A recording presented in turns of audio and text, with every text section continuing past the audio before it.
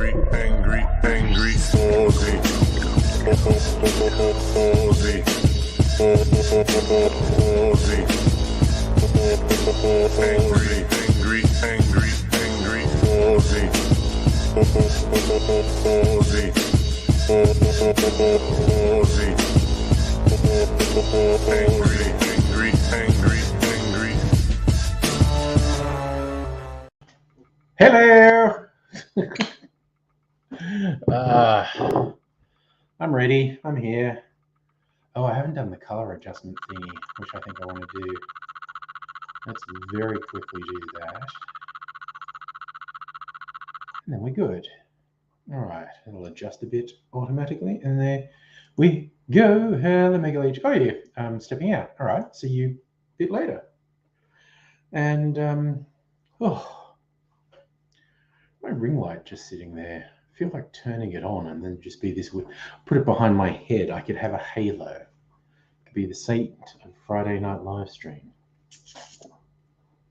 Yeah, I'm running Leo on Luxardo cherries. And Dan Murphy's has stopped carrying them. I'm going to have to find them somewhere else.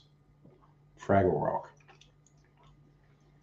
There was a local-ish place that had them at one point. I shall have to check. Ooh, I got two. I didn't mean to get two. Don't want two. I only want one. Not greedy. All right. Achievement unlocked. Got my Luxardo cherry in my drink. It's going to absorb some flavors. I'll make a few drinks tonight. Dr. Abigail, yeah. 3 L's, it's one of those days. Yep. I get it. I get it. Cheers to you, by the way. And my milk clarified cocktail. Nice sort of peachy amber color.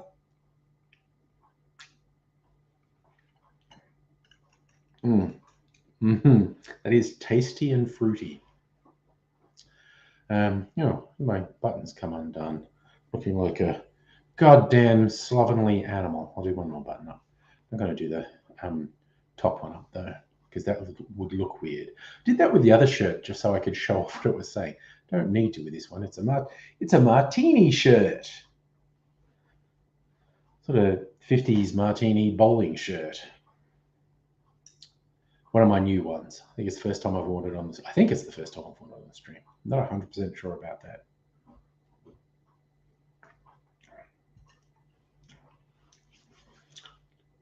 Starting the night off gently, sipping my milk clarified cocktail, which is comparatively low alcohol by volume. I mean, it's higher alcohol than, say, wine, much higher alcohol than beer, but much lower alcohol, in fact, about half the alcohol of some of the cocktails I make. So it's a chill way to start the evening, ease my way into it before we get a bit serious, because this arrived. I think I ordered this on the stream the other night. So I was checking my email and there was an email saying this existed. Australian Absinthe from Never Never. And they didn't do artificial colouring. It's a sort of yellowy, olivey green. They didn't artificially colour it like so many of the absinthes on the market are. When you see an absinthe that's bright green, it's 99% likely that's artificially coloured. This is a more natural colour for a herbal spirit like absinthe. Actually, I'm not sure if alcohol content comes into definition of a liqueur. Alexander, the plan would be to go long tonight, but I don't know, shit happens. I'm test driving some absinthe, so who the fuck knows what's going to happen. I haven't smelled it, let alone tasted it. And my phone just buzzed in my pocket, and I feel like checking what that is.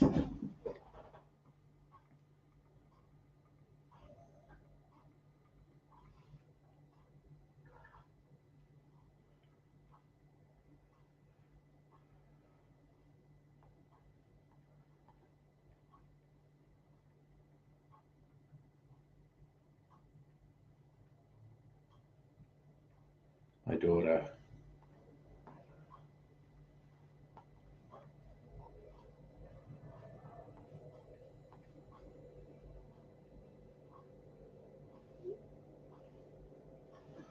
Okay, that's that. Dr. Abigail, you went shopping with Nettie? Oh, chronic fatigue. You're just awakened from a nap. Yeah, shopping can be pretty stressful at the best of times, and you're not necessarily getting the best of times. Sorry, I think I got interrupted in my quest to smell my absinthe. Ooh, that licorice.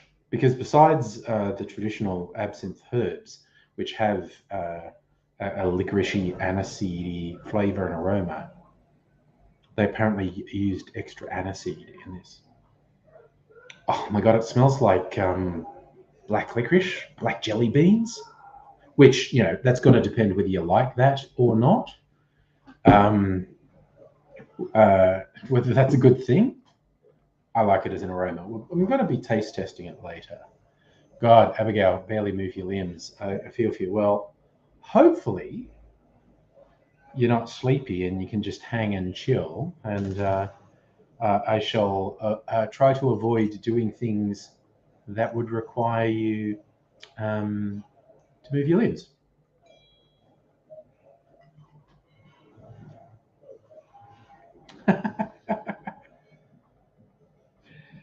So yes, there were some messages I just had to attend to.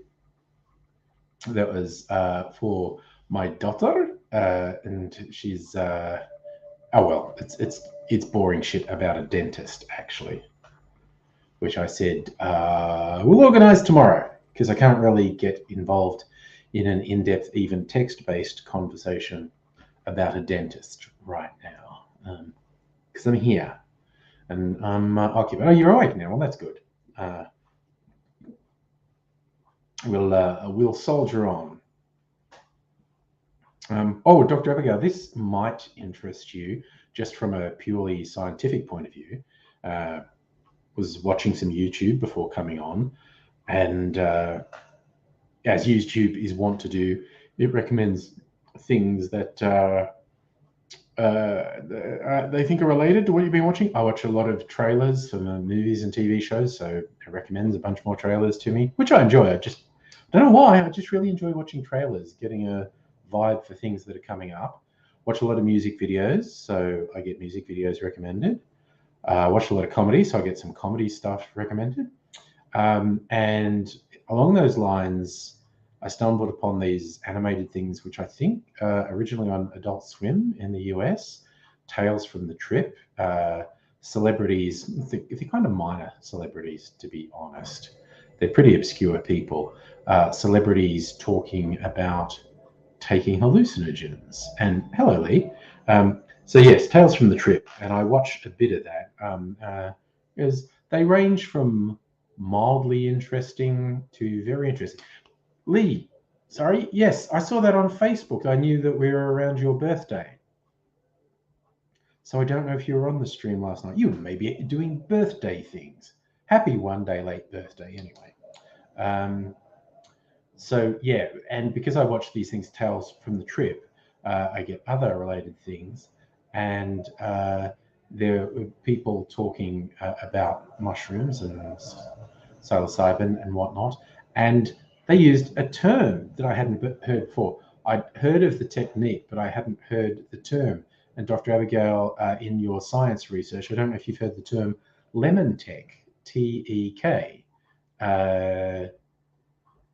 And even if you haven't heard the term, you'll know what it is from context, as the thing you told me about. But yes, there are videos on YouTube talking about technique for, basically enhancing a tea with lemon is what it is. That's not the whole story, but that's enough of the story. So I don't know why I was surprised, but yeah, it was interesting to see there were actually multiple videos on the topic and the technique of making tea and what you should do to make tea. So I found that interesting. In case you're wondering, Dr. Abigail, have not done that tonight. yet. Who knows? Like athletes, I don't want to peak too soon. So I'm just going to have a little sippy sip of my drinky drink and ease into the night. Mind you, then I was watching some fucking tripped out shit. Some animations uh, uh, from which I think from Adult Swim as well. And then that reminded me of this weird as fuck thing I first saw in a house party in the 90s called Emergency Broadcast Network, commercial entertainment product. It's just this weird shit. I think some people who worked for a TV station who had anarchist leanings made these cut-ups and tape loops. And it was all edited on videotape. And weird sort of industrial techno stuff and loops. George Bush Sr. doing We Will Rock You. One with Harrison Ford repeatedly going, get down, while playing this really sort of hard techno stuff. My goodness. Oh, okay. That's an interesting thing, Dr. Abigail. Shroom community likes to put tech on the end of anything. Okay, see, naive me, that was literally the first time I'd heard it. So, yeah. I also love the presenter was such an average looking person. She didn't look alternative. She didn't look hippie. She didn't look nerdy. She just looked like this just incredibly average person, which was cute. And hello, Luke. How you doing? Lee, I drink mainly Pepsi Max. I rarely drink hot drinks. Never drink coffee. Don't like coffee. Very rarely drink tea. I don't actively dislike tea. Sometimes drink hot chocolate. Like if I go to a coffee shop with everyone, everyone's ordering coffee and tea and shit, I will order hot chocolate because I like hot chocolate. But in terms of beverages I drink during the day, Pepsi Max or water. I try to be responsible and drink, and I see that on the stream. Drinking alcoholic beverages, I do mix it up with water. Yes, Lee, the coffee is so bitter. So I don't even like coffee. Okay, I can tolerate coffee flavored things, but I don't like them. It's like when I got my surprise birthday present, which was a random bottle from an Australian distiller. It was mildly disappointing that it was a coffee liqueur. Because that's close to the only sort of spirituous thing I wouldn't like. I did taste it. I know it's a good coffee liqueur. I've already got basically a deal with Kirsten. If she makes it down to Melbourne at some point, we'll swap bottles because she likes coffee and coffee liqueur, and she just has getting a shit ton of bottles of stuff. So we're going to swap. I mean, I could use there are various drinks where I can put a little bit of coffee liqueur in, and it adds an interesting flavor note, and I'm fine with that. But for a big bottle of it would take me years to get through. So I'd rather give it to someone who'll appreciate it because it's definitely a good one. You see, Lee, that bitter thing, I like mild, not all the time do I like bitter drinks. But one thing I like about cocktails is the huge diversity. They can be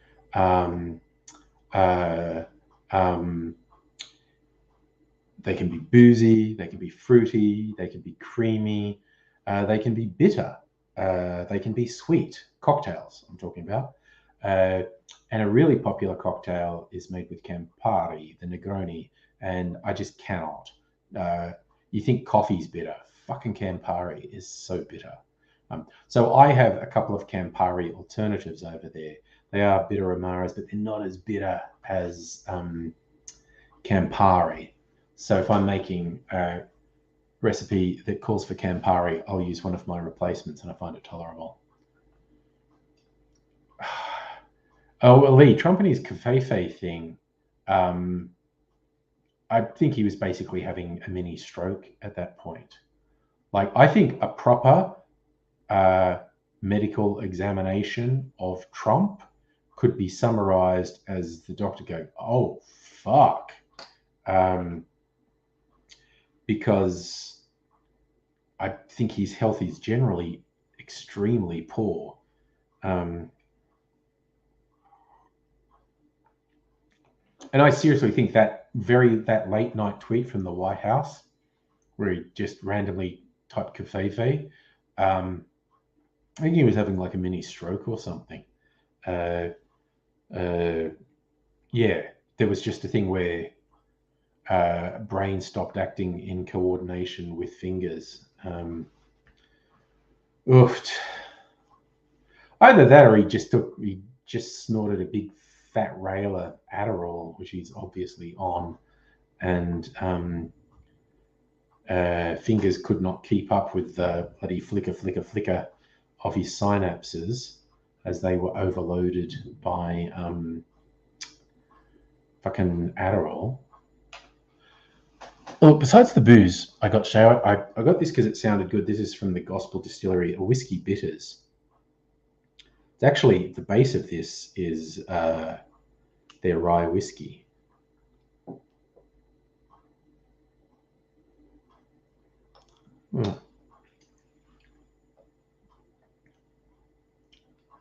Yep, that tastes like bitters, and it does taste like rye whiskey. I'm going to experiment with this in some cocktails too. Ooh, I like bitters. Lee, Mark David Chapman thought he would acquire Lennon's fame if he killed him. Well, Mark David Chapman was clearly a little bit disconnected from reality. A bit of an obsessive, not necessarily what you would call, because again, I don't want to diagnose the guy, I don't know anything about him, but just based on his actions, namely murdering John Lennon, his obsessive nature was, not completely balanced. Dr. Abigail, like big butts, cannot lie. You other brothers can't deny. Now, see, all I think of when I think of that song, I know it was Sir Mix-a-Lot, but I think of Eddie Murphy doing it as Donkey from Shrek on the extra features of the DVD. And it was a reference to his dragon girlfriend. And I fucking love that in sequels, they had offspring that were half donkey and half dragon, which means donkey fuck the dragon. Go donkey, I say. That can't be easy. Sorry, did anyone wake up to go, I wonder if anyone woke up today saying, I wonder if Angry will talk about fucking dragons on the live stream, your wishes come true. You probably thought he won't. I always want him to talk about fucking dragons. He never does. Today is the day. Side note, Rule 34, is it Rule 34 that says if it exists, there's porn of it?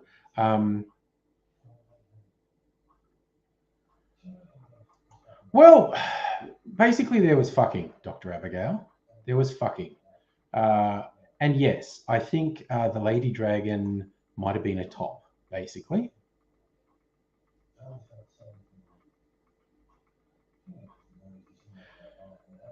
Lee, that's an interesting. Obviously see.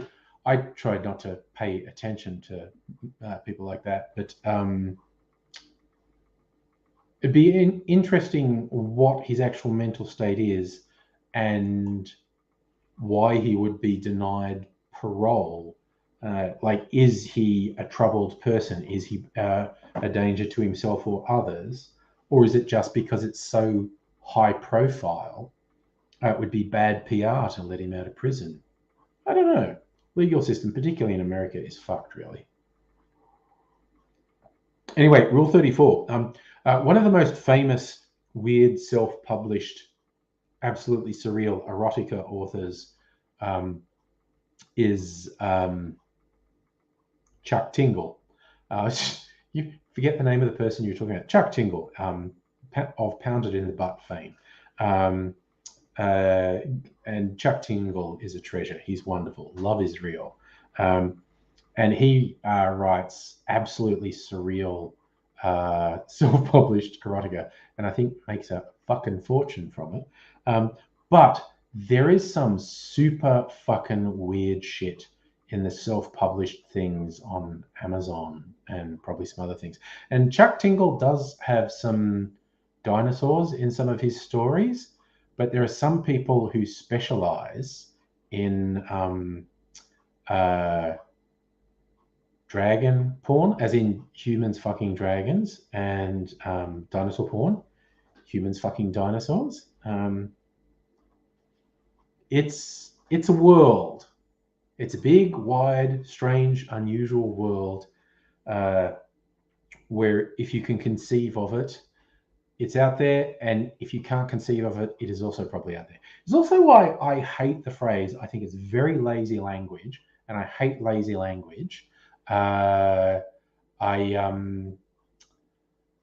hate the phrase, you can't make this stuff up. And it's just because they're going like, oh, some shithead said something really shitty or something ironically fitting happened to someone, and they go, you can't make this shit up. I'm sorry, people are out there making up humans fucking dragons, humans fucking dinosaurs, okay? You can make this shit up. It's real easy to make shit up. I hate that phrase. It's a lazy phrase. Well, he felt satisfied watching JFK's alleged assassin get shot. What was his last words? I was a patsy. That shit's just strange. The Jim Garrison stuff, the stuff that formed the basis of the Oliver Stone film JFK, is 99% horseshit. Jim Garrison was an incredibly unbalanced individual. But the fact that a US president can be murdered and no adequate solving of that, get everything like what was behind it. I would be willing to accept absolutely that Oswald was the shooter and was the lone shooter, but you look at who Oswald was associated with, and it's a whole bunch of stuff. Also, there was that Scorsese movie that was a 3 or 4 hour movie he did for Netflix, The Irishman, which I did finally watch in chunks. I think I had 3 different viewing sessions to watch the whole thing. It was based on a memoir of a guy who, first up, claims he personally murdered Jimmy Hoffa, who was a union boss who disappeared in the 60s, I think, and also makes it clear, because of his mob connections, that he believes the hit on Kennedy was organized by the mob, because they felt like they had been betrayed. There was a whole thing, connection between the mob and Kennedy's father, and securing certain votes for Kennedy, and then Bobby Kennedy going on a vendetta against the mob, and they took it personally. Again, the person whose memoir The Irishman is based on is absolutely untrustworthy. Absolutely untrustworthy. But it's very interesting that he straight up says, I killed Jimmy Hoffa, and Kennedy was killed by the mob. There you go. And Dr. Abigail, you can't make this stuff up. Angry gets super wound up by people saying you can't make this stuff up. You can't make that stuff up. Well, you don't have to make it up. It's real. But, that's why you can't make it up, because it's real. So it's not made up.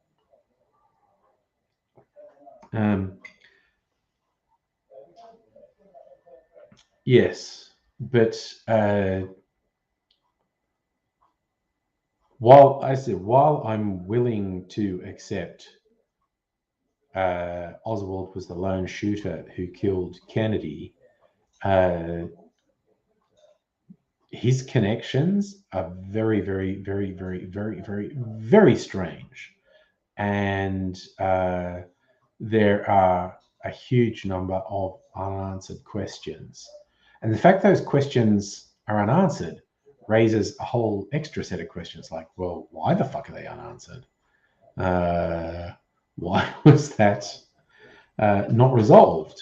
You would think the murder of a US president would require solving, unless, you know, the people who were tasked with solving it weren't that keen to have some of their activities uncovered. Again, not at all saying that the CIA killed Kennedy or the FBI killed Kennedy, but the world those people operate in is complex, and an investigation into Kennedy's killing could well have uncovered some dodgy as fuck shit that the CIA and the FBI were involved in. But yeah, I actually want to go on record as saying the most extreme conspiracies are almost definitely bullshit. Look, I'll leave that little window open because I'm no expert. There's a bunch of shit I don't know. But I feel pretty confident in saying the really unhinged conspiracies and the ones that, you know, form the central spine of Oliver Stone's JFK film, they're complete horseshit. And they have been credibly shot down multiple times. But who knows? Who actually even knows in this weird and crazy world of ours? Not me, that's for sure. To a Sergeant Schultz, I know nothing. I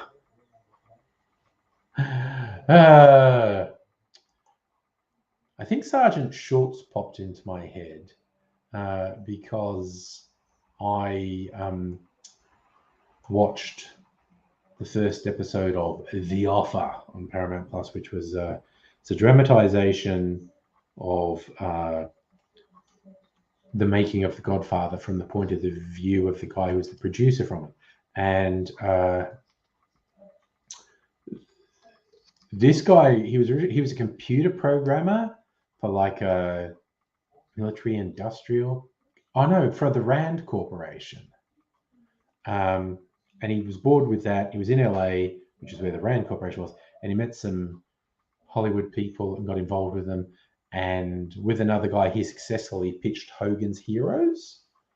But he decided TV sucked and he wanted to be in movies. And in the 60s, early 70s, that was definitely true. TV was shit. These days it's different, but then it was definitely the case. And he gets the gig of producing The Godfather. Apparently, the mafia weren't happy with either the book or the concept of a movie because they thought it made them look bad or even look stupid. And particularly, Frank Sinatra didn't like the character in it, nightclub singer, was his name Frankie Fontaine or something, who was very obviously inspired by Sinatra and the fact Sinatra owed his career to the mafia, which he fucking did. And there was a funny scene where the writer, Mario Puzo, that's the guy who wrote the book The Godfather, he's in LA because they're trying to work out how to do a script for the movie adaptation. And the producer's with him, and they're at a restaurant where, you know, A-list Hollywood people go. And this is not a huge spoiler, by the way. This is just one little scene. A-list Hollywood people go, and the producer leaves him for a second and says, wait here. And you're like, I think he goes to the toilet. And then Mario Puzo sees Frank Sinatra having dinner, and against what the producer told him, he said, don't go and talk to anyone. He goes over and starts saying to Frank Sinatra how awesome he is, and Frank's like, yeah, thanks. And Sinatra actually realizes who he is and gets really angry, and then they have a verbal stoush, and then Sinatra jumps up, basically says, I'm going to deck you, and Puzo's like, very Italian. Yeah, when they're tussling a bit, and because Frank Sinatra's like bigger and stronger than Mario Puzo, who's short and fat, and Mario Puzo like picks up a fork from the table and he's gonna fucking stab Frank Sinatra with it, and I was like, motherfucker, that's full on. But yeah, that's just a little note that I brought up for no particular reason. Lee, listening to Christine Levin's The Dakota. That is a good song. Christine Levin, a New York-based singer-songwriter, folky type song she wrote like fucking 40 years ago, 30, 35 years ago, about, was basically about the Lennon assassination. She's still around. She's still recording stuff. She would be in her, God, probably early 70s now. Shit. She's still doing stuff. Maybe she's still in her 60s, actually. Maybe I'm being... Yeah, she's probably in her 60s.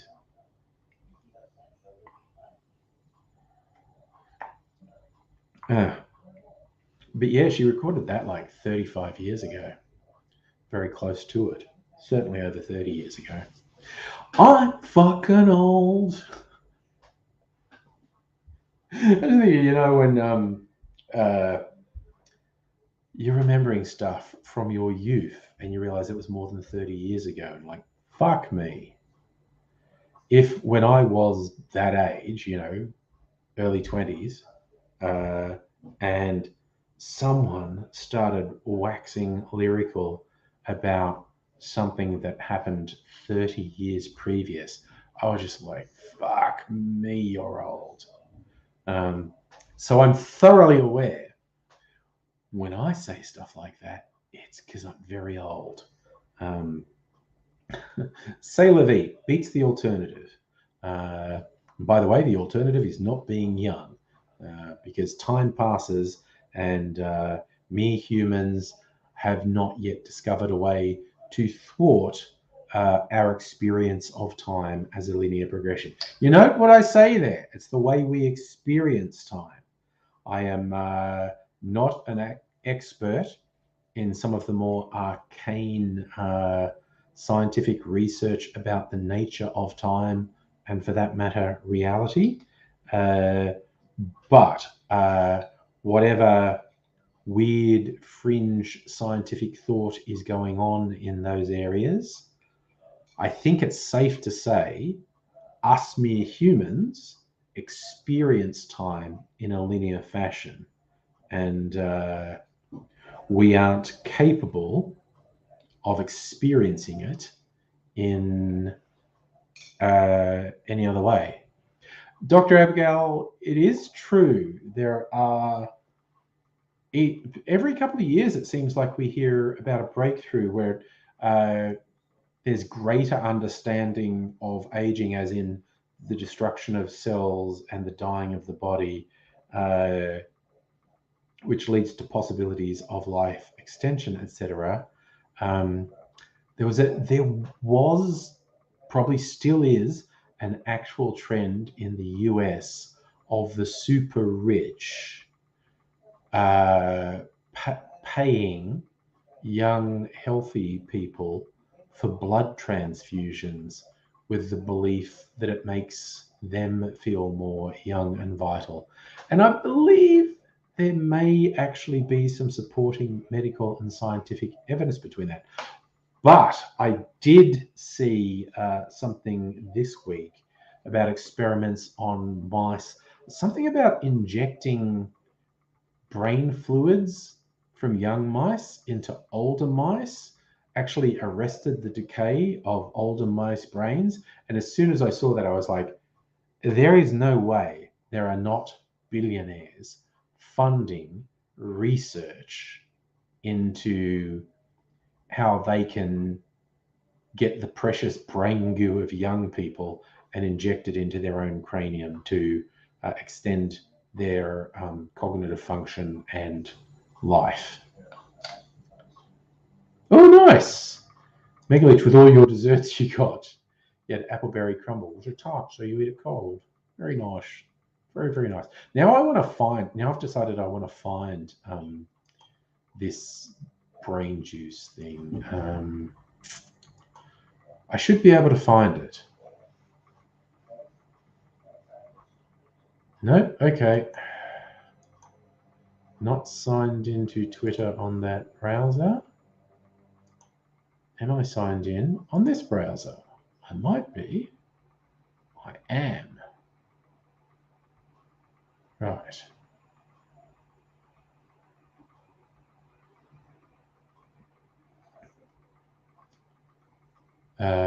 Right, let me. Because I actually tweeted this thing. Come on. I should be able to find the link. Let me see. Right, yes, Elon Musk is a fucking piece of shit. Here we go. Dr. Carl tweeted it. It's from thescientist.com. This is definitely something rich people are going to try and do to us. Dr. Evie, you haven't eaten. Now you need food, but you can barely move. Oh no. Lee Kennedy, if JFK would have been 104 years old, yeah, he wouldn't live that long just because of the amount of fucking drugs he took. Okay, so brain fluid from youngsters gives old mice a memory boost. Silicon Valley startups claiming injections of young people's blood could have massive health benefits have risen and fallen without much actual science backing the claims. Idea gets a revamp in mouse research, published in Nature, suggests injecting cerebrospinal fluid from younger into older mice can rejuvenate memory of the recipients under specific conditions. Yeah, so short version is billionaires are now funding research into stealing the brain goo of young people and injecting it into their own fucking craniums. Hey, Musical AV, visiting Bendigo. Nice.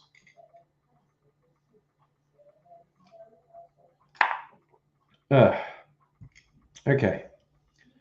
I've finished that little warm-up beverage. I think I might do some taste comparisons now.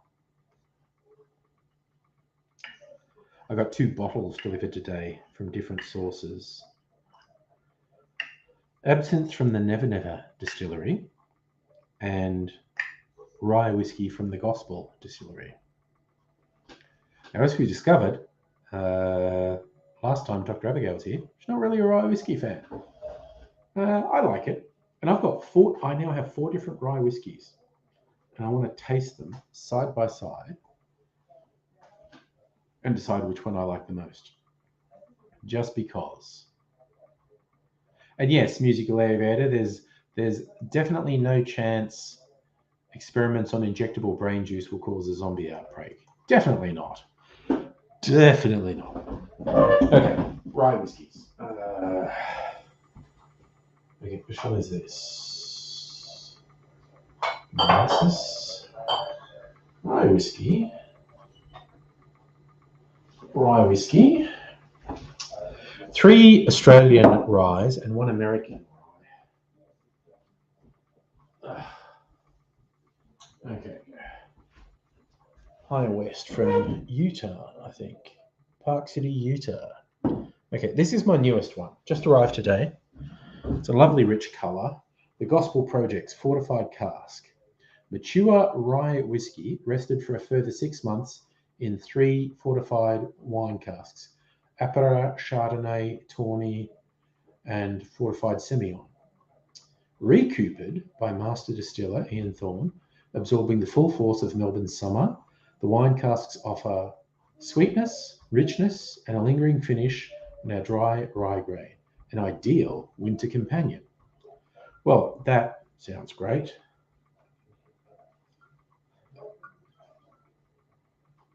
I feel like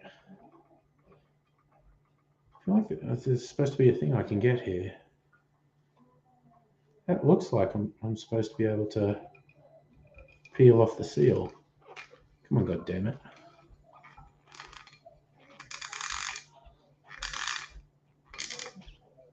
God damn it. You want some Wasser? There we go. Got to keep hydration up.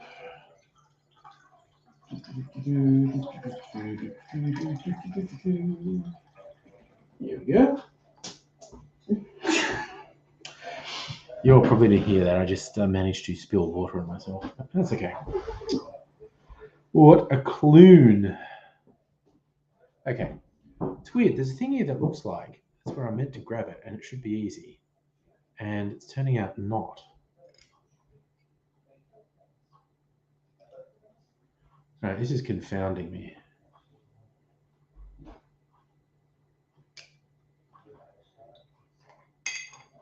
Lee, an acquired brain injury does not have to affect your cognitive ability. And in fact, even if you have impaired cognitive ability, doesn't mean you can't think thoughts. I think someone who says something like that is exposing their own ignorance and probably their own insecurities too. All right, I got this open. That smells nice. You can very smell the casks it came out of. Okay, got a little bit of that, a little bit of this, a little bit of that. Then I have another Gospel single cask rye whiskey. Slightly lower alcohol by volume.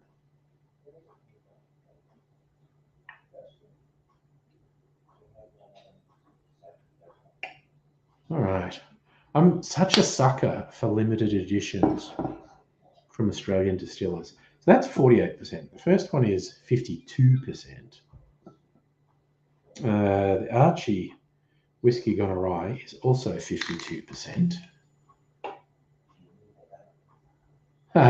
Lee, they found out you're doing well at university, so ran with the chat between years. Yeah, that sort of thing. That person is just showing their own ignorance and their own insecurity, basically. And this one from Park City, Utah, 46%. So these are all higher than average. An average spirit is 40%. So these are from 46 to 52%. Ooh, that's much lighter.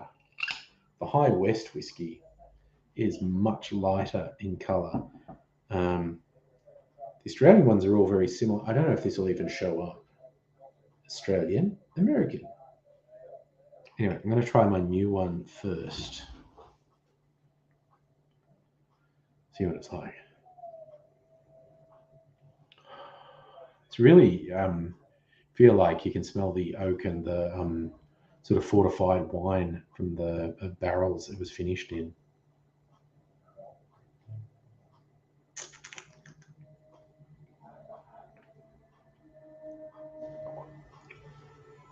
Oh, ha! Got that rye whiskey burn.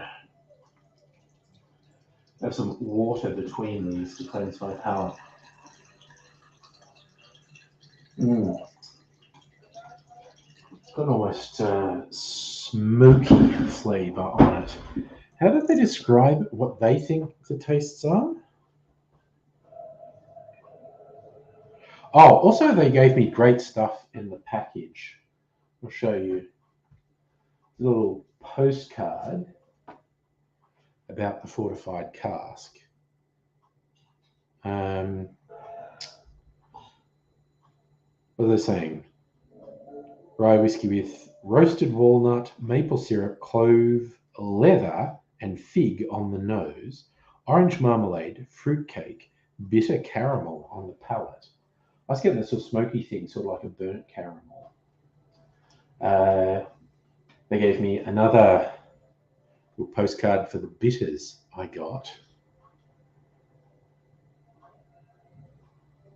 Twist on our traditional bitters, whiskey bitters, steeps orange peel, cinnamon, cardamom, cloves, vanilla, star anise, other botanicals in barrel-strength Solera rye, allowing it to enhance our rye whiskey instead of diluting it. Perfect companion in an old-fashioned. I'm going to make an old-fashioned with it later. Now that was just a general postcard. Thank you for following us into the light.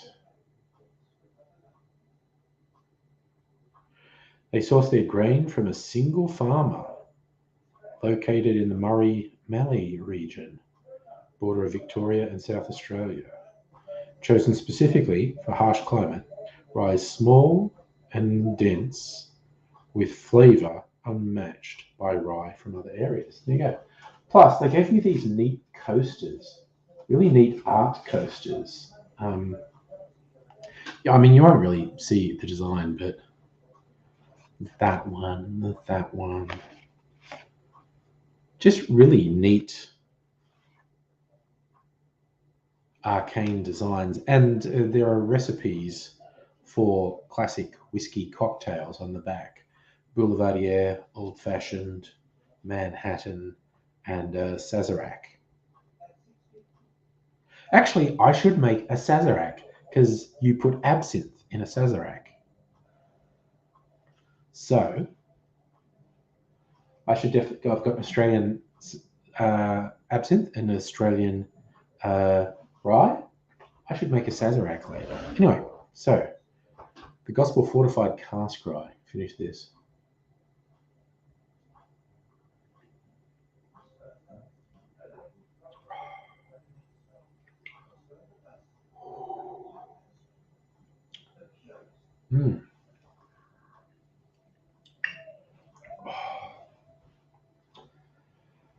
Oof, that's real flavor ride, that one.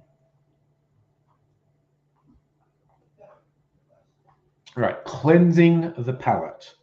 Cleansing the palate. Now, I'm going to try two Gospels side by side. They're single cask. And if you're not familiar with the term, whiskies are aged in casks or barrels, huge fucking barrels usually, usually ones that hold at least hundreds of litres. And from an individual distiller, their whiskey is normally from multiple barrels. It's normally like a blend from multiple barrels. If they all come from the same distillery, you call that a single malt because it all came from the same distillery. But whiskey makers often basically buy whiskeys from other people. They swap things and they end up with blends. So if it's a blend, that means the base whiskeys came from multiple distilleries. If it's a single malt, everything came from the same distillery, but it's from different barrels. So it could be from completely different mash bills. It could be different types of whiskies made by the same thing. If it's single cask, that's what it says. It's a single cask, which means it's a really limited number of bottles can be taken from it. They distill it, they put it in a big old cask, and then they put that cask into bottles. And that's what this is. It's all from one cask. Whereas this one, I don't think is from a single cask. They have mixed stuff around. So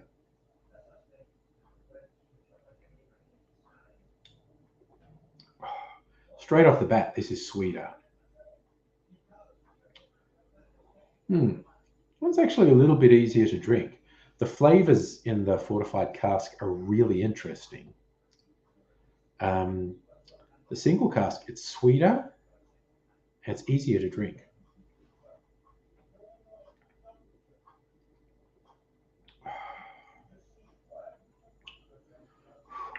But a big difference between rye whiskies and whiskies that are made with other grains, they're usually some combination of corn, barley, wheat, that type of thing in other whiskies. Rye whiskey has this sort of spiciness in it. It's kind of like they're trying to say, this is like liquid rye bread. If you know, like the difference between rye bread and normal bread, that's like the difference between vodka and rye whiskey. Like white bread's the base, the neutral sort of bread, and rye bread is a whole fucking flavor extravaganza. Um, okay, that's good. Right, now the Archie Rose whiskey gone awry.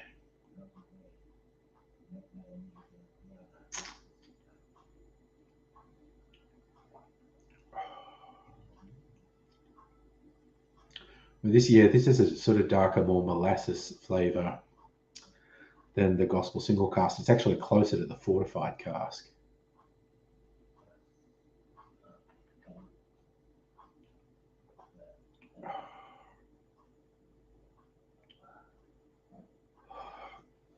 Yeah, for me, this is like dark, smoky molasses, almost like burnt toffee flavor, in a good way.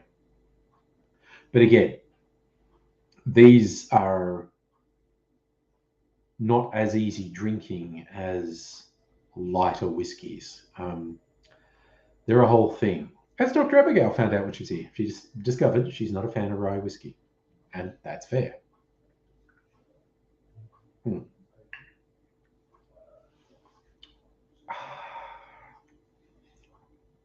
They have their place.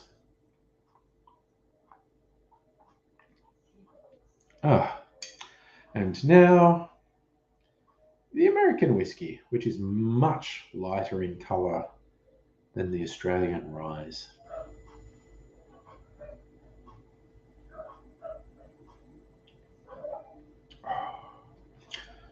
Definitely still has that rye spice though. It's nice. It's almost a honey flavour in the High West.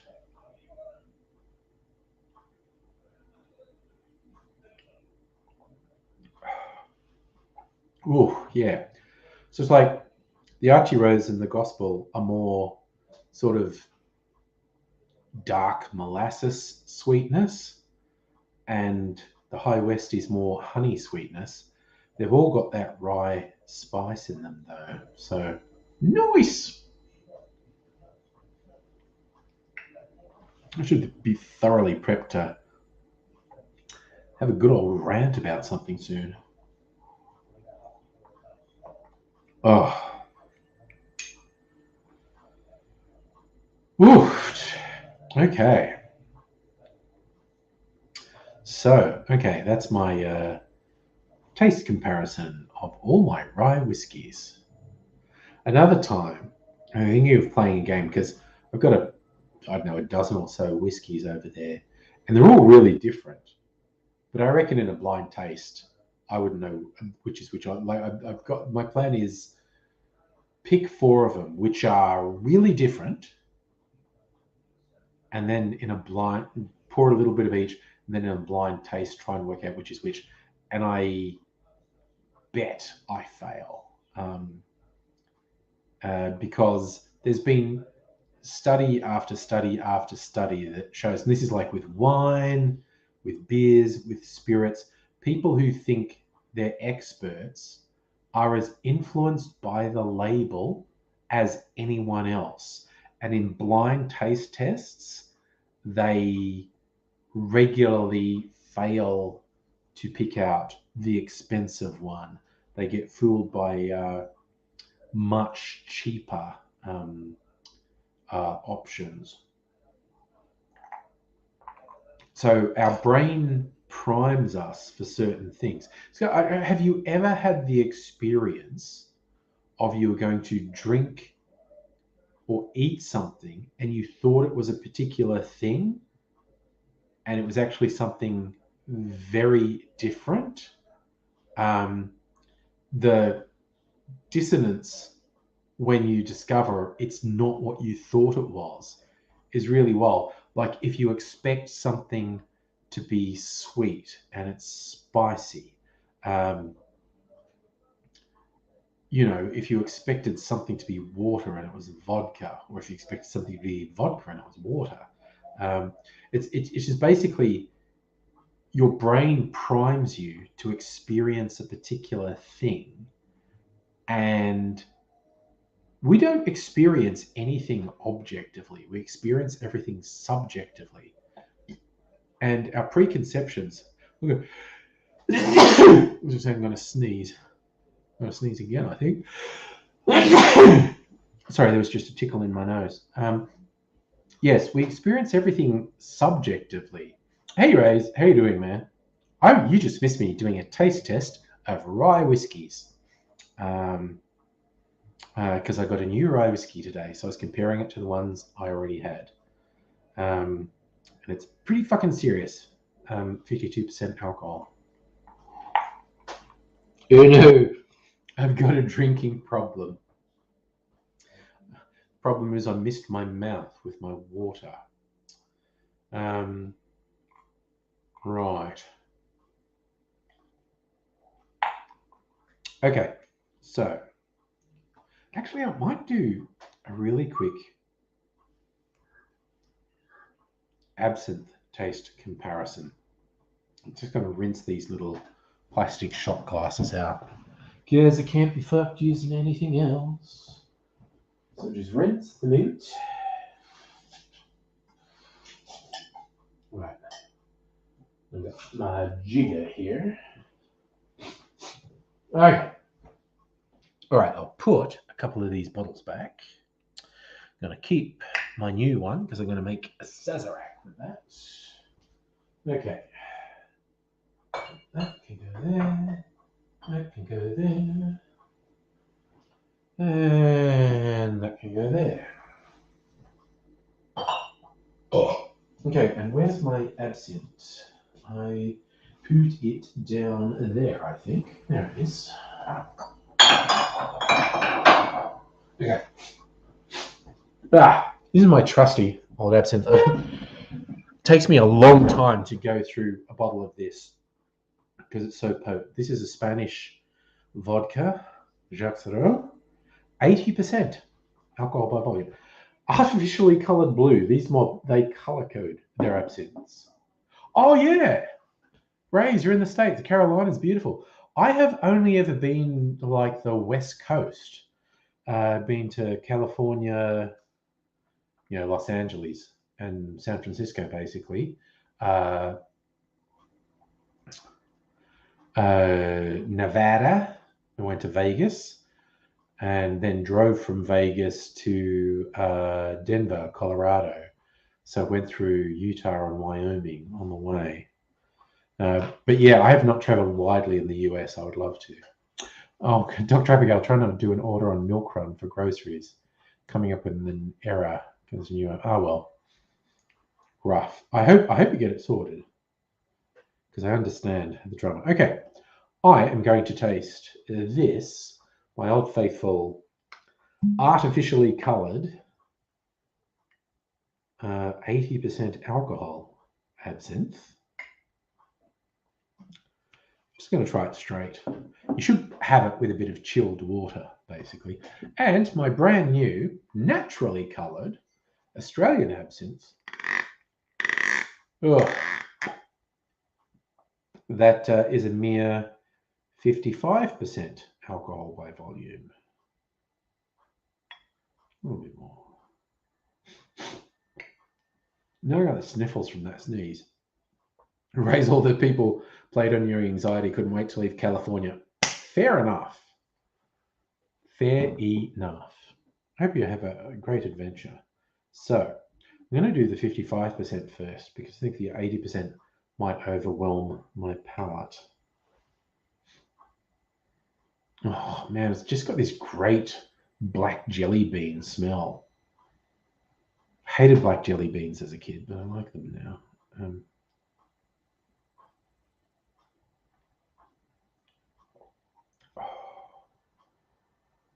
Oh man, you can feel the arm tingle, but oh my god, yeah, just that aniseed. God damn, that is pretty fucking good. Oh, whew.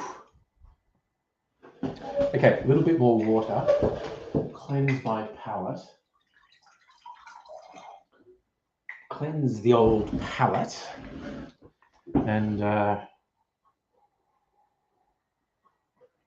Right.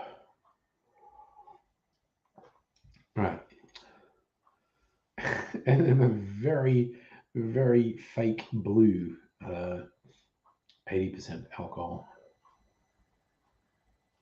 Interestingly, this smells less like licorice than the other one. Still got a licorice smell. Oh, it's a delayed sort of alcohol burn in my nostrils now. It was just waiting to sneak up on me.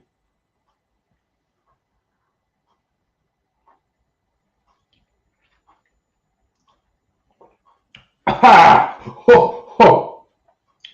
So much more alcohol burn. Like, and bleeding obvious. The difference between 55% and 80% is massive. So that's just mostly alcohol burn. Whereas that one is actual real flavors and stuff. I think I'm going to enjoy that. This one's great as an additive to drinks, just to really, I would very rarely make that the main feature of a drink because it's just fucking alcohol burn. But I could see using that one a bit more prominently in a drink. Anyway, a little bit more to.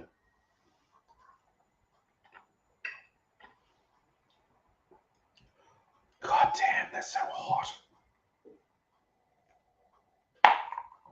Yeah, that's just burning up in my mouth. Right, put these little shooter glasses out of the way. Hello, Kirsten.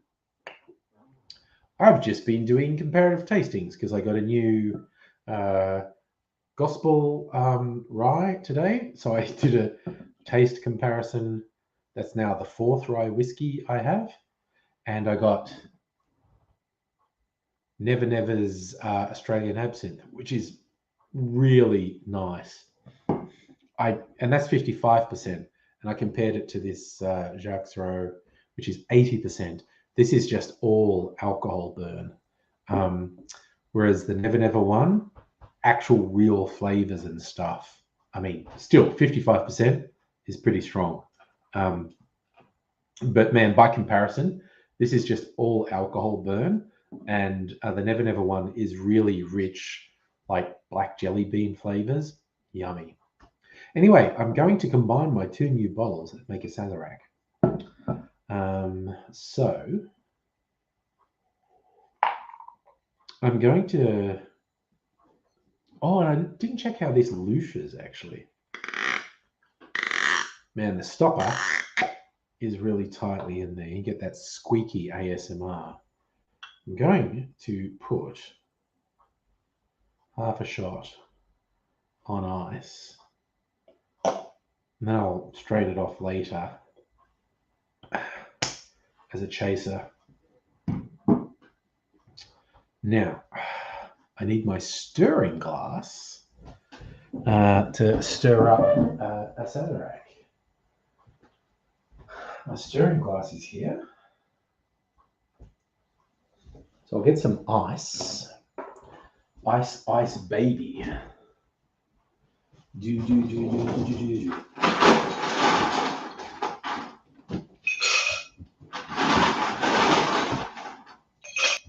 All right, ice, baby. Okay, speaking of ice, I have a request for anyone who's going to stick around to help me with something. Because I'm making some clear ice for the first time in ages. I need my stirring finger, which is probably in here. So, I am making clear ice for the first time in ages. And it's in the freezer at the moment. And I think if I leave it, it's been there since yesterday. I think if I leave it all night till tomorrow, it'll be too frozen and you get some impurities freezing and it's less good and less clear. So before I go to bed tonight, if you're around still, when it gets to the stage of me saying I'm going to bed, tell me to check my clear ice. In fact, I need to do it about an hour before I go to bed. So anyway, just remind me that I asked you to check on my clear ice. Right, so I'm going to follow. Sorry, Sir Kirsten, you're in bed, taking the blue nighttime cold and flu pill. Be with you tonight. Well, I will lull you gently to sleep. Now milk run's closed. Can't get the groceries. Chronic fatigue. Oh no. If you weren't on the other side of town, I would try and do something to help. Where are we? Fortified cask. What's the Gospels Sazerac recipe? I mean, I know how to make a Sazerac. 60 sugar syrup, 6 dashes of Peychaud's. Okay. Oh god, Mimsy's being a shithead over here. Just a sec. Just a sec. Why are you being such a shithead, Mimsy?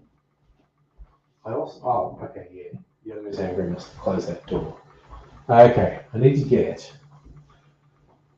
Oh, my Peychaud's bitters are right there, so that's okay. Sugar syrup. I'll use my apple syrup, I think. This is surely my apple syrup. Yep, that's my apple syrup. Don't want to use the coconut one, I don't think.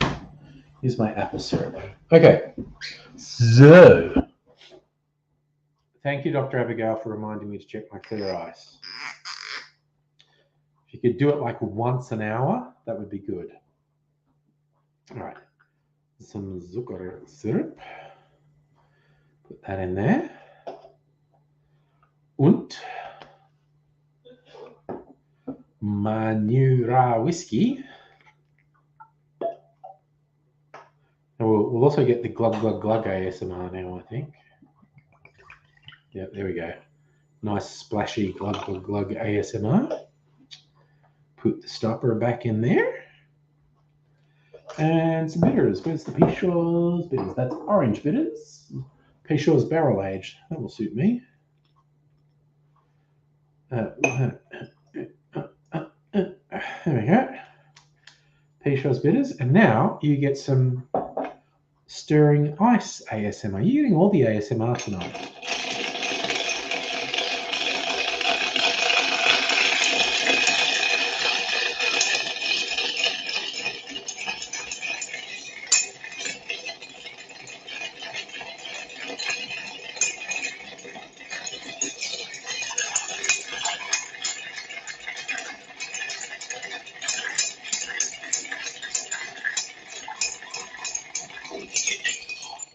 That's probably enough. That's missing one. All right, now I'm gonna strain out my absinthe. Dr. Abigail, you legit can't make this stuff up. It's the best phrase anyone ever came up with. Oh, it does loosh. Now you probably can't see it, but the oils in absinthe, because it has a lot of botanicals in it, and there's usually a lot of oil, when it gets water added to it, it goes cloudy. That absinthe was originally very clear, sort of yellow, green, olive color, and now it's been on ice, so the ice has melted a bit, so it's looshed. It's this cloudy white. Interesting. Anyway, that's going to be my follow-up shot, a chaser of diluted absinthe. And now we strain our Sazerac into our rocks glass.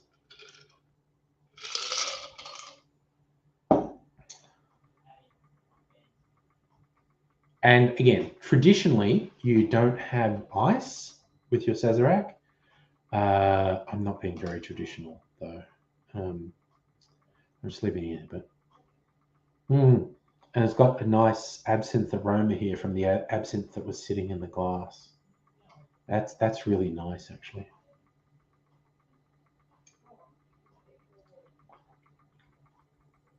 Oh my god. A Sazerac's just a version of an old fashioned, basically. I fucking love old fashions. Oh my God, that's good.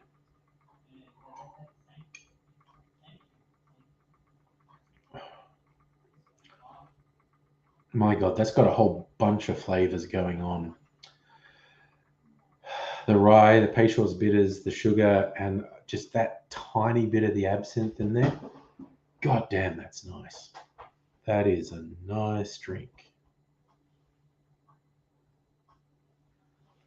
My little, what does that look like? Little cloudy white thing. Snot? Does it look like snot? I don't know. But anyway.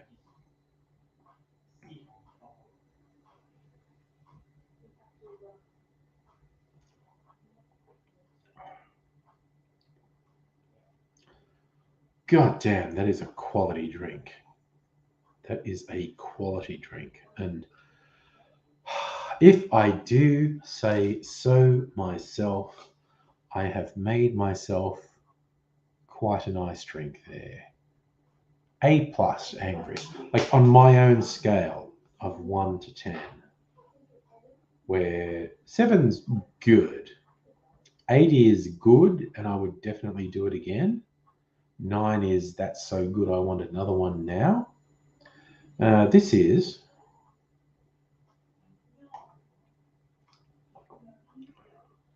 fuck me. That's a solid 8. That's really nice. It is really nice. I will. That's one I would definitely do again another day. God damn, that is nice. But I've got so many options. I don't want to do another one of these tonight. I'm also going to stop buying rye fucking whiskey at the moment. I am saving a bit of shelf space because nudge wink, Kirsten has told us Archie Rose are bringing out another special soon. Supposed to be this week, but got delayed. Now it's going to be next week. So then I'll stop buying things again for a little while. Bought some gins recently, and it'll be a couple of whiskeys and this absinthe, which is, I'm going to think of a good absinthe cocktail to make with that, actually. If I look on Difford's Guide. Ooh, Hannah Gadsby's been quoted in The Age. Fancy that. Nope, that was the wrong button. It's absolutely the wrong button. Wanted to do Difford's Guide. Do their top 20 absinthe cocktails.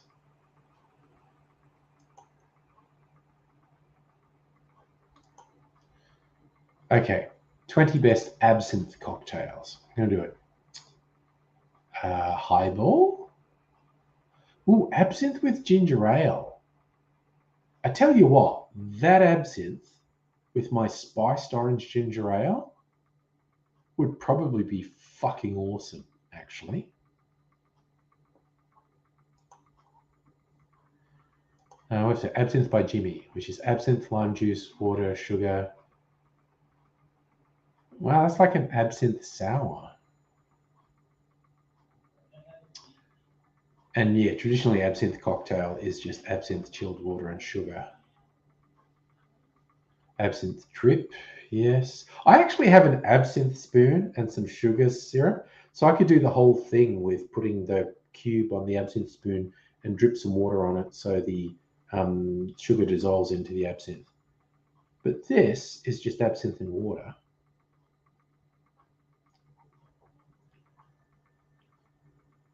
That's really nice, actually. That is a good absinthe. That is a good drinkable absinthe. An absinthe frappe. An absinthe martini.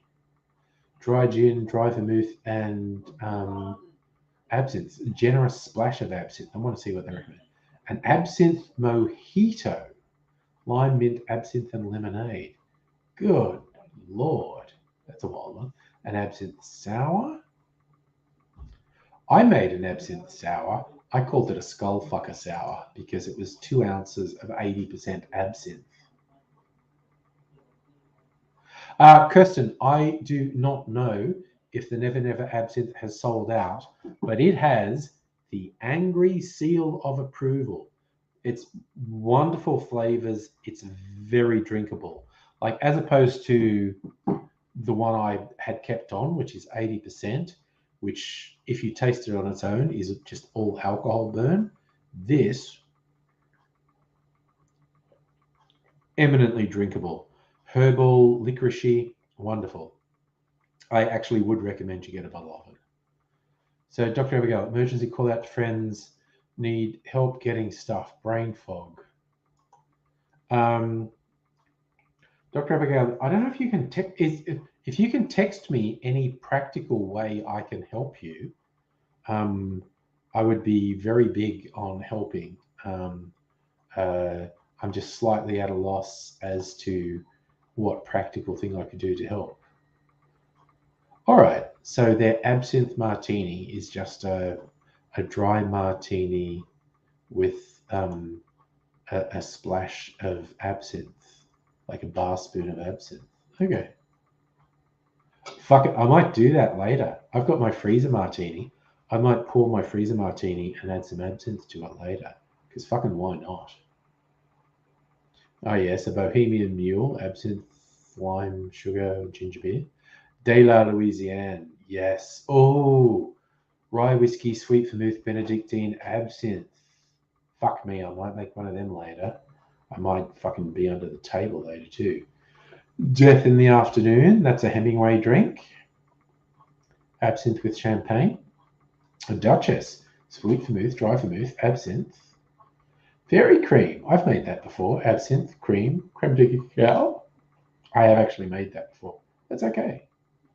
Green Swizzle, I've made that. That's good. Rum, absinthe, falernum, creme de menthe, lime. That's actually pretty fucking good.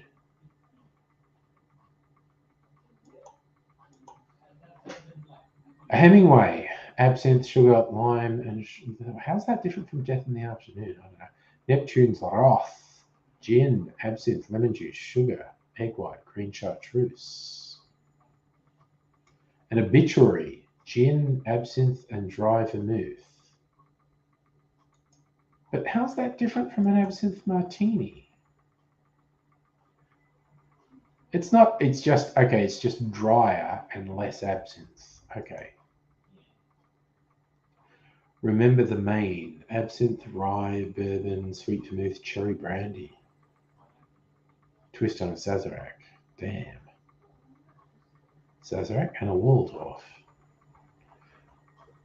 Yeah, well, I might do an absinthe martini later, and I might do a De La Louisiane as well.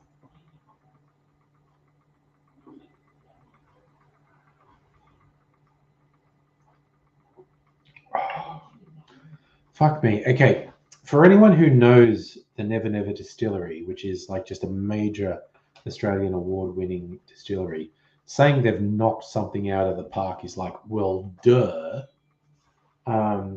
But man, that absinthe is really good.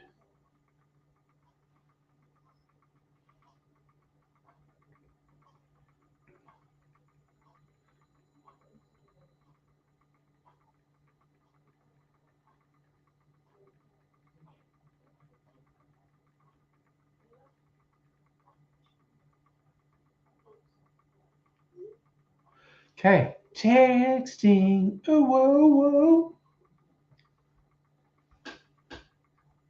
Sorry, that's if you've seen Bo Burnham's Inside. That was the innocent version of his song about sexting. Ah, yes, please. Sorry. Okay, that was the obvious thing to do. Make a Sazerac with my new rye whiskey and my new absinthe. But if I don't lose consciousness, I think I will do an absinthe martini with my freezer martini, and beyond that, a De La Louisiane. Okay, so rye whiskey, vermouth, Benedictine, absinthe. Fuck yeah. Okay. Okay, so assuming I maintain consciousness. I've got 2 more drinks lined up. I've still got quite a bit of this Sazerac to go because I am not just like drinking myself into unconsciousness. I'm appreciating the drink. I'm sipping it because I'm very sophisticated.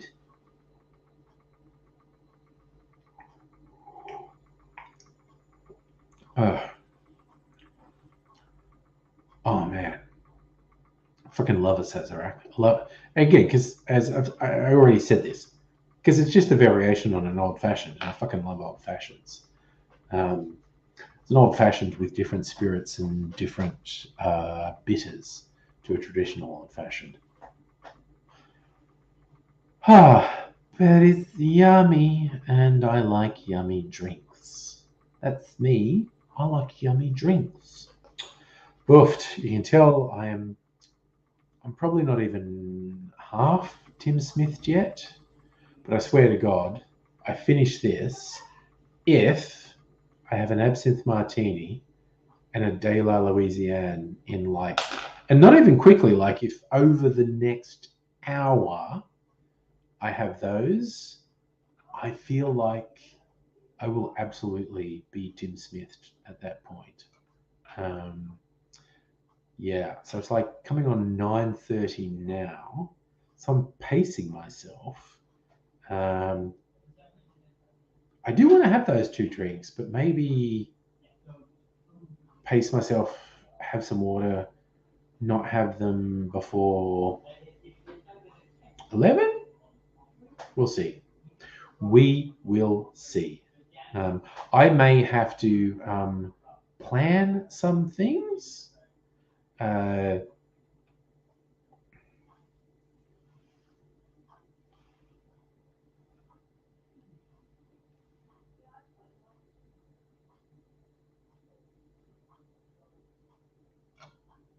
Sorry, I'm just doing a little texty thing.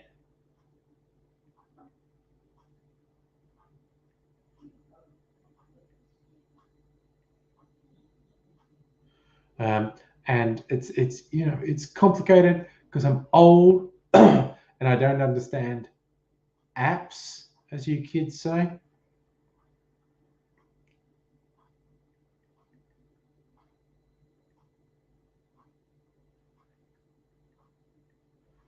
So I'm just gonna say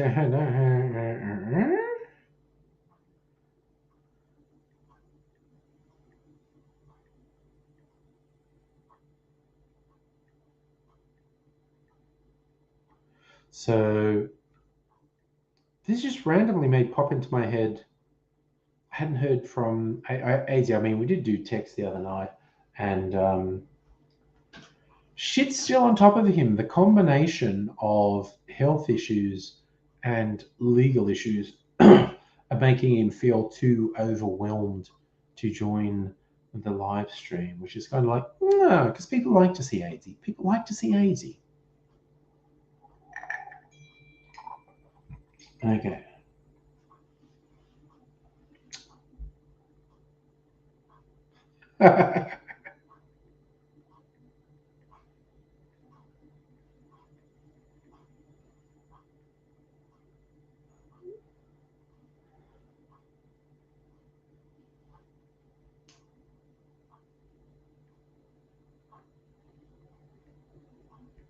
This is me just texting because I'm a millennial. I'm not old.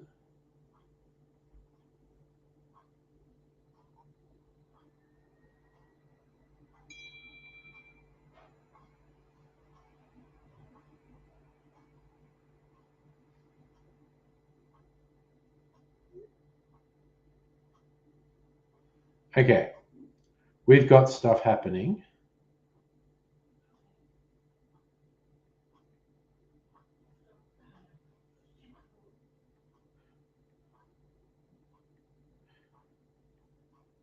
There's a whole thing going on here. There's a whole thing going on. This is like 3-way communication. Well, 4-way if I count everyone on the stream, because I don't want to leave you out. But I might step off camera for un momento to organize some stuff. But yeah, technology, people, and cooperation.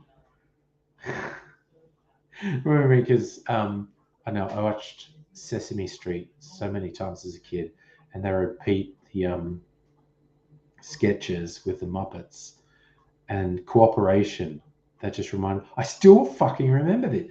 The two Muppets were called the Geefel and the Gonk, and the Gonk was short, but was kind of flexible. The Geefel was tall and had long arms, but she couldn't bend her arms. And they both wanted to eat. There was a tree with fruit. The Gonk couldn't reach the fruit. The Geefel could reach the fruit, but then couldn't bend her arms to put the fruit in her mouth. And so they decided to cooperate, and the Geefel picked fruit and kind of threw it at the Gonk's head, and the Gonk caught it and then would take a bite and then give the Geefel a bite. Is that freaky that I remember that? Something I watched 40 years ago? But yes, and what I really remember was the payoff line, because the payoff line in the various sketches on Sesame Street were wild AF, because there is no doubt whatsoever that all the key people responsible for Sesame Street were on hallucinogens. And this one finished with the Geefel and the Gonk being so happy with how successful their whole little operation was that it should be given a name. And the Gonk says, let's call this cooperation. And the Geefel goes, no, let's call it Shirley. So at the moment, we're doing Shirley. We're cooperating, and that's called Shirley. That is something I watched literally 40 years ago, but I watched it so many times, it's fucking ingrained in my head. I forget people's names. I forget things. You can probably hear Mimsy being a fucking weirdo right now. Sorry, I'm going to step off camera at the moment, and I swear it's not to kick Mimsy. All right. If you can, those are the details there. Well, the thing is Yeah. Sorry. Yeah. what's the like full address? Yeah, you There's no street though. Oh, sorry.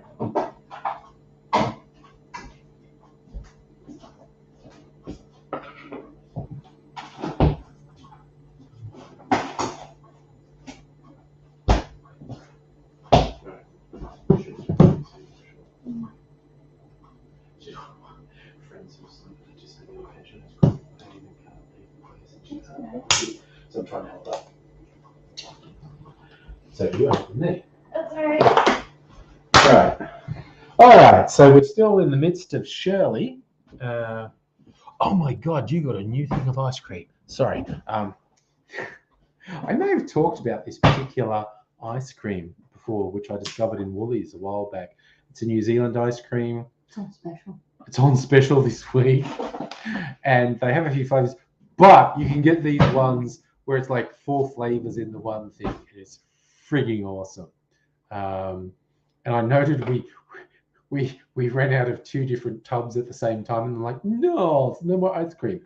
But Mrs. Angry went out and got some today, so that comes in handy.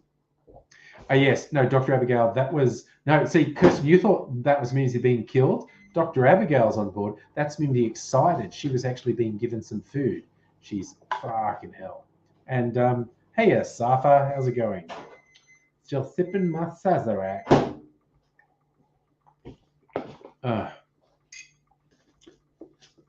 Oh my God, that's a good drink. Again, it's an acquired taste. It's a really boozy drink. It's not for everyone. But that's also what I love about cocktails. There's this whole spectrum. Whatever someone likes, you can probably find something. Like I said, and I like to mix it up and have different ones.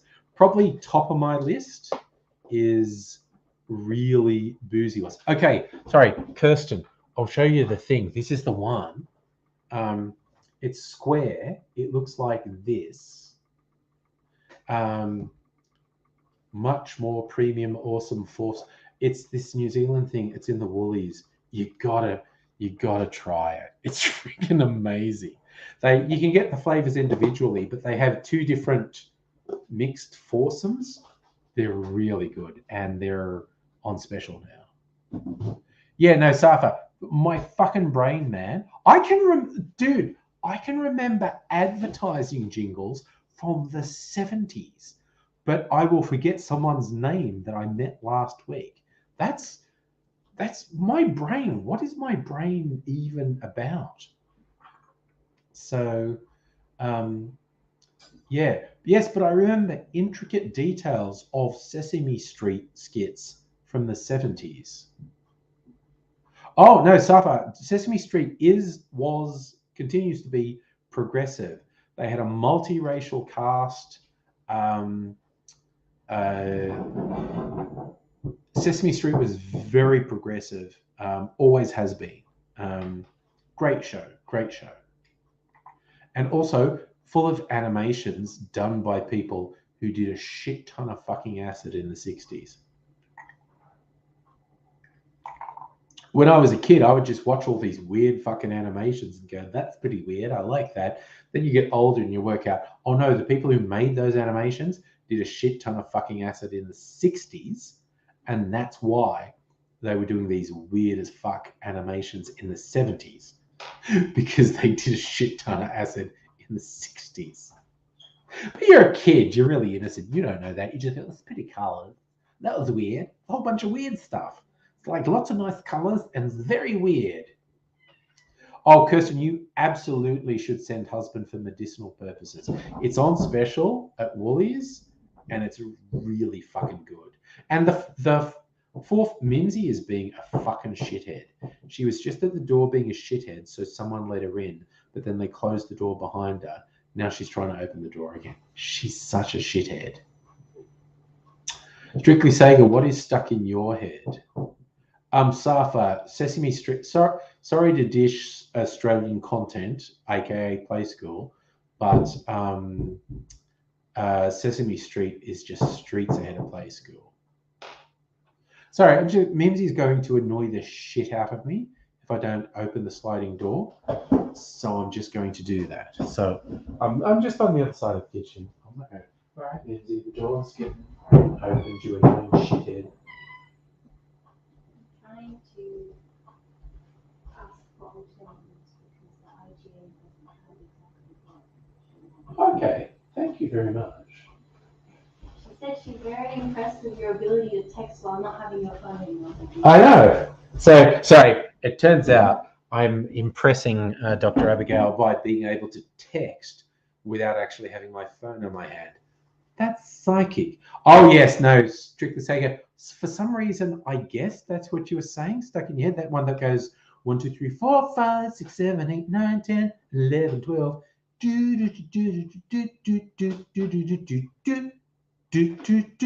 Again, shit that is just stuck in my head. Actual important stuff can't sort of find anywhere to stay in my head because my brain is just going, I'm sorry, I'm full of shit from the 70s. We are not accepting new information. We're just not. We're not accepting new information. So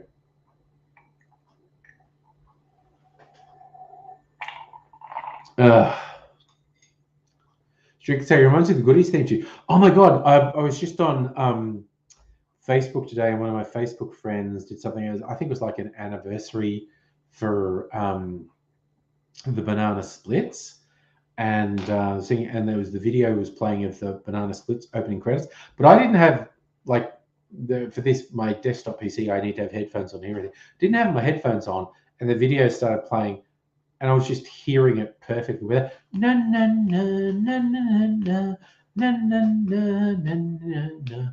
1 banana, 2 banana, 3 banana, 4 banana, make a bunch and so do many more. Again, I watched the banana splits so many times because again, growing up in the country, we had the ABC and one commercial channel, and the ABC would just fucking repeat stuff ad infinitum, and so the banana splits would get repeated all the time. Sesame Street stuff would happen on it, and it's just like, oh god. Yes, Dr. Abigail, the pinball thing, 1, 2, 3, 4, 5, 6, 7, 8, 9, 10, 11, 12. It just gets in your head and it's there forever.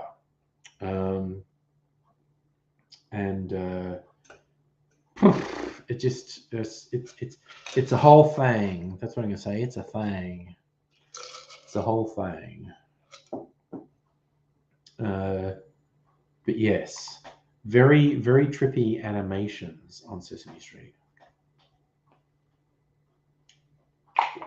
All right. Whew, that was mostly water with just a little bit of whiskey flavor. It's kind of like if you ever read the stories about what a major pisshead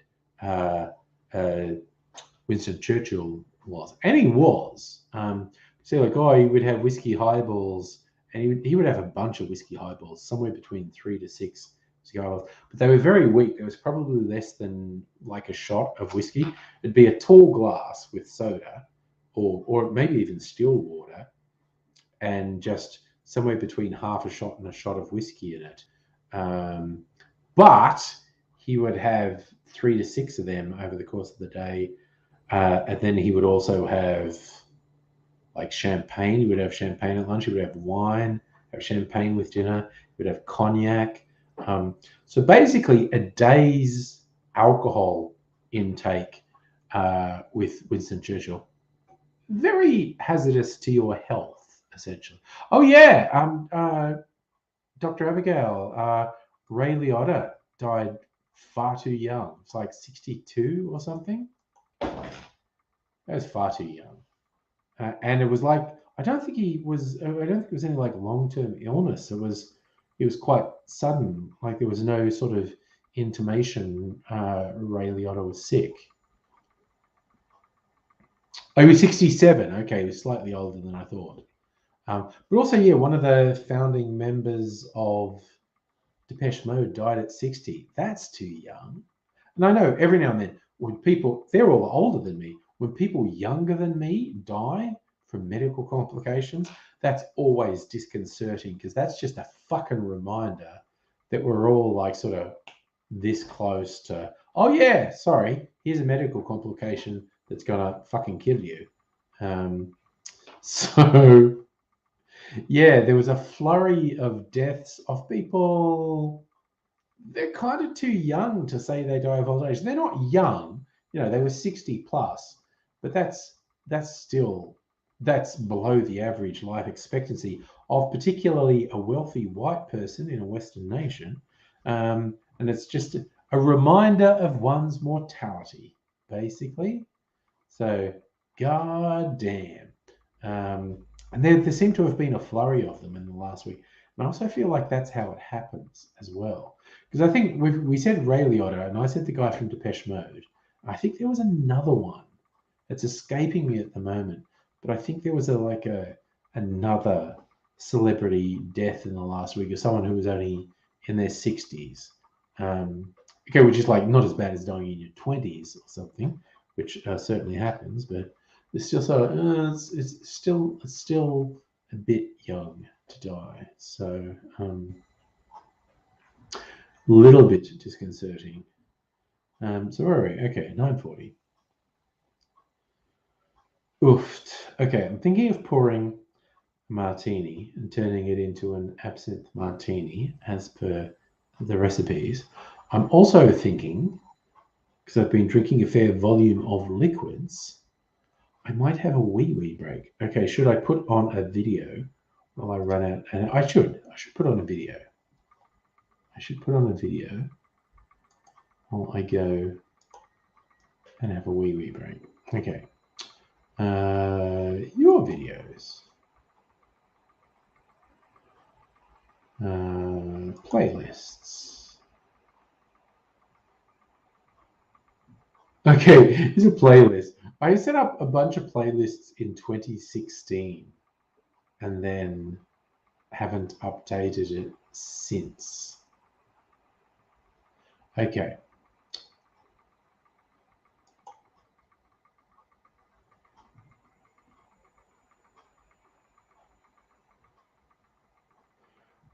There's some videos that upset anti-feminists. Oh, okay. I'm going to play this one because when was this? Okay, so this is from 2015. So this is 7 years ago.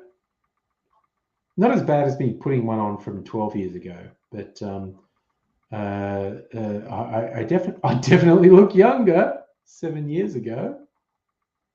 Okay, so I'm going to play this one. This is, what's this, 4 minutes long? That's enough time for me to have a wee break. All right, so I'm going to share my screen.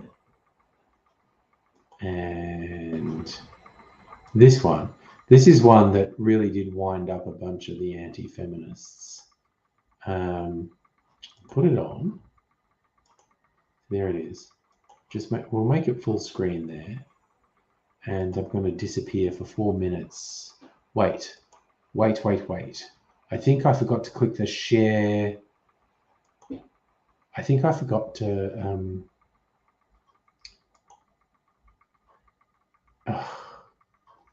stop sharing. Okay, I'm just going to try it again. I might have forgotten to click the thing for share audio, so I'm just going to make sure it works.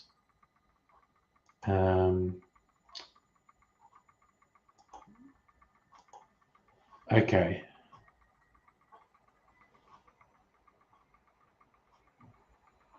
Oh, and if I kill this, you can still hear me though, right? I'm sure you can still hear me. I'm going to play this. Hopefully, it's going to play the audio. Anyway, I'm going to the loo. G'day viewers. I want to have a little rant about a video I've seen being shared on Facebook this week. Short version of my reaction. Fuck this video. Fuck anyone who thinks it's funny, insightful, or makes a point. It's fucking shit. It's basically this guy saying, why do girls say they've got a boyfriend when they don't have a boyfriend? Now this is something you could actually have a discussion of. What are the circumstances that would result in a girl saying, I have a boyfriend, when she doesn't? Why doesn't she take the time to talk to a guy who wants to get to know her and maybe go out with her? That is a worthwhile or potentially worthwhile discussion. This video is not that discussion. This video is fucking garbage, produced by garbage and enjoyed by fucking garbage. What happens? This is apparently near a university campus. One guy goes up to a girl and says, oh, hey, I'm in a class with your boyfriend and he left his phone behind. I want to give it to you. And she says, I don't have a boyfriend. And he goes, oh, my mistake, goes off. Then the second one comes in and starts hitting on her. And I swear, it's like the second or third fucking sentence this guy says, hey, you should give me your phone number so we can get together and make stuff happen. And this guy, he's like a raging fucking stereotype of a fucking douche bro fucking rapist serial killer. You just look at him and go, you are bad fucking news. Everything about you is news that is bad. You're fucking filth. You are an obvious garbage fucking human. and she says, "Oh, I have a boyfriend," and then he does the big reveal. I know you don't, because you just told my friend you don't have a boyfriend. Why do you say this? Okay, 2 fucking reasons.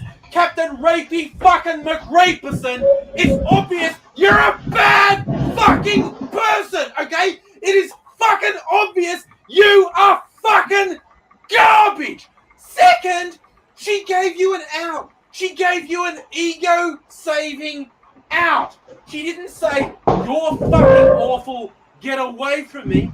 She gave you an ego-saving out. "I've got a boyfriend, there's no point you hitting on me." And you acted like an asshole about it.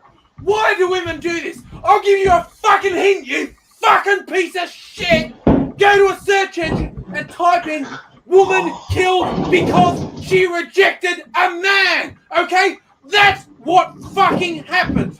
And in most cases, women who honestly say, "I'm not interested," don't get murdered or even beaten, but they get abused. They get treated by shit.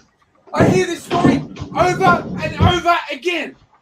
Female friends telling me the first time they had to use the "I have a boyfriend," the first time they were sexually, verbally abused by fuckers was when they were 12 fucking years old. You pieces of shit, when you say there's no such thing as rape culture, you say women just need to take precautions. They don't fucking need you to tell them that. They fucking know, okay? They learn when they're 12 or fucking 13 that evil fucking pieces of shit are going to harass them. You're fucking scum, okay? The guys who made this video are beyond fucking scum. But if you shared this video thinking it's funny or insightful or made a point, you're fucking garbage. Take a good fucking hard look at yourself, because you fucking disgust me. Okay, there you go. Wanker Fat Wednesday. Okay, I was trying to be subtle with my acronym, man. But yeah. Laura, hello, by the way. Yes, that was only 7 years ago, as opposed to how much it gives me cognitive dissonance if I play a video from 15 years ago. But still. Yes, Dr. Abigail, eat a Snickers would be the answer. So, did we get a result?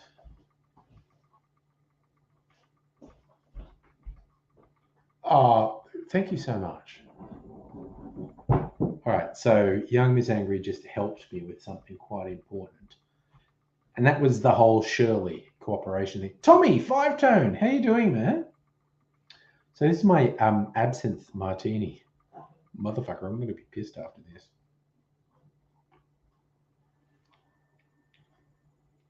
Oh, God damn. Oh.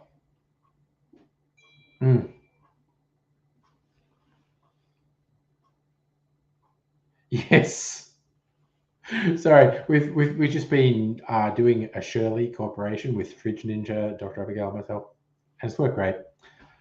Oh my fucking God. Dry freezer martini with a splash of absinthe in it. Fuck me.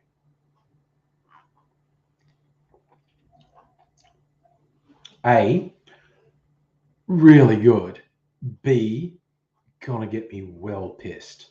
But that's okay. It's a Friday night. I think we're allowed to do it on a Friday night.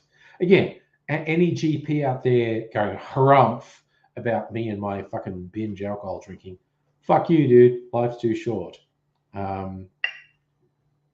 Again, also, asterisk, the doctors are right.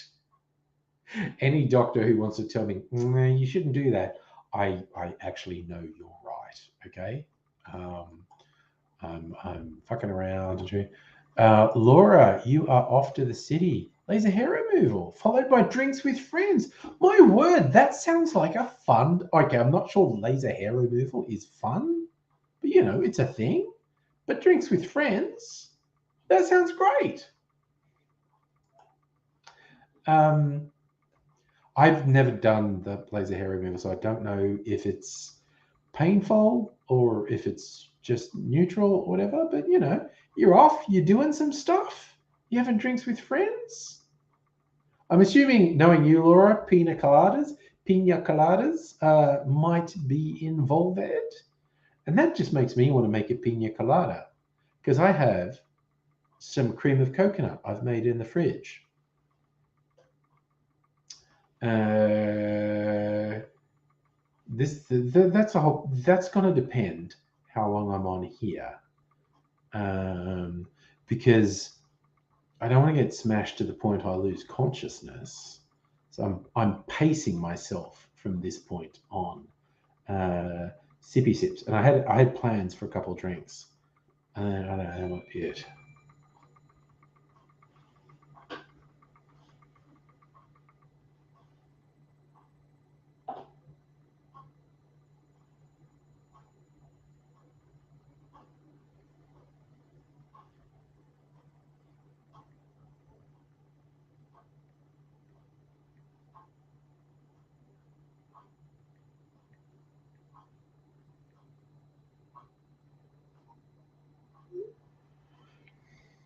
All right. And Dr. Abigail, the Fridge Ninja says she doesn't know if, things being things, they might substitute things. She's doing. Mimsy, what are you doing? Are you going to come up here? Are you going to come up here? Yeah? All right. I'll adjust the camera so everyone can say hello to Mimsy. Ah, there she is. And there's me. Okay, that's probably too much. Do that. There we go. Laura, you made a trans woman guide that decided laser hair removal really hurts. It's like being punched in the face with a fistful of needles being dipped in lava. Okay. So, Abigail, you reckon laser removal hurts for a short time. Okay. Move it, Wimpy.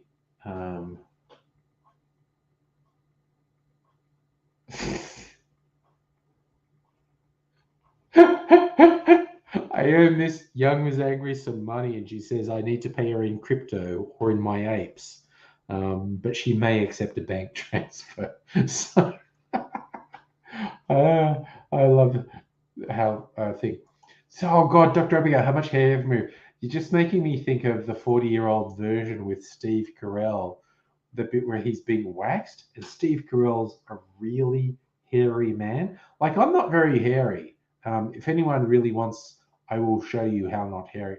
Only just by showing I have a very small amount of chest hair, whereas Steve Carell is like the a mat of hair. So if you've ever seen the 40-year-old virgin, or if you haven't, go see the clip on YouTube of the hair removal scene where he gets his chest waxed.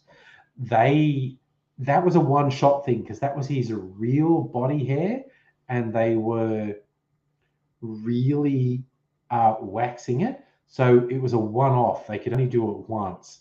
So you get the thing where the woman doing the waxing is laughing a lot. That's her spontaneous reaction. And all the reactions, and Steve Carell's pain reactions are real because he's really getting this fucking rug of body hair waxed. Pretty wild.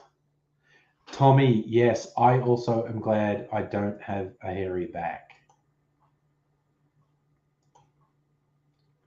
And yes, Laura, what chest hair had migraine look? Oh, look, okay, you know what? I'm just going to show you because it's not that big. I don't have much chest hair. Look out, it's getting real. But it's like, see, that's it. There's a little bit of chest. I'm not a hairy guy. I am not a hairy guy. Oh, shut up, Mimsy, you big sook. She was headbutting my arm because I wasn't patting her enough. So I'm just redoing my buttons, Mimsy. Sorry. So she's gonna fucking monster me. I'm gonna, because we go late, I'm gonna sleep on the lounge rather than disturb Mrs. Angry post midnight. And Mimsy is just gonna freaking sleep on my chest. Aren't you, Mimsy? Aren't you? Yes, you are. Oh my God, I remember seeing a dude on this was years ago when my then girlfriend was a nurse, and this dude, his hairline came down really low here, and you could see where he'd shaved. His facial hairline was up to about here, and she was just going like, well, that's how much hair that guy's got. Traditionally, that's a sign of inbreeding. Like his parents are probably cousins. I was like, cool. Well, I like that, Dr. Abigail. Little intimate fact. Got a tuft of hair above your butt. Cute as fuck, call a bunnytail. Neat. Laura. 2 creams sound like 2 old ladies meeting up. Hello, Vera. Evening, Primrose. That's gold. That is absolutely gold. I love that. Brilliant.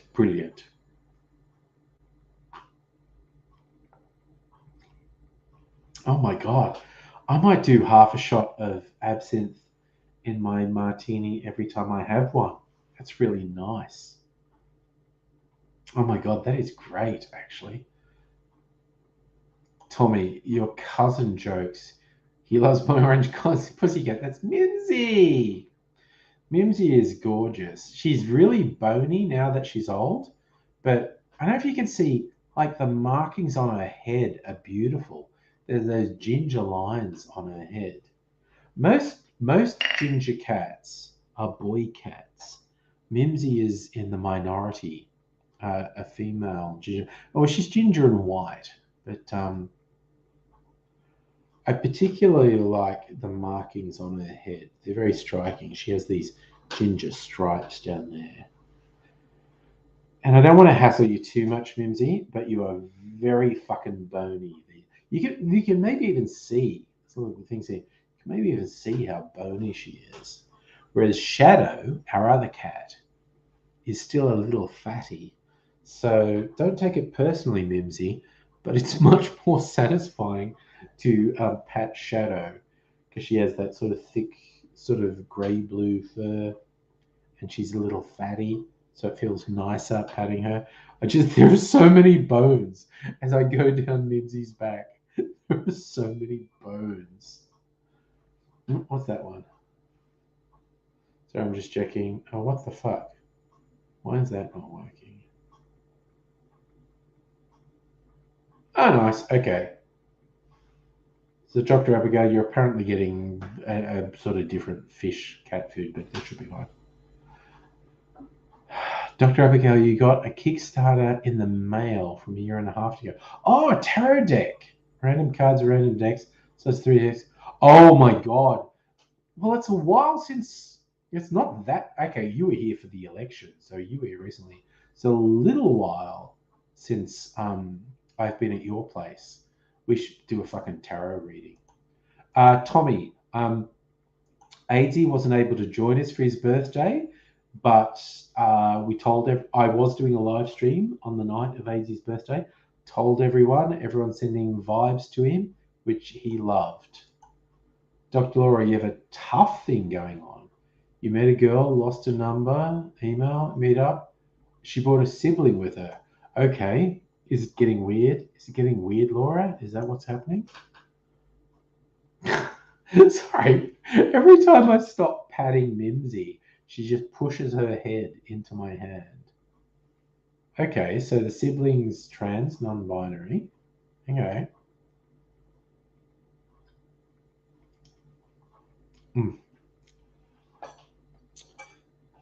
Mimsy, Bimsy, Bimsy.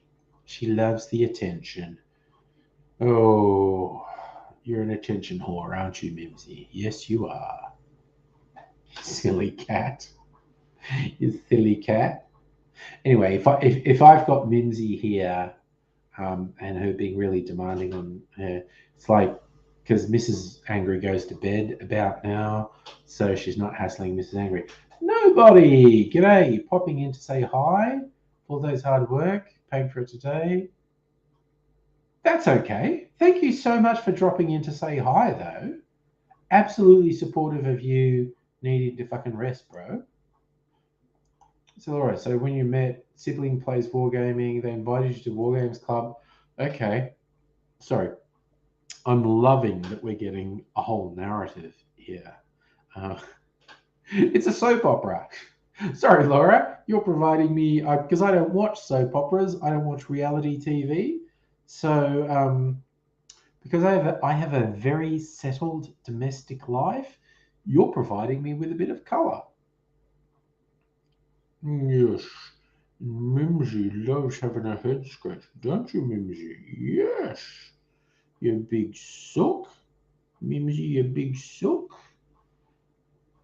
So what's this one, Laura? You went to the club on Monday, unknown of your position, knowing something the other club members don't know. Yeah, see, but that's also the positive of that, Laura, is you've been trusted with that knowledge. I've been in that situation as well. Someone's trusted me with particular knowledge, but then it's like, these other people don't know, and the person has made it clear they don't know, and I don't particularly want them to know, and it's like, okay, guess I'm keeping that to myself. And it's been variety. It's happened more than once actually with me, and it's been a variety of things. Sometimes it's been someone's sexual or gender identity. Sometimes it's been the fact that the person's been a sex worker and I knew but other people didn't know. And it's like, I don't know, people fucking trust me with information. I'm like, sure, okay, fine, whatever. Tommy, yeah, I'm the only one you can watch live.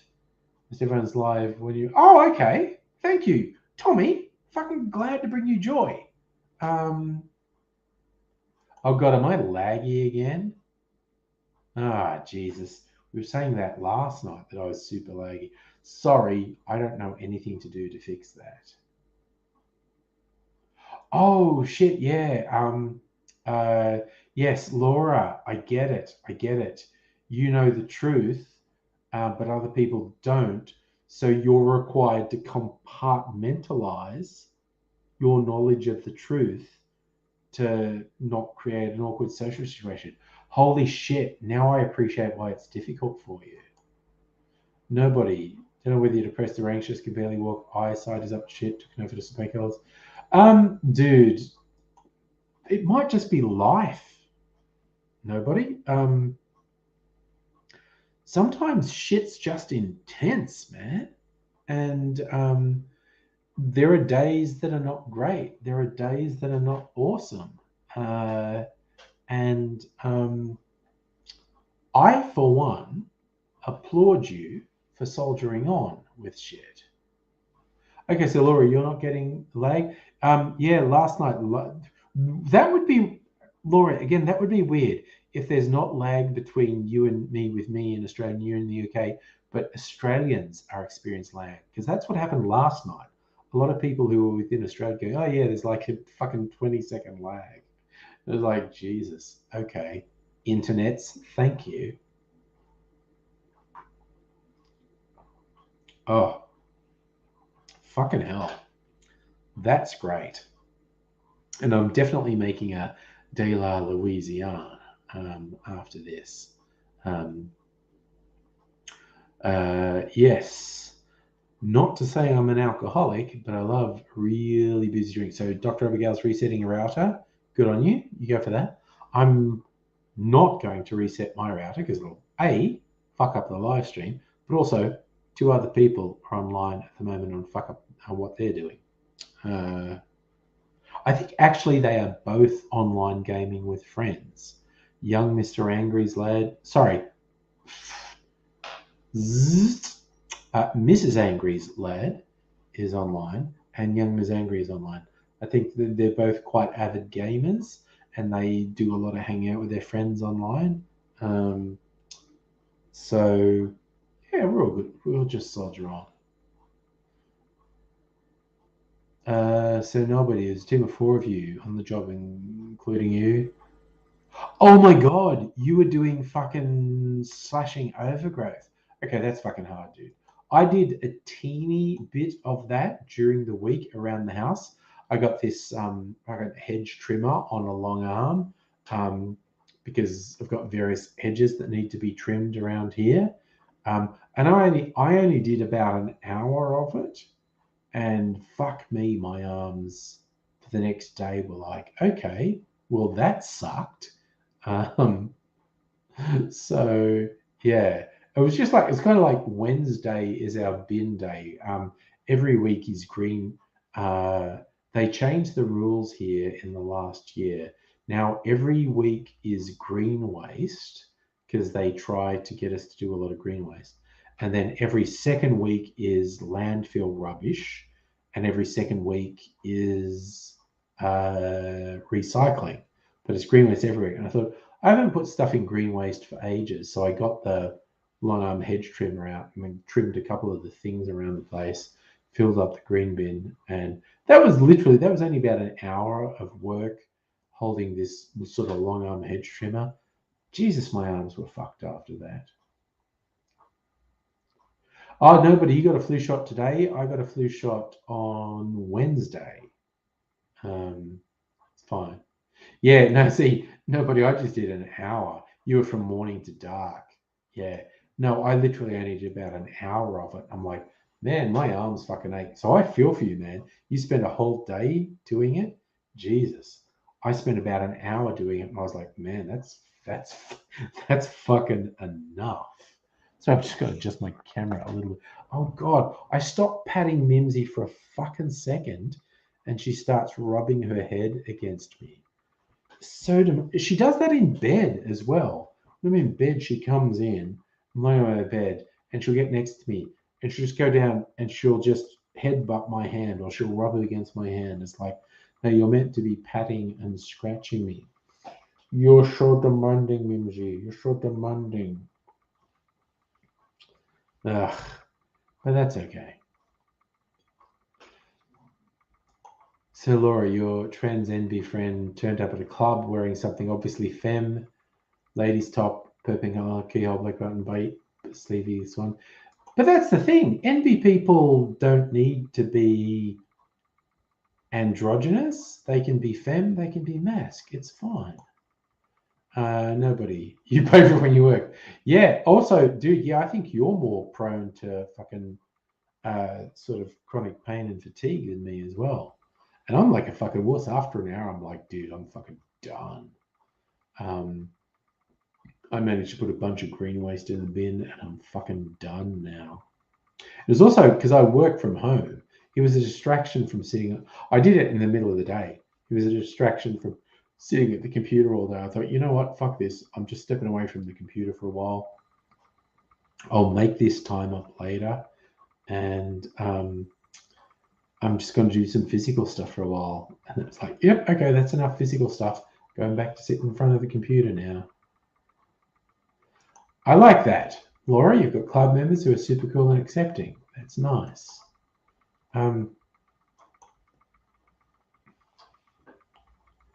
Yeah, it's interesting. Most of my trans friends are trans women. I do have a few NB friends. I'm trying to think. I have one trans masc friend who's like a genuine friend, and one who's more of an acquaintance internet friend. One's a real life friend. So yeah, it's fun. I have a diversity of friends, and I try not to be a dick. Oh shit! Yeah, fucking hell, Laura. The election was such a relief. The week leading up to the election, I was so tense because I was so worried about a bad result, and we got a good result. This fucking week has been such a relief. Okay, nobody, you got to go, bro. Thank you so much for just dropping in to say hello. Much love to you.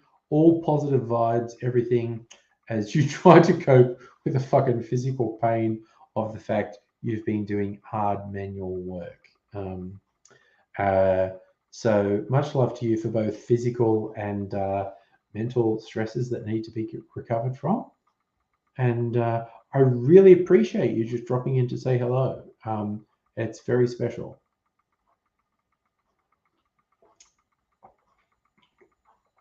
Oh. Yeah, so Laura, you're probably not paying attention to the minutiae the Australian election. And so why should you? But I think you would enjoy the fact there is this weird shit where the Conservatives are in absolute denial about the reasons for their loss. Basically, they indulged too much of the lunatic right-wing fringe, and mainstream Australia said, fuck you. They haven't quite wrapped their head around it yet, and they're saying ridiculous dumb shit that is going to guarantee that they lose the next election as well. And I'm here for it. I am absolutely fucking on board with it. And I think I've been pretty clear over time. I am not completely on board with the Labor Party.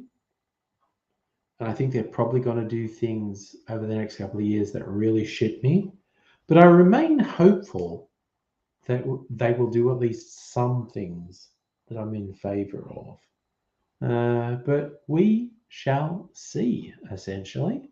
It's a troubling and complicated world that we live in.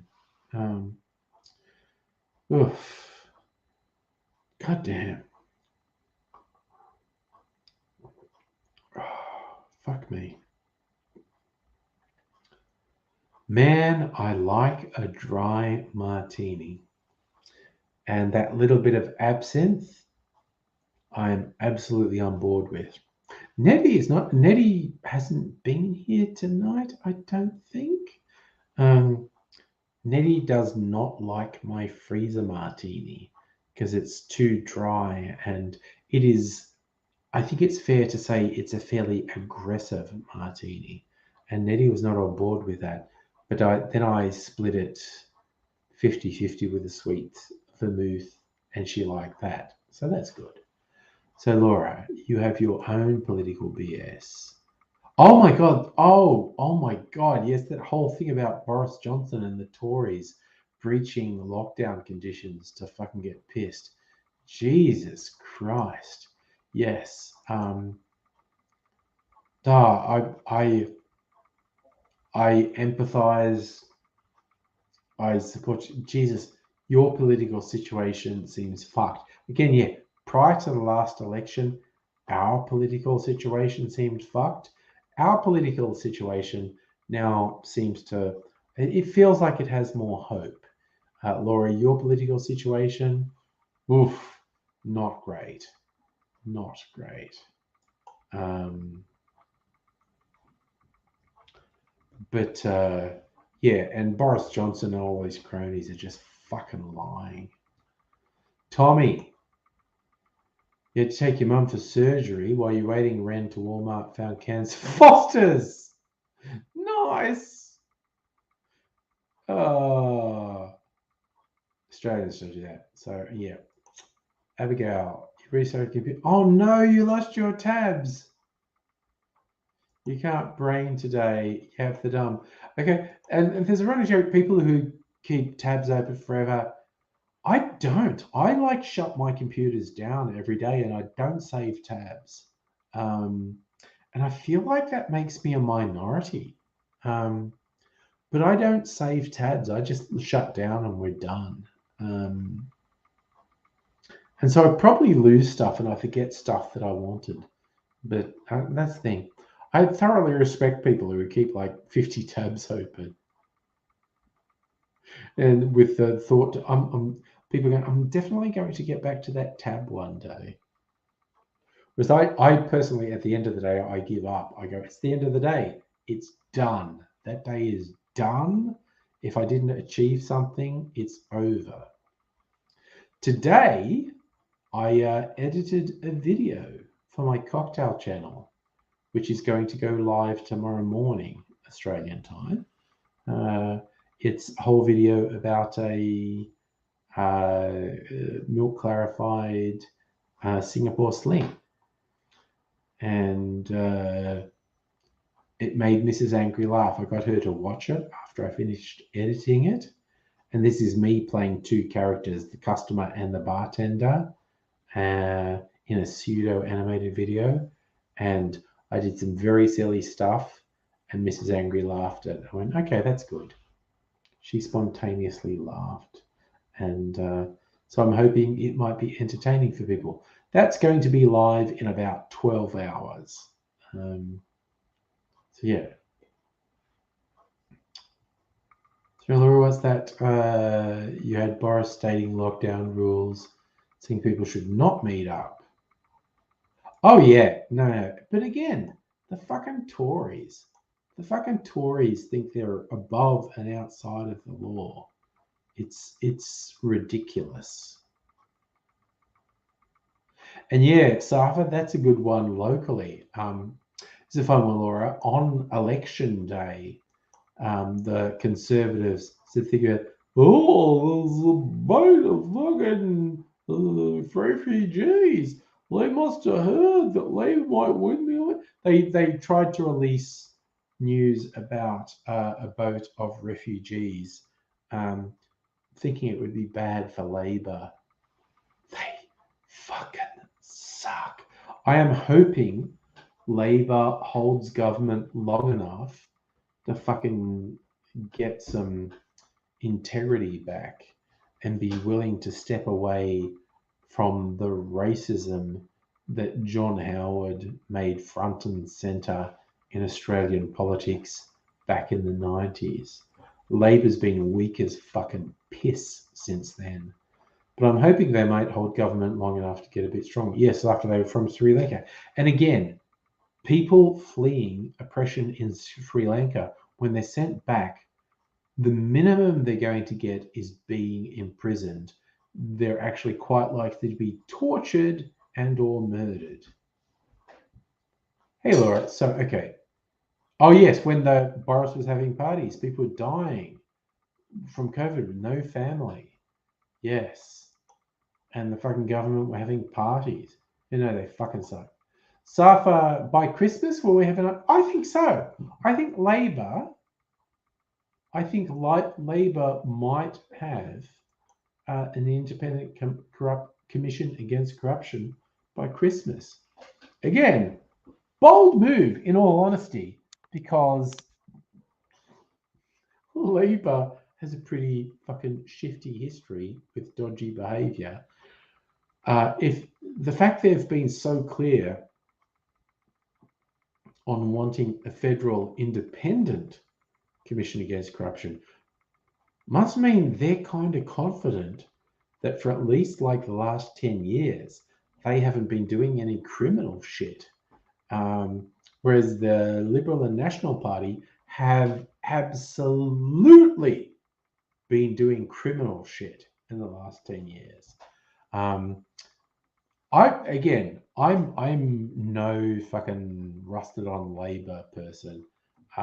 I've seen in my life incredibly corrupt behaviour from Labor governments at both state and federal level. But fuck me, the fact federal Labor are saying no, I'm advocating for an independent commission against corruption must mean they're going like, yeah, no, we were pretty strict for the last 10 years. Don't do corrupt shit. Whereas the LNP have absolutely been doing corrupt shit over the last 10 years. So, Laura, you're saying you have a corruption investigator. Boris tried to dissolve it to protect a sleazy Tory. Yeah. Oh, sorry. Tommy, you want to know the orange circle? Allow me to show you the purpose of the orange circle. Dude, you fucking brought it up. Okay, I'm going to go over here and look, it's a light. It's a light. It's a ring light. It's for making videos. Look at that. Okay, now I want to move it so it's behind my head so I have a halo. Which means putting it about here. I think that might give me a halo. Yeah, Look at that. Oh my God. That's fucking great. Thank you, Tommy, for bringing it up. Look at that. I look fucking great. Okay, Mimsy's coming back as well. Look at that. Look at the way I've got a halo around my hair now. Man, that's fucking great. It's fucking awesome. What are you doing, Mimsy?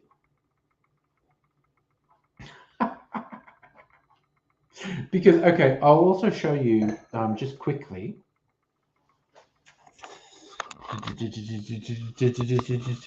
See, that's, okay, that looks black, but it's actually green. That's a bit of wood paneling. One side's painted green, one side's painted blue.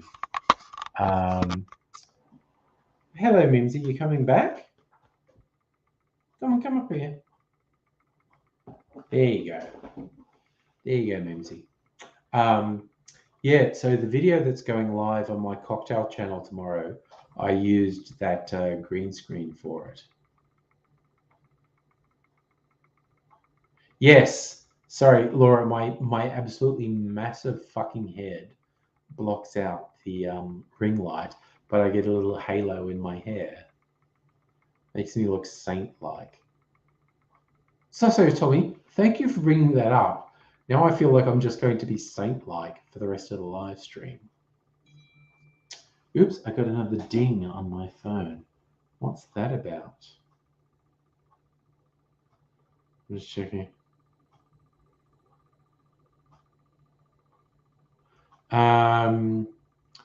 Dr. Abigail, are you still there? I think the delivery person's downstairs.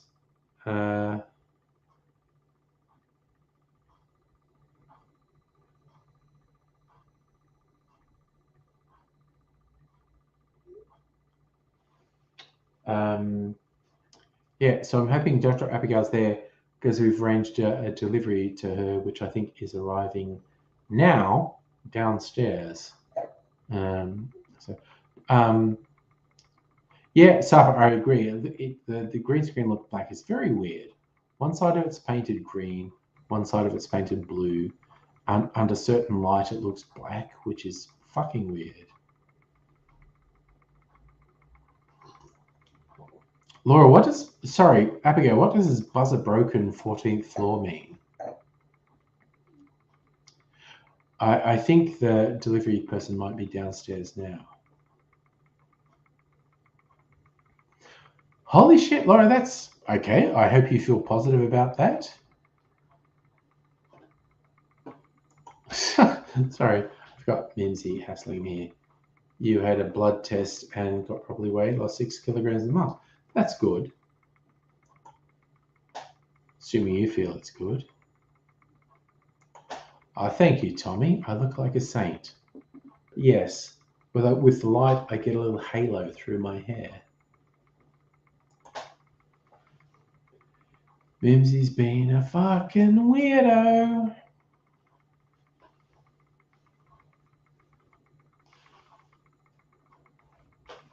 So I'm just looking at this. Okay. Dr. Abigail, I don't know what to do. The delivery person says they're 3 minutes away. So I don't know if you're able, or you could text me, Dr. Abigail, about what the delivery person should do.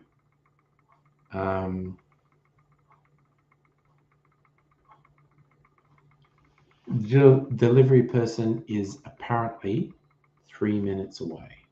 So you could text me about what the delivery person should do. This is all Shirley cooperation. Sorry. I'm kind of really enjoying the halo in my hair. It's ridiculous. It's ridiculous. Sorry.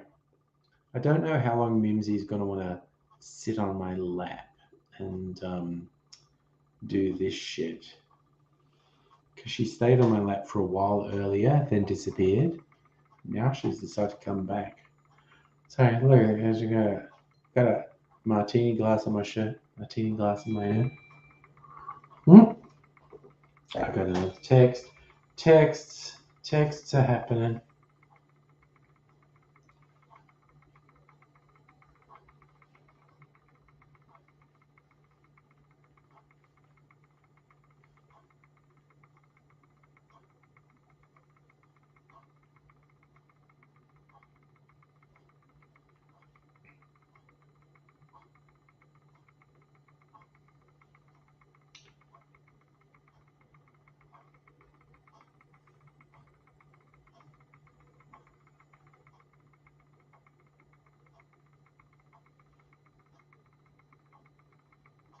Mimsy is just being so annoying. Honestly, just rubbing against it.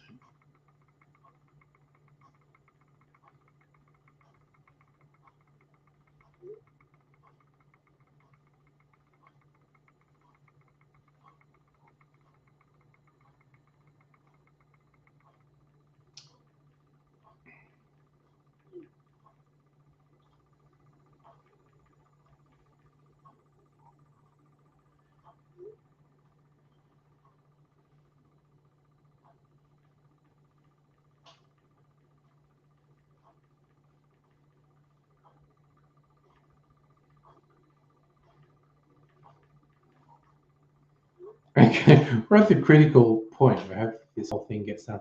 Laura, okay, you're going to go. You're doing makeup, and then you're going to the city for drinks. Oh my God, I hope that goes well, and I hope we get to catch up with you Saturday night's date night. So maybe Sunday. I want to hear how you're. You don't necessarily have to tell us about laser hair removal, but I want to hear about how drinks with your friends went. So I hope you have a good time. It sounds like a good time. I hope you have a good time. Mimsy is being such a sook. But yes, Dr. Abigail, you will have got a text from me. I'm hoping the delivery dude finds his way to your floor.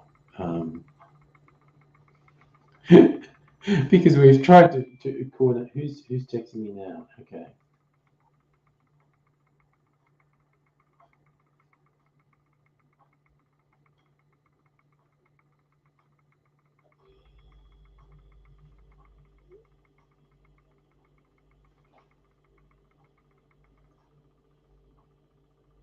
I'm going to ask a question.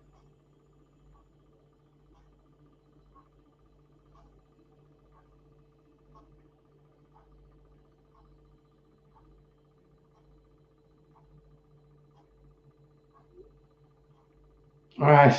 So this multiple person conversation trying to coordinate things. It's a whole thing. It's wild. And I've got a silly cat on my lap who's had a shot at the moment. What's this?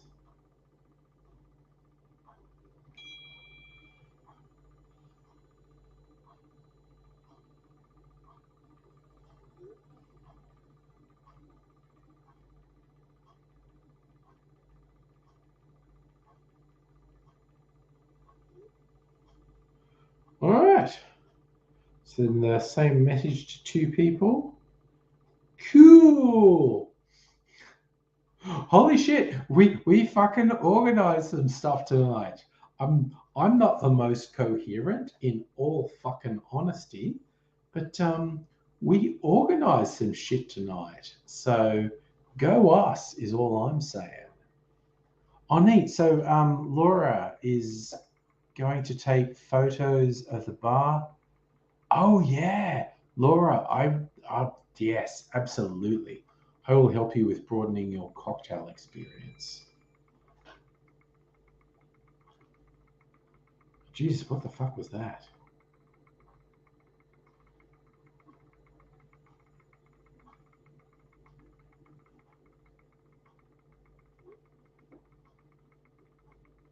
All right. So, Dr. Abigail, I get the message. The delivery dude has allegedly left it outside. Yeah, Safa, we are working something for Dr. Abigail. But I feel like it's working. I feel like it's all okay.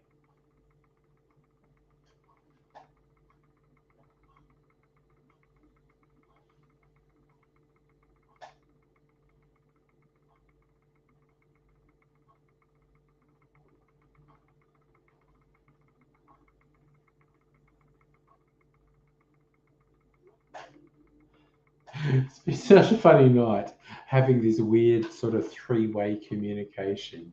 Very funny. Because no, I won't even go into the detail. Just been weird three-way communication, which has been very funny. Also, the delivery dude was a chick. Dropped off the food. You have the food. Oh my God, we're fucking gold. We're fucking gold. Sorry, cheers to us for fucking organising shit, is all I'm saying.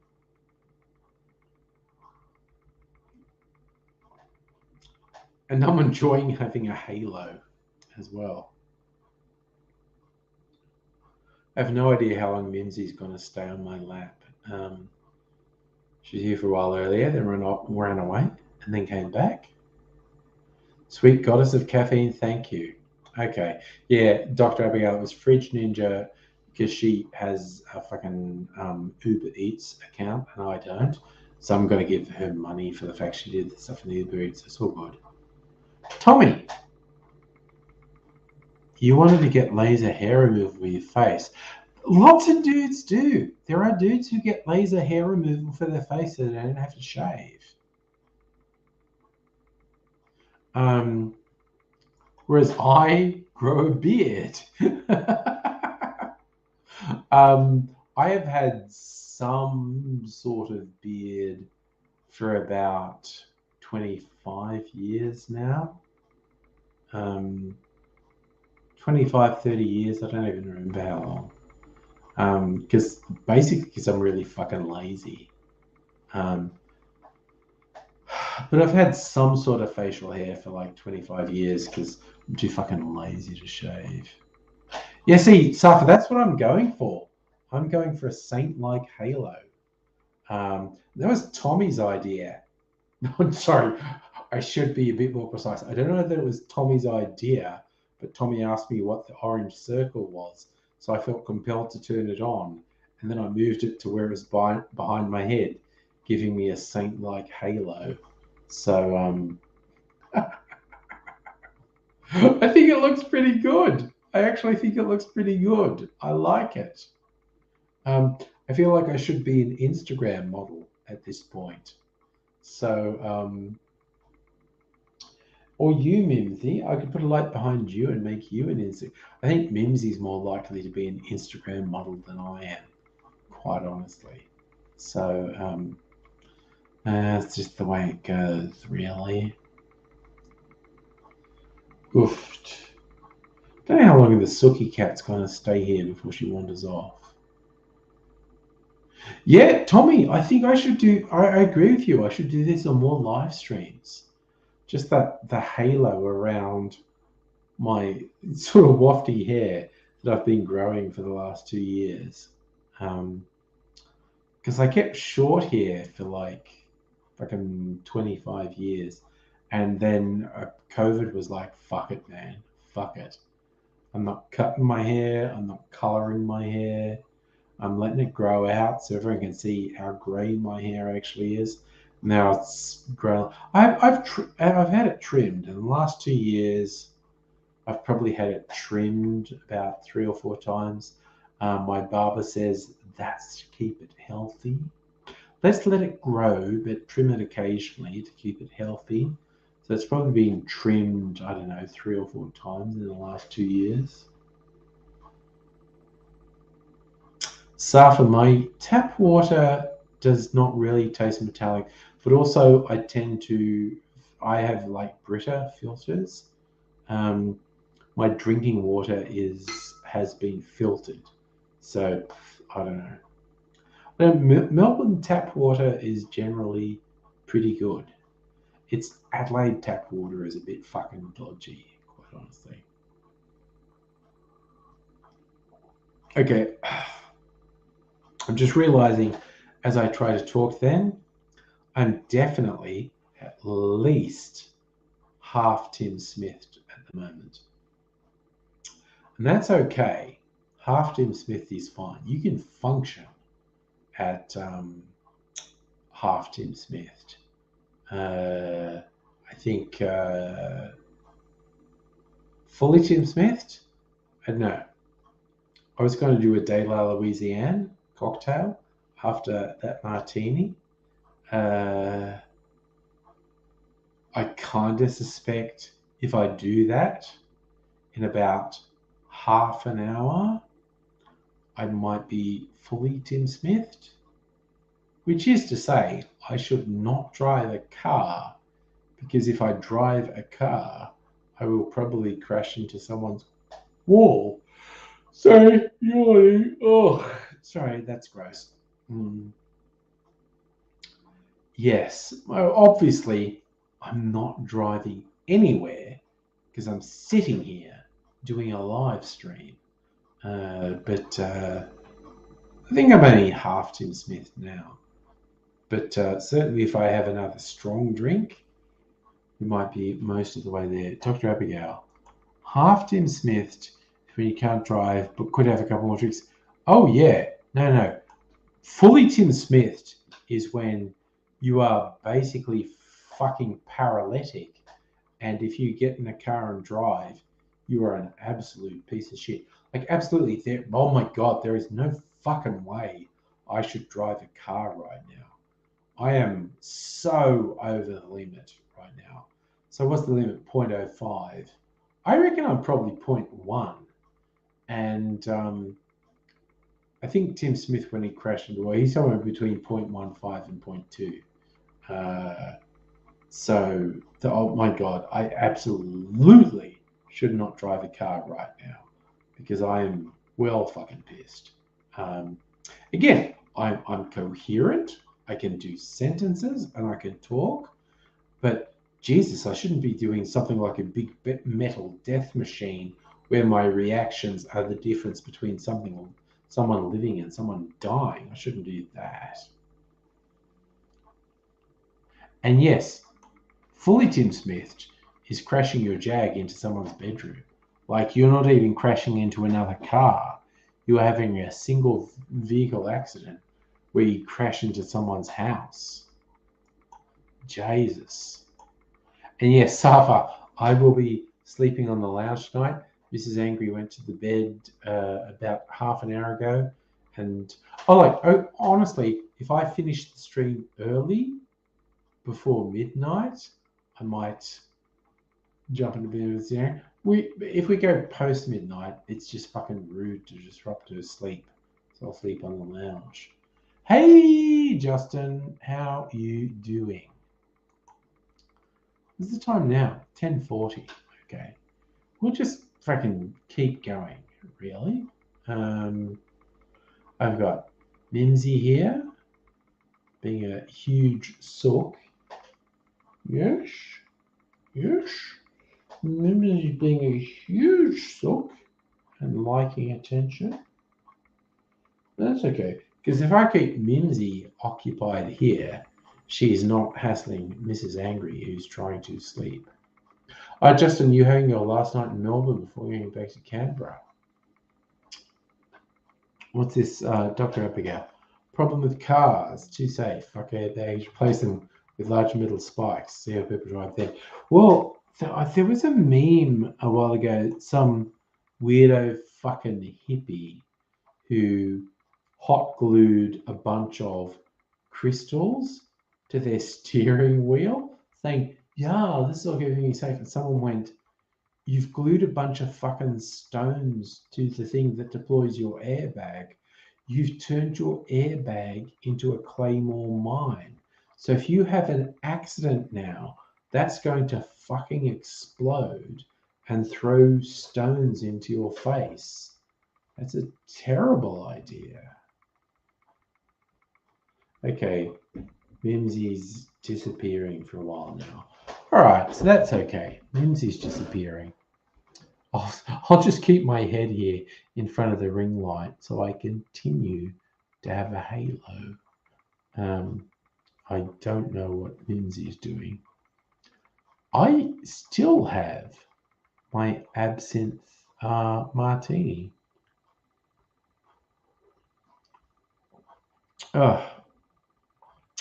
Which is a dry martini with about half a shot of absinthe.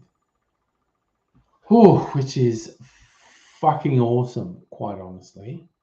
Though I think after I finish that, I might drink water for a while and then consider, mind you, it depends who's still here and who wants me to keep going. I'm going to finish that, which will take just a little while because I'm trying to pace myself and just have sips. Then I'm going to drink some water. And if we're still going, then I might make a De La Louisiane cocktail, which involves rye whiskey, absinthe, and a few other things. Oof, but also I love that style of cocktail. So if people are still in the stream and people want to keep on going, we will do it. Mimsy's just fucked off and is doing who knows what. She might wander off and try to get in the bedroom with Mrs. Angry and find out the door is closed and so get miffed and come back here. Who knows? So she's already been here and gone and come back twice. So she might do it a third time. Megalish, you're still here, so that's good. Oh, that was gross. Oh, I'm sorry. I noticed you mean the noise of that burp. There was a little bit of follow through on that burp, which was like fucking stomach acid. Gross. Oh shit, Justin. The first few days of Alba, again, there's nothing exceptional, but being able to say Prime Minister Albanese versus Prime Minister Morrison, fuck me, that feels good. Jesus Christ. Sorry, Tommy, what did you do? Oh, did you burp straight after me? That's okay. There was, seriously, dude, there was a bit of fucking follow through on my burp, which is a bit of stomach acid, which was pretty fucking gross, quite honestly. But that's okay. Got a little bit more of my absinthe martini. I'm drinking water after this. I swear to fucking God. I'm going to drink some water for a while. I don't know, for at least 15 or 20 minutes. And drink some water and then see how I feel. And if it's like, yeah, you know what? Fuck it. I'm ready to go. I'm going to do a De La Louisiane at that point. Oh.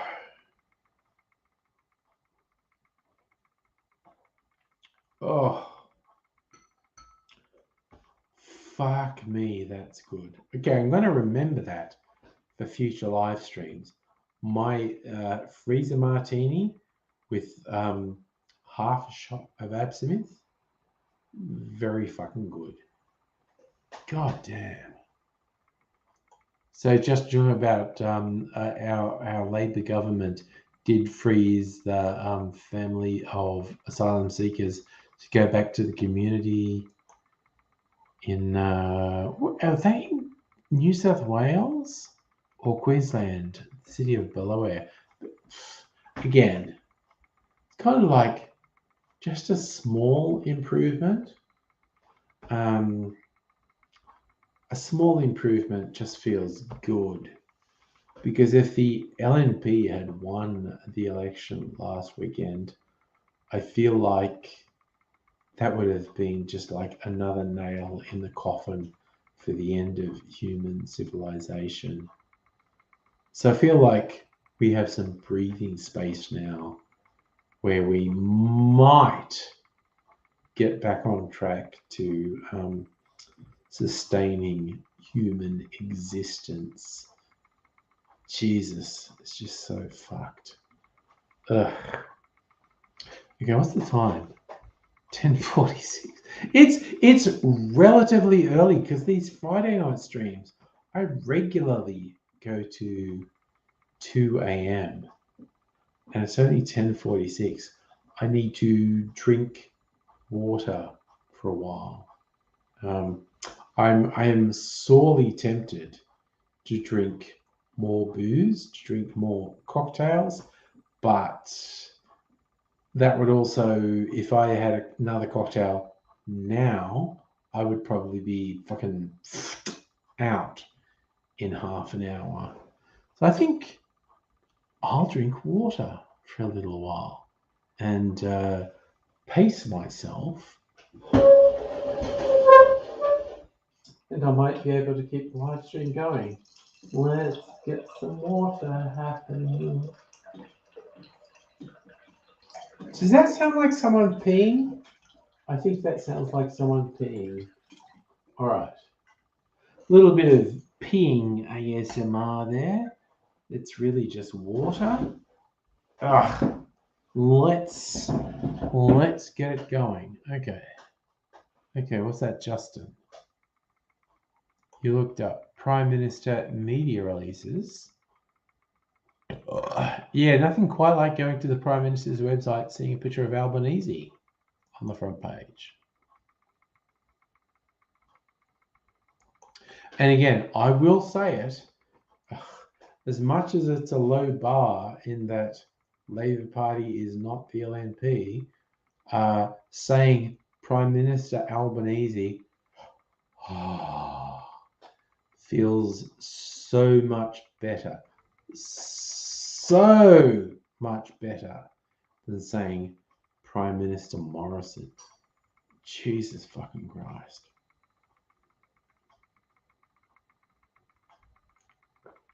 Oh.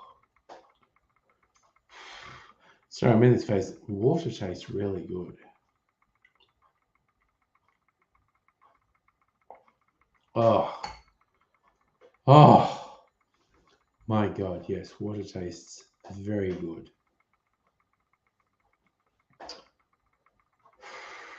I'm also slightly tempted to have some chippies. I have packets of chippies up there in a cupboard, and slightly tempted. I don't really feel the need to. And maybe I'm just going to drink water for a while. I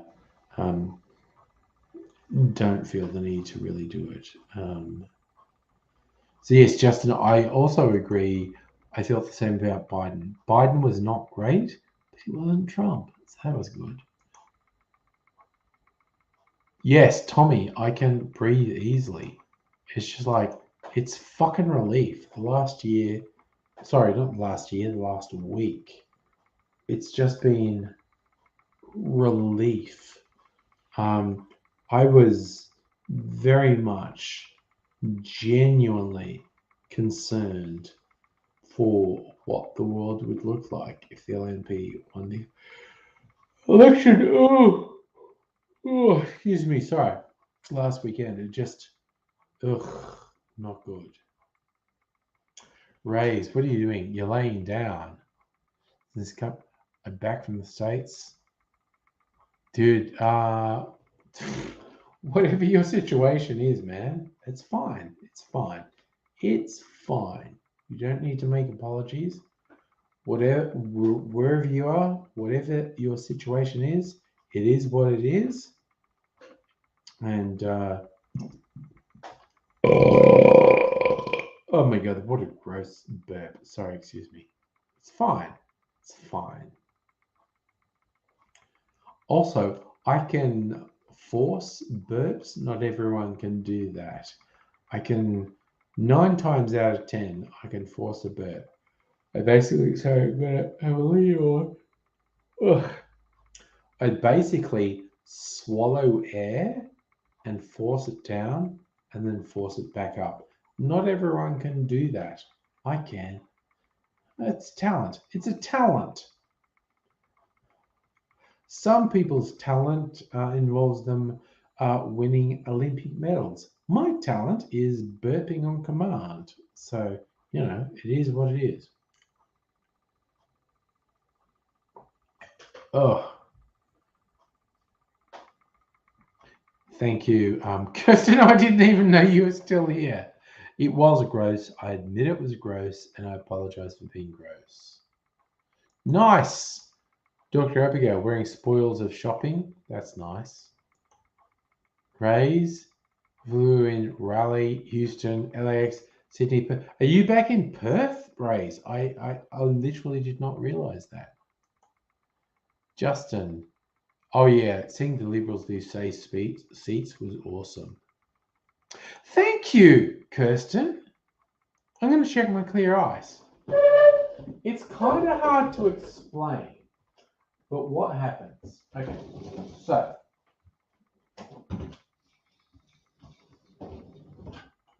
I am making clear ice for the first time in ages.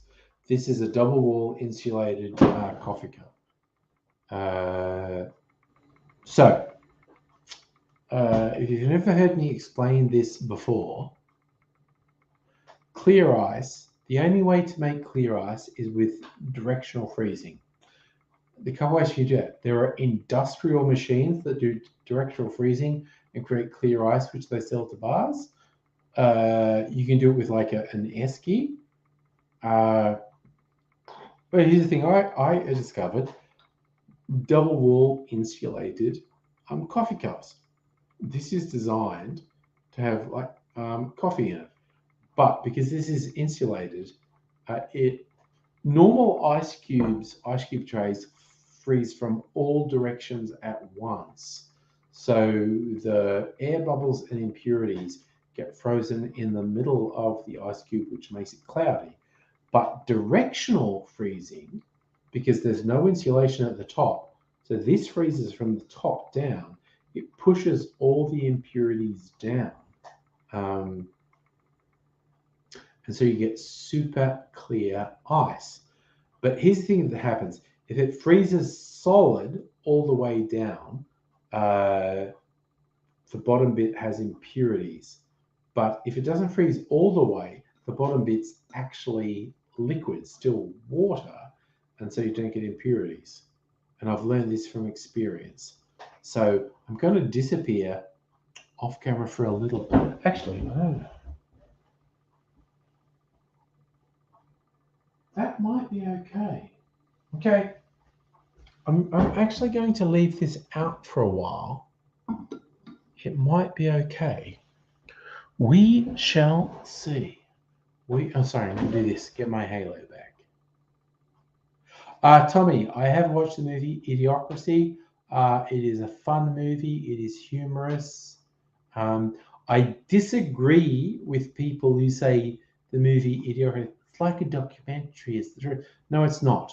The movie Idiocracy is funny and light-hearted, but if you try to take it literally, the message of Idiocracy is absolutely classist and is borderline eugenicist, which is incredibly negative.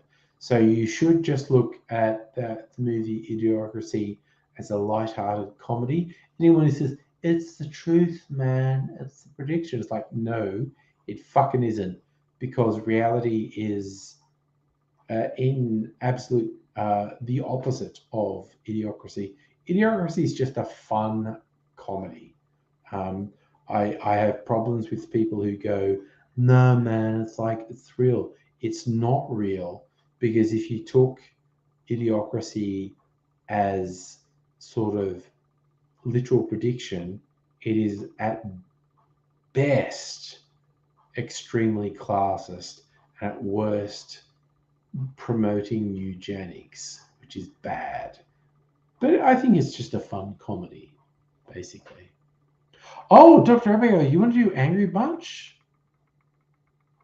Justin, what's Angry Geordie's going to do?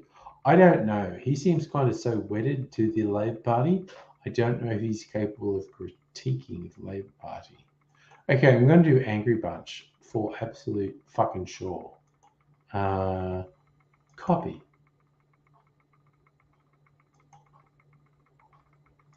Sorry, I don't. Dr. Abigail wants to join for chats, which I think is an excellent idea.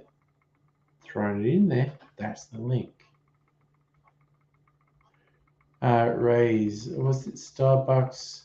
Texas shooting happened. Oh, geez, dude, I don't know. Fucking mass shootings in the US are just depressing as fuck. No, also, I don't know. I don't want to be heavy. I don't want to do heavy shit with people. Oh, just drinking. Okay. It's also, there's these weird things where I can tell I am pissed when I drink just water and go, man, that tastes good. Oh, fucking water. It's like my taste buds are going, yes, please just wash water over me because I've been processing really strong alcohol for a couple of hours.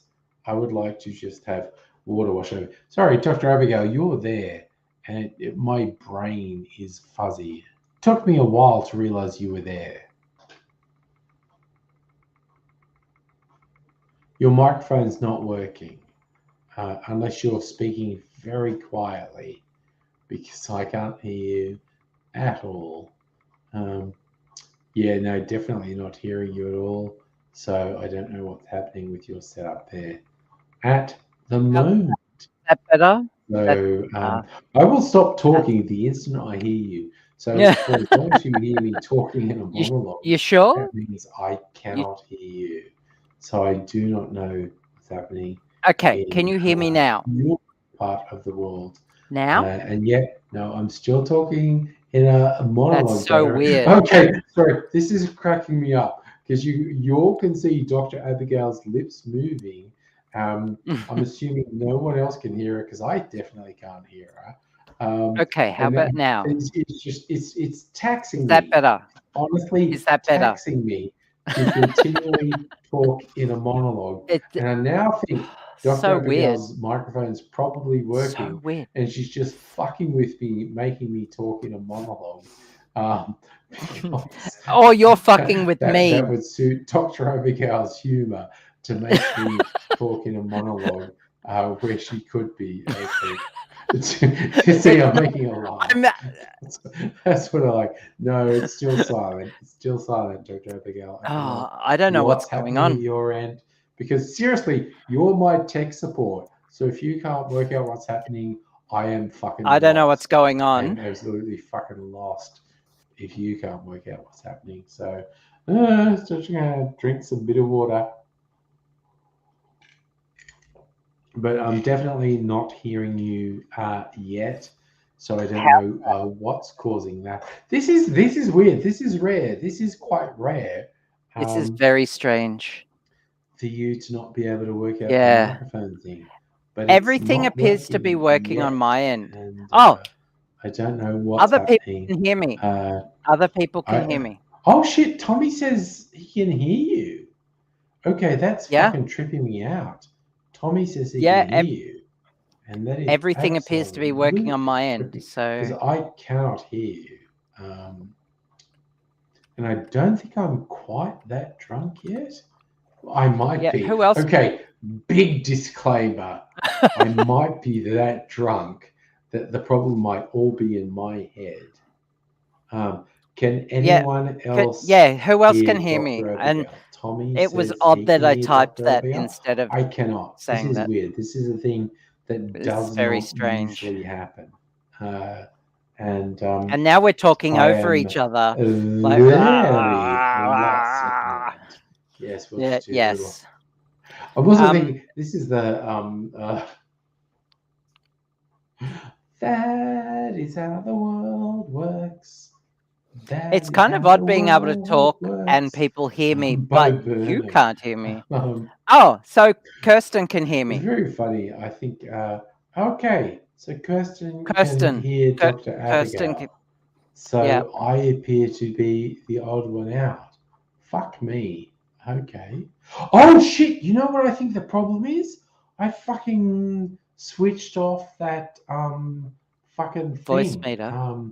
Shit. Sorry, give me a second. I think I know what the problem is. No, you're right.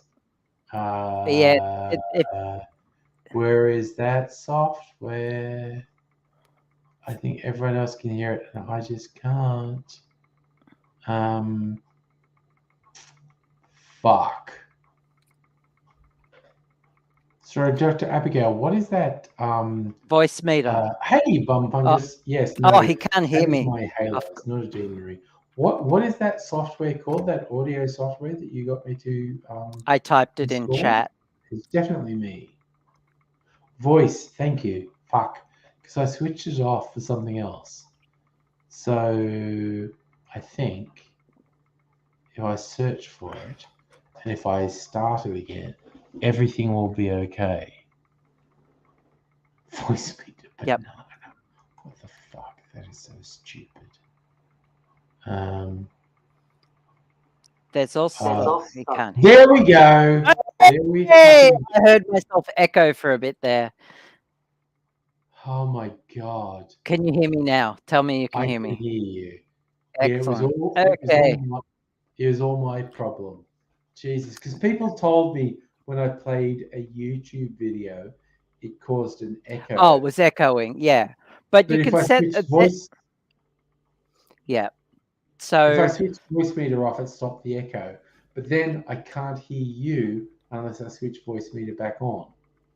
so Oh, there is that's the there answer. is a way to solve that problem too. Yeah, you can do that. You're my fucking paid tech support. Next time you're over here, Yes. you can fix that. Yes. So thank you for the emergency. Oh, you have a drinking problem, it seems. I did. I just missed my mouth with water.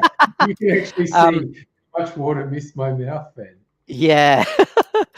That's like that airplane drinking problem. It was like That's the thing. That's I have a the way you drinking get problem. Yeah. Keep throwing water into his face. Yeah. Yeah. Thank you for the emergency food and the caffeine just saved my life, I swear. Oh yeah. Yeah. Also, because that was Fridge Ninja because she has a fucking Uber Eats big account. thank you to Fridge Ninja. Yeah. Who is a spent about 15 stand-up minutes ninja. She is. She's fucking awesome. Again, I don't know how much I should claim credit. My offspring are pretty fucking awesome. They're both they're both in their 20s. They're their own people. I don't claim too much credit, but they're both fucking They both awesome. strike me as very upstanding young people. They are. They're pretty fucking awesome. Yes. I don't want to rush to claim any credit for it, but they're pretty fucking awesome people. I'm still having like an epic chronic fatigue day, but this caffeine has helped clear away some of the brain fog. And that's good. That's good. It's just I could not even navigate Uber Eats for a moment there. It was epic. It was just and that's like why I texted Fridge and said, "Can you do this?" Yeah. Oh god, it was awful. I had to rely on no, serious, because I ordered Uber Eats just before that, and because otherwise I wasn't going to be able to eat at all for dinner, and I had to rely on a past order. It's just like, just give me something I have eaten before, and it was just and so I went out today with Nettie, and went shopping. Yes. And when I got home, I crashed hard. I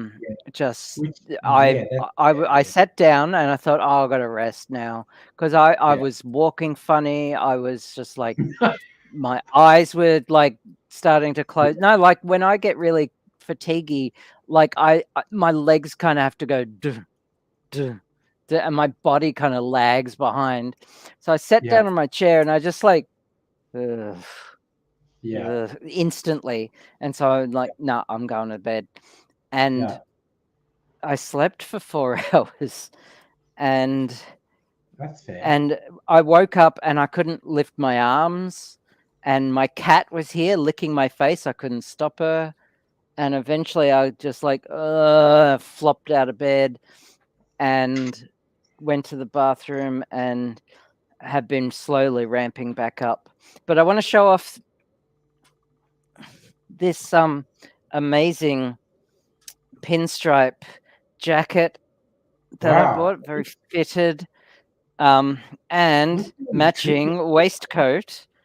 I know it's trippy on camera, and I'm really close to the webcam too, so it's kind of what?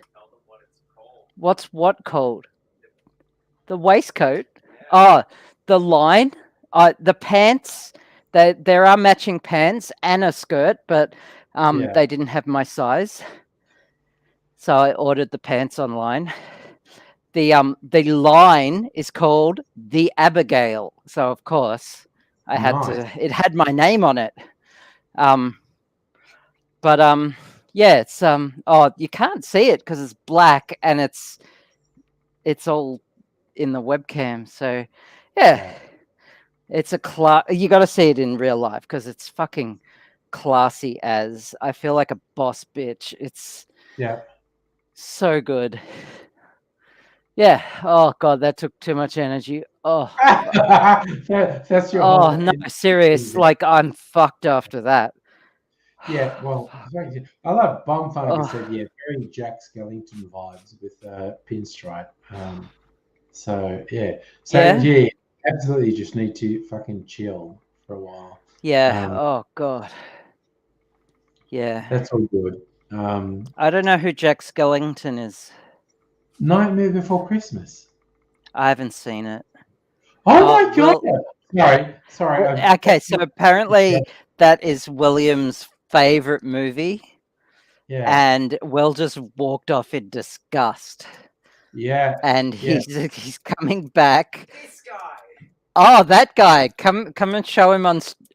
No, come and show him on the camera, Will. Jack. This is how much of a fan Will is. Yes, Jack Skellington. Yeah. Oh, look, he's got a pinstripe suit. Oh. Yeah. All right. So okay. Oh, he's got a bobblehead and a poster, and yeah. I've never seen the movie. I should watch it. No. At some point, yeah, Abigail, you've got to be over here. We've got to chill out and watch Nightmare Before Christmas. Yeah. Because it's yeah. I can't lift my arms again. Fuck. Yeah. I just saw someone resharing a meme I've seen multiple times on social media today. It's like Tim Burton going to the studio and the studio person going, "Oh Christ, here we go." And Tim Burton going, "Okay, I've got a movie idea," and the studio person goes, "Sure, you have." Okay, it's a romantic comedy, and the studio goes, "Okay, that sounds cool." And it's like, yeah, and so the guy is like, the Johnny Depp like guy.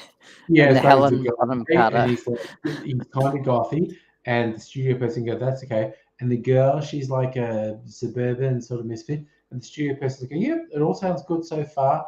And it's going, "Yeah," and they find out they're perfectly made for each other, and the studio person's going, "Yeah, that sounds kind of cool." Oh yeah, and the guy's got scissors for hands, and the studio person, "Yeah, fuck, there it is, there it fucking is." And it's kind of, and my other favorite Tim Burton meme is when Tim Burton's pitching another movie, and he's saying like, and Helena Bonham Carter should be the lead, and Tim Burton should be the male lead, and the studio. Who you mean, Johnny Depp? Sorry, I meant Johnny Depp. Yeah, whatever the fuck I said. It's okay. And the studio person says, Tim Burton, there are other actors in the world. And Tim Burton goes and jokes, "Ah!" Just the hell at bottom of the button. When were you going to tell me this? Because he just keeps casting Helena Bonham Carter and Tim Burton. And it's just like, yeah. And I love this meme where it's like the only reason he does that is because he doesn't know there are other actors in the world. It's just like, he thinks the only actors. That's pretty funny. And yeah. The only other actors are his wife and Johnny Depp. Oh dear. Sorry, I am a little inebriated at the moment. It's okay. It's okay. I got another waistcoat as well, but it will not show well on stream. It's like a navy blue velvet waistcoat. Ooh, I like the sound of that. Yeah.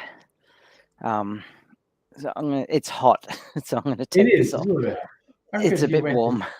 I'm just wearing one of my new cocktail shirts, but I'm gonna the bowling shirt style of design. Yeah, I noticed that. I'm gonna leave this on because it's fucking with the camera.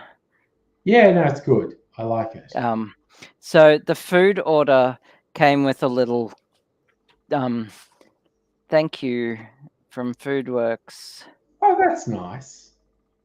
Please, it's a bribe for please rate us, kind of. Please give us good feedback.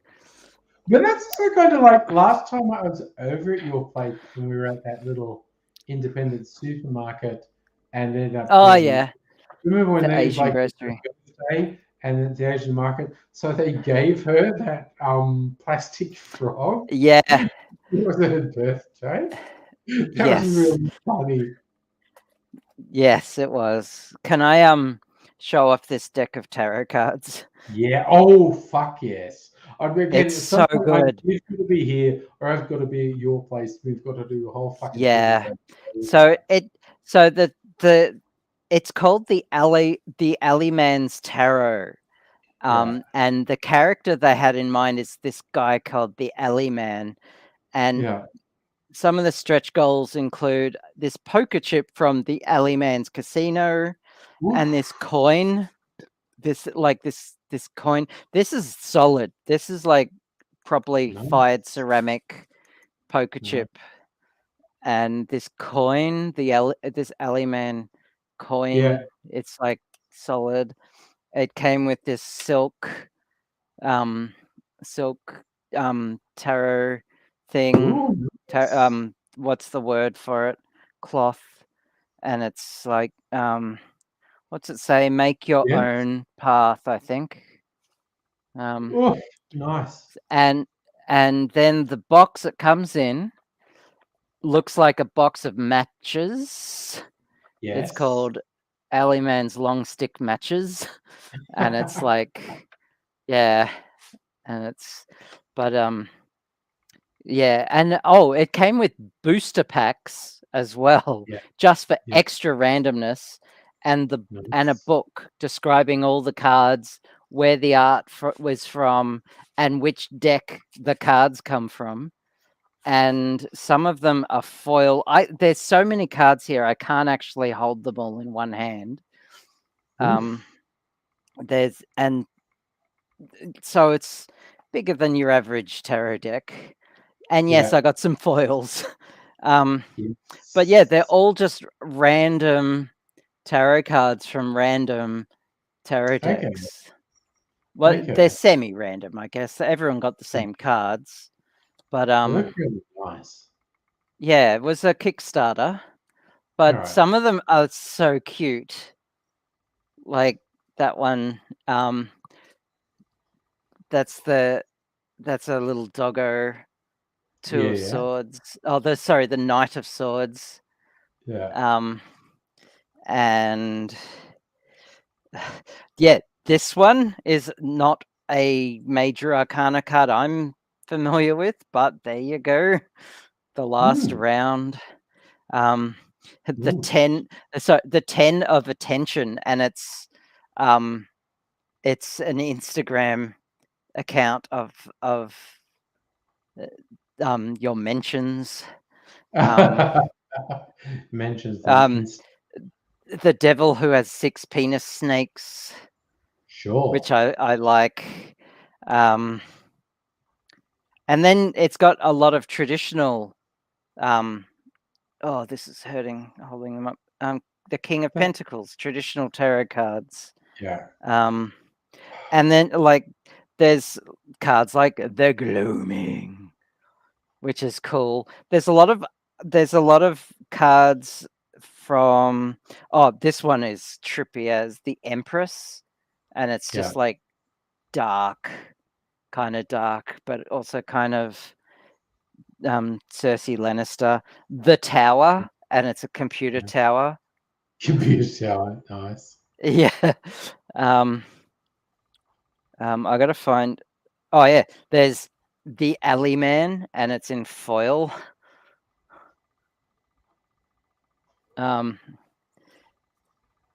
Trippy, awesome art here.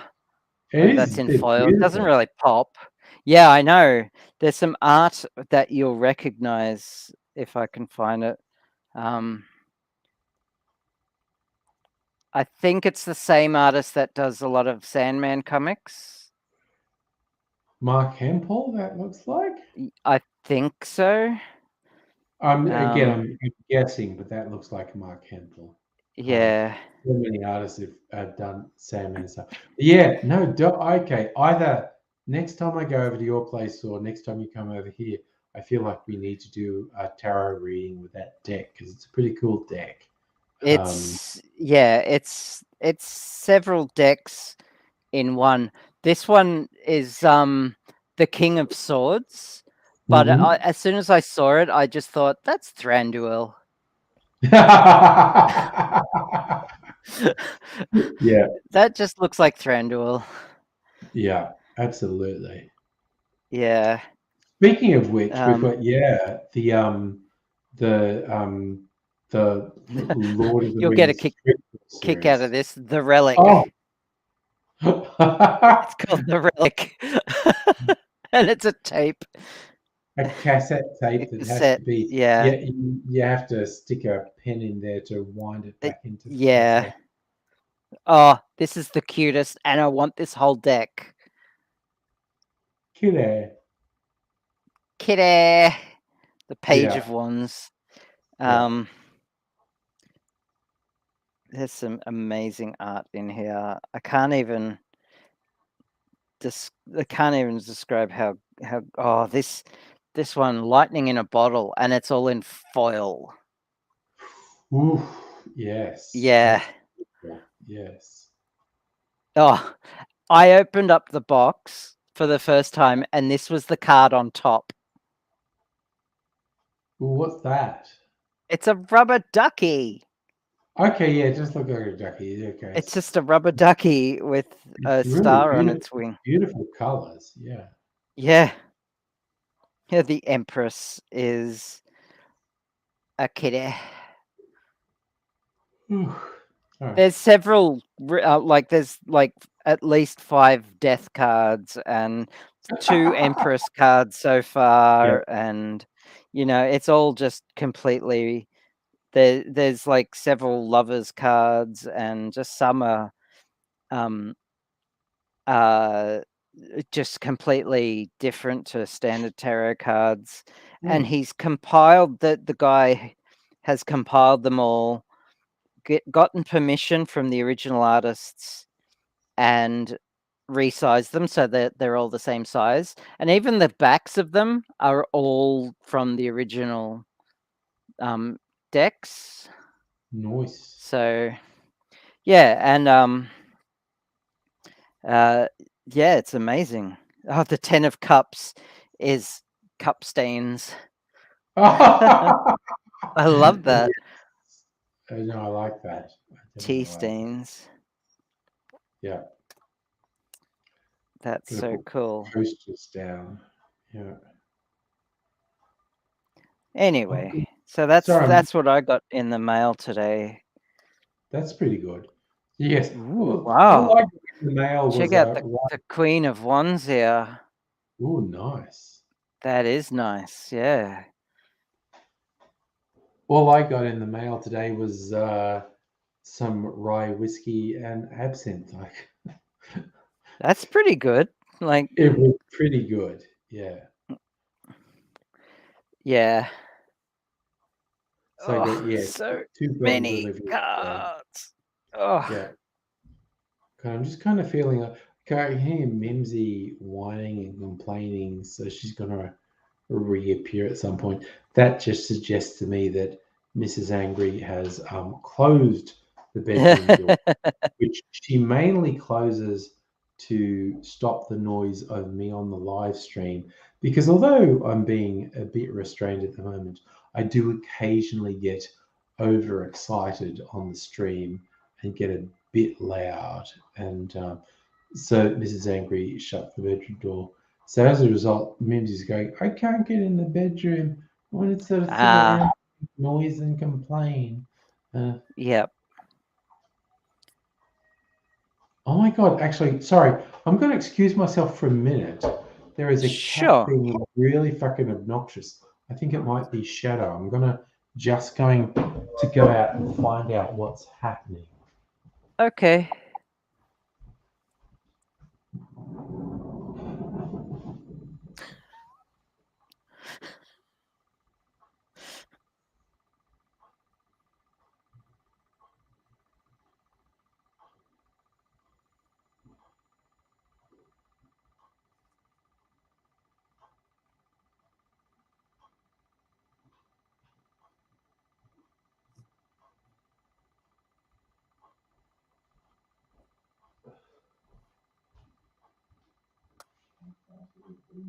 Well, this is exciting.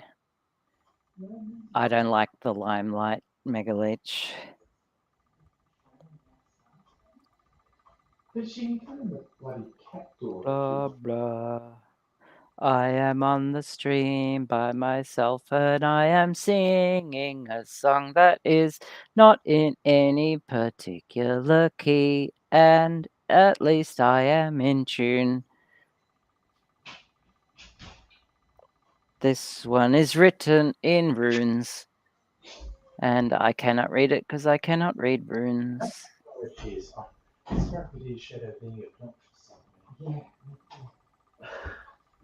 All right.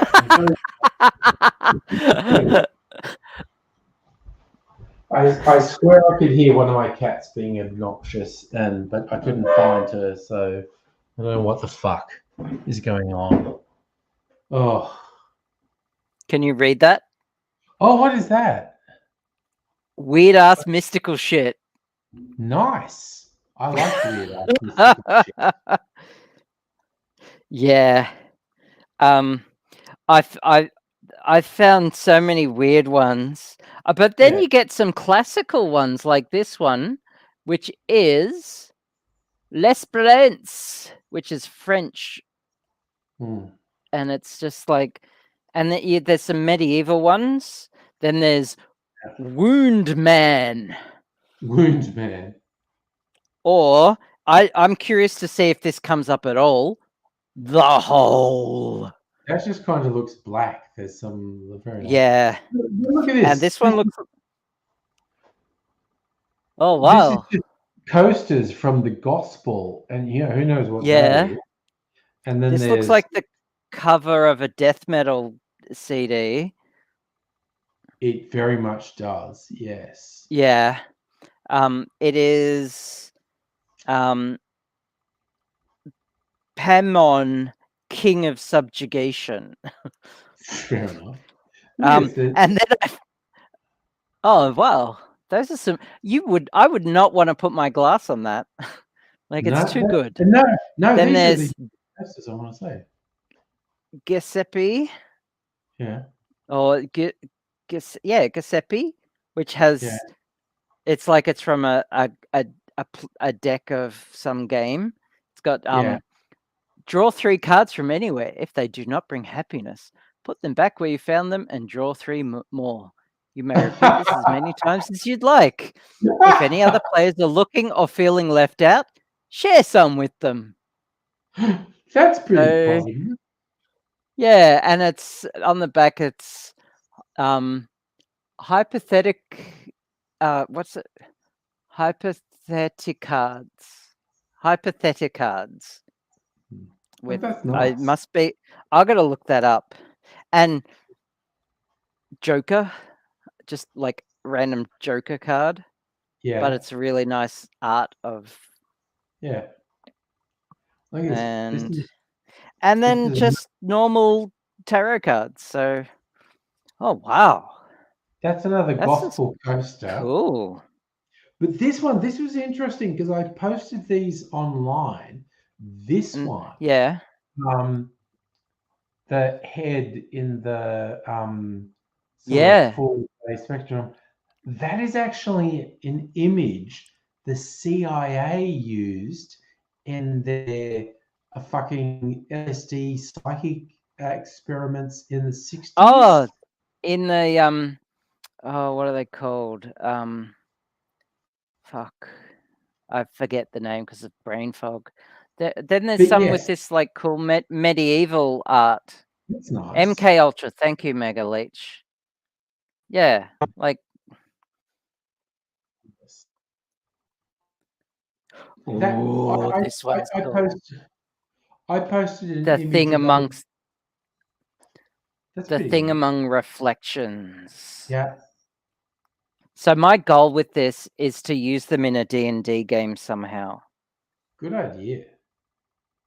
But yeah, just I posted those 4 coasters on socials, and one of my friends he's an American libertarian, and I don't mean a fuckwit, someone who's a genuine libertarian. Oh, okay. Who's in the No, the Republicans are an enemy as much as the Yeah. he picked it and he went, that image there, that's from the CIA's MK Ultra shit. MK Ultra. Yep. And he posted a link and I went, oh yeah, no, it's actually the people at the gospel are aware of that imagery and they incorporated the imagery the CIA made for their MK Ultra shit. And Yeah. again, the gospel people. I've got a box just back here. Wait a sec, I'll show you. Okay. This They, is a so box. they okay. So these are some of the foil cards. Just the That's it. edges are gleaming foil. Yeah.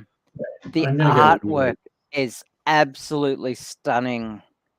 I wish I could share them properly because this is so beautiful. Whoa, the masterless knight. The masterless knight.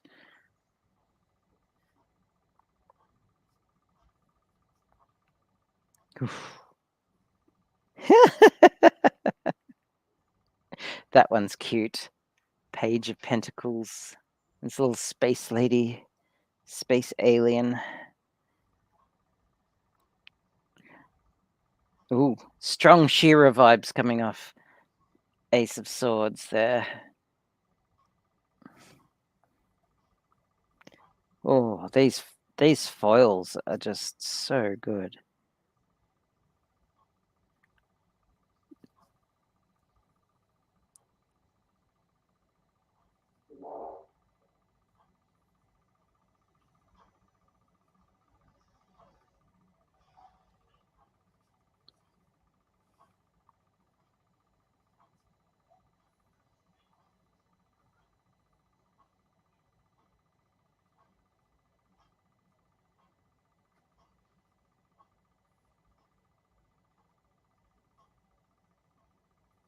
Look at my face, got a big old face.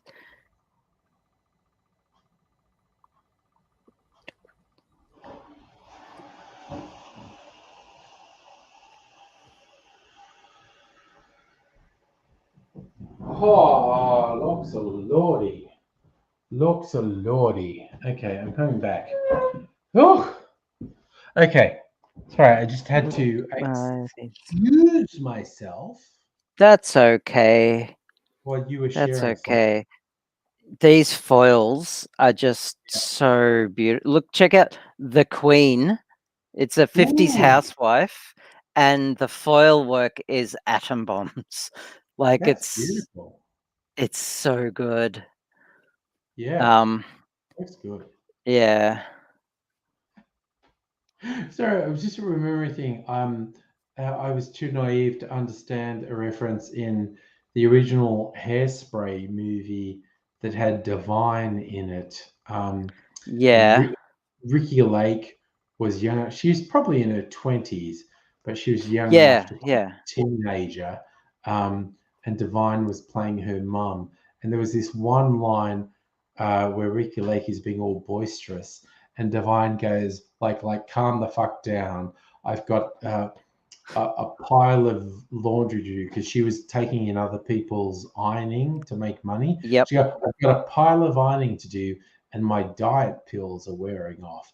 And I didn't quite understand that, but it was a whole Yes. thing in the 50s. Suburban housewives were Yeah. being prescribed diet pills by doctors, which were like nuclear grade amphetamines. Yep. So suburban housewives were off their fucking dial on They prescription yeah. amphetamines. And it was Well, just they like, kind of had to be to get all that shit done yeah, because 50s husbands did didn't do nothing. shitter in the house. Well, they went But to I also work, remember but in the fuck. in the in the 90s, I was working in a call center, and it was fun. I had a good team working, and I had a couple of women who were, I don't know, they're probably about 10 years older than me at the time, so they're in their 40s. I was in my 30s. They're in their 40s, and one of them was just like, Yeah, if you want good fucking drugs, just be a woman over 40 and you just go into a GP and say, I'm feeling run down and I can't do stuff. And they will prescribe shit for you that is just nuclear grade amphetamines. And it The was good old days. and that was the 90s. So yeah, kids today who are worried, all you needed in the 80s prior to the 90s was just to be a woman. Basically, you need to be a suburban housewife and say to a GP, I feel a bit run down, and they would prescribe you amphetamines that would make an elephant run the 100 meters in 5 seconds. And it was just like, gee, It's not like healthcare was working for women. no. In It was any to other way. So shut women up, basically. Just shut women yeah, up. Just give them fucking amphetamines that would. yeah. Check out The Magician. It's And it was. Oh, that's nice. Oh, that's like an Indian. yeah, it's a God. Hindu Yeah. Ganesh, I think. Ganesh, yes, Ganesh, yes. Yeah. That deck of cards is really nice. Well, we've definitely got to do It's a thing. great, isn't it? Either I'm at your place or you're over here. We've got to do a reading. With Oh, I've got my okay, so when I was a teenager, this is going to be hard to believe, but when I was a teenager, I was a goth pagan. I know. Settle down. It's hard to believe. And this is my tarot deck that I used when I was a goth pagan in my teenage years. And its art is inspired by Greek mythology. Yeah. So all the major arcana is the story. This is the story of the Fool. Is all major arcana. Actually, all the art is Greek mythology. Like this story here, the Six of Wands, is Jason and the Argonauts getting the Golden Fleece. Ah, yes. Okay. And Judgment is that's what's his name? One of the gods of what's his name? The god, the messenger dude with the winged sandals. The god. Which pantheon was he at? Greek. That's like Hermes or possibly Mercury. Hermes. That's Hermes. Yes. And then I we was have confused Greek and death Roman. is The Romans just death ripped off the death Greeks. is Hades. Yes. Mercury is Roman, and Roman mythology is based on Greek mythology anyway. Based on, ripped off from. They should totally just fucking ripped it off. The star is Pandora's box. Yeah. Well, but good call. Mercury is actually Hermes. Yeah. So it just reminds me. There's a meme I've seen, and it's one of the romantic artists of Pandora, and it's just like, and the caption is, "Hi, I'm Pandora. This is my unboxing video." Strength is Heracles defeating the lion, one of his challenges. Yeah, there's so many myths to go over that I can't even, like, Ace of Wands is Agamemnon. Yes. And of course, and he's wearing the golden fleece. It's just like Jesus tracks to a particular Greek myth, which tracks to a particular Egyptian myth. It's like it's literally the same fucking story. It's the same story. Yeah. Oh yeah, and the Jesus story is a story told all over the world in thousands of different mythologies. Yeah. It's sun worship. The lovers card is actually a bit different from two people in love. It's actually one man. I forget his name. He has to. The three women are Athena, Aphrodite, and Hera. The three main goddesses, and this dude has to. He has to.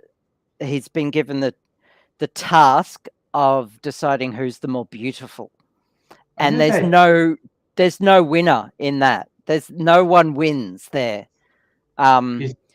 He's fucked, basically. Is he meant to satisfy all three of them? Is his No, name Viagra? Viagra? Viagra knees. And no. No, he's been given the task of deciding who's the more beautiful, and it's a curse because he's fucked. No matter who he chooses, the other two are going to kick his ass. And so I've got a book with. Okay, so a lot of tarot decks have a book that are got a guide to the cards, and the book that came with this, I still have it. Half the book is telling the story of what's written of the art. The other half is actually using the deck. And just the section on this is like, it just had me in tears because he's fucked. Of all the choices. This one is what's her name? And Apollo, I think that is. Persephone and Apollo. Yeah.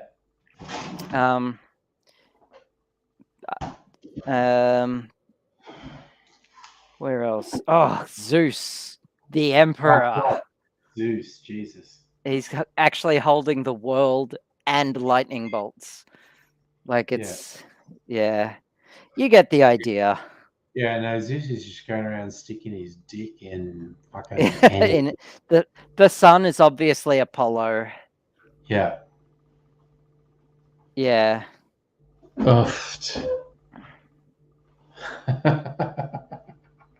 Justice is Athena.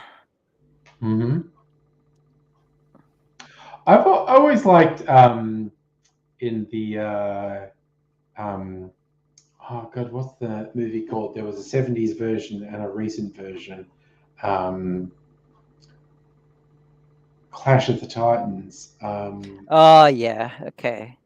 And it was, and the whole thing is set apart because one of the mortals says his queen is more beautiful than Aphrodite, and it sets the gods against the humans, and shit spirals out of control because it's hilarious. The Greek gods are flawed and full of hubris and will do terrible things, and humans can ultimately triumph against the gods. And that's that whole story of humans doing a thing that incites the wrath of the gods. There were so many Greek stories about that, about a human does something that incites the wrath of the gods, and so then it's humans actually pitched against the gods. Whereas in the more modern religions, Christianity and really Judaism, there's not a concept that humans can physically conflict with the gods. But they're all powerful. In the Egyptian, Greek, and Roman and Norse pantheons, you absolutely could go toe to toe with the gods and say, "I'm kind of sick of shit." And sick of your shit, mate. Piss off. Yeah, it's well, in Klingon mythology, the Klingons got sick of the gods' shit and killed them all, and it was widely regarded as a good move. Yeah, and that's very Norse. That's a whole Norse thing about, okay, the gods are doing this shit, they're fucking with us, but they will all die. They are going, Ragnarok will happen. They'll all fucking die. And and so the latter-day religions, Judaism and Christianity, are weird in that they have this omnipotent God that mortals can't challenge. Whereas everything else, the Mesopotamians, the Greeks, the Egyptians, the Yep. Romans, the Norse, they all have this thing with like, yeah, you know, the gods are gonna fucking get what's coming to Yeah. them. What kills me is that in the Marvel movie Thor, the first one, Yes. which is a great movie. I liked the first It's pretty Thor good. movie. Yeah. The Thor movies are really It's pretty good. simple. It's simple. It's a fish out of water story. Yeah. It's got comedic beats, and yeah, it's just a good movie. Yeah. Anyway, when Odin, Mm. right at the start, it's in during the prologue. Yeah. When he when sorry, not the prologue, during the first act, when Thor goes to Jotunheim to fight the ice giants, Yeah. and Thor comes so Odin comes to bail him out, and they portray Odin as, you know, you threatened war against us, the horrors of war, and Thor's like, I was protecting us, and he was just, I want to have some fun, and I would just want to kick some ass. Odin of Norse mythology would have been all in on that shit. He would have been like, oh, they sneezed. Let's get them. Good on your son. Let's fuck them up. And just, yeah, he would have been like, yeah, let's do it. Yeah. And Thor would have been, fuck, yeah, okay, whoa, slow down. I'm all for it, but come on, Dad. So it's weird. It was weird seeing that, but I knew, because I used to read a bit of Thor comics when I was younger, so I knew it was a bit like that. So Yeah. but it's just funny knowing who Odin is in mythology, being so very different to Odin is more like Thor before his redemption arc. In In fact, in yeah. terms of if you compare the Marvel shit to the Norse legends, Odin is more like how they portray Thor, and Yes. Thor is more like how they portray Odin, but maybe a bit more thick. Yep. And Loki's just this dude who comes up with plots and and shenanigans. My two favorites are when Loki has this dude who's got to build a protective wall around Asgard, and he says we'll just put conditions on that the guy can't possibly meet, and he's got this magical horse that's hauling stones to make the wall, and everyone says, yeah, good on you, Loki, you set standards this guy can't possibly meet. And then it looks like the guy's going to meet the standards, and Loki's going, my bad. But wait, I have a plan. And this guy's horse is hauling all these stones. Loki turns into a female horse in heat, which lures this guy's horse away. And everyone goes, good job, Loki. You lured the horse away and we win. And then Loki comes back later with some children, and they're going, what? And Loki's like, oh no, I fucked the horse, or I fucked the horse and I had children, and these are my children. And the rest of the gods carried them to term. The rest of the gods are going, you did what? And he goes, no, I stayed as a female horse, and I let that horny male horse fuck me, and I conceived children. And these are my children. And the gods are going, what now? Yeah. You go, dude, you didn't have to. You led the horse away. And he goes, yeah, but I was committed to the whole bit. I was committed to the bit. Yeah, that's method acting. And the rest of the gods are like, fucking whatever, dude. And my other favorite one of the frost giants steals Thor's hammer, and they trying to get it back. And the frost giant basically says, I'll only give it back if I'm married to Freya, who's the most beautiful of the Asgardians. And Freya's like, fuck all of you. And they're like, don't you want to take one for the team? And she's going, no, I fucking don't. And Loki's like, I have a plan. And like, shut the fuck up, Loki. He goes, no, for real. And they're like, Thor, you should put a dress on. And they're like, what? No, just show up. You put a dress on. They're not going to fall for it. I've got it like this big fucking beard. Wear a veil. Just show up in a wedding dress and a veil, and so you'll go marry this frost giant. And my favorite bit is Thor goes, okay, sounds like a plan. And so Thor wears a wedding dress and shows up to this fucking wedding reception and just spends the whole thing eating and drinking and being out of control. And all the frost giants are going, that's pretty cool. And and then it gets to like a critical point where the frost giant wants to consummate the marriage, and Thor goes, okay, it's gone far enough. Now I'm going to kill everyone. And Thor doesn't even think twice about cross-dressing and showing up. Yeah.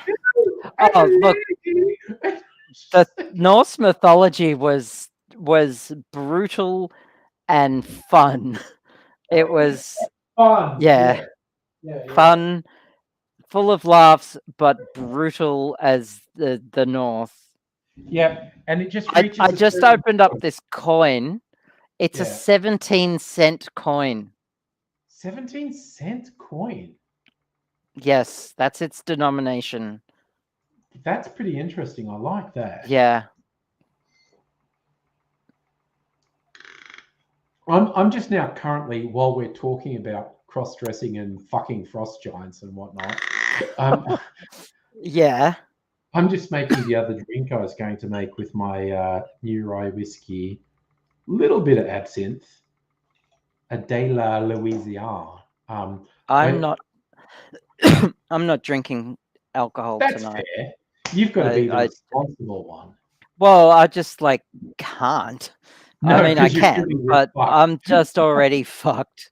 Caffeine is my drug of choice tonight. Oh.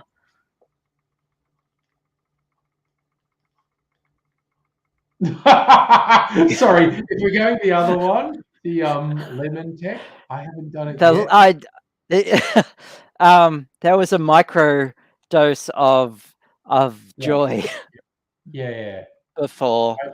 I could be talked into it. All right, so okay. But nothing. What's it? It's Christ, it's midnight now. Maybe already. It's fucking midnight. Little bit of ice stirring ASMR. The Christian Suffer, to answer your question, I don't know if you're still there or not. The Christian God's name is Yahweh. Same as the Jewish God. That is the interesting thing, though. Here's a fun thing. In a Jewish tradition... Or Jehovah? They're not allowed to write the name of God. Oh, so yes. That's right. That's either Y or J as space. So some people have interpreted that name as being Jehovah, and some people have interpreted it as being Yahweh. But even now, because I used to live in East St Kilda, which is super Jewish, and there'd be a bakery, and the cake for someone's bar mitzvah would reference God, and it would be G_D. They're not allowed to. They're not allowed to spell out the name of God, which I personally find fucking hilarious. But it's a thing. And some Puritan Christian religions have inherited a similar thing, but it's certainly an Orthodox Jewish thing that they're not allowed to spell the name of God. So the vowels are never put in. So depending how you interpret it, in Jewish law, the name of God might be Yahweh or it might be Yehovah. Okay. Either way. Well, I've read that Yahweh translated directly means he or he or they who come from the sky, which fits. And in ancient Jewish mythology, Yahweh had a counterpart, a wife, as I'm well. not sure about that. Yeah. I've definitely read about that, and they, because of sexism, got rid of her. Yeah. My understanding is the Hebrew God name is I am who am. Okay, I'm happy to be proven wrong. Sorry, I'm. Sorry, it's funny that I use that as an exclamation while we're talking about that.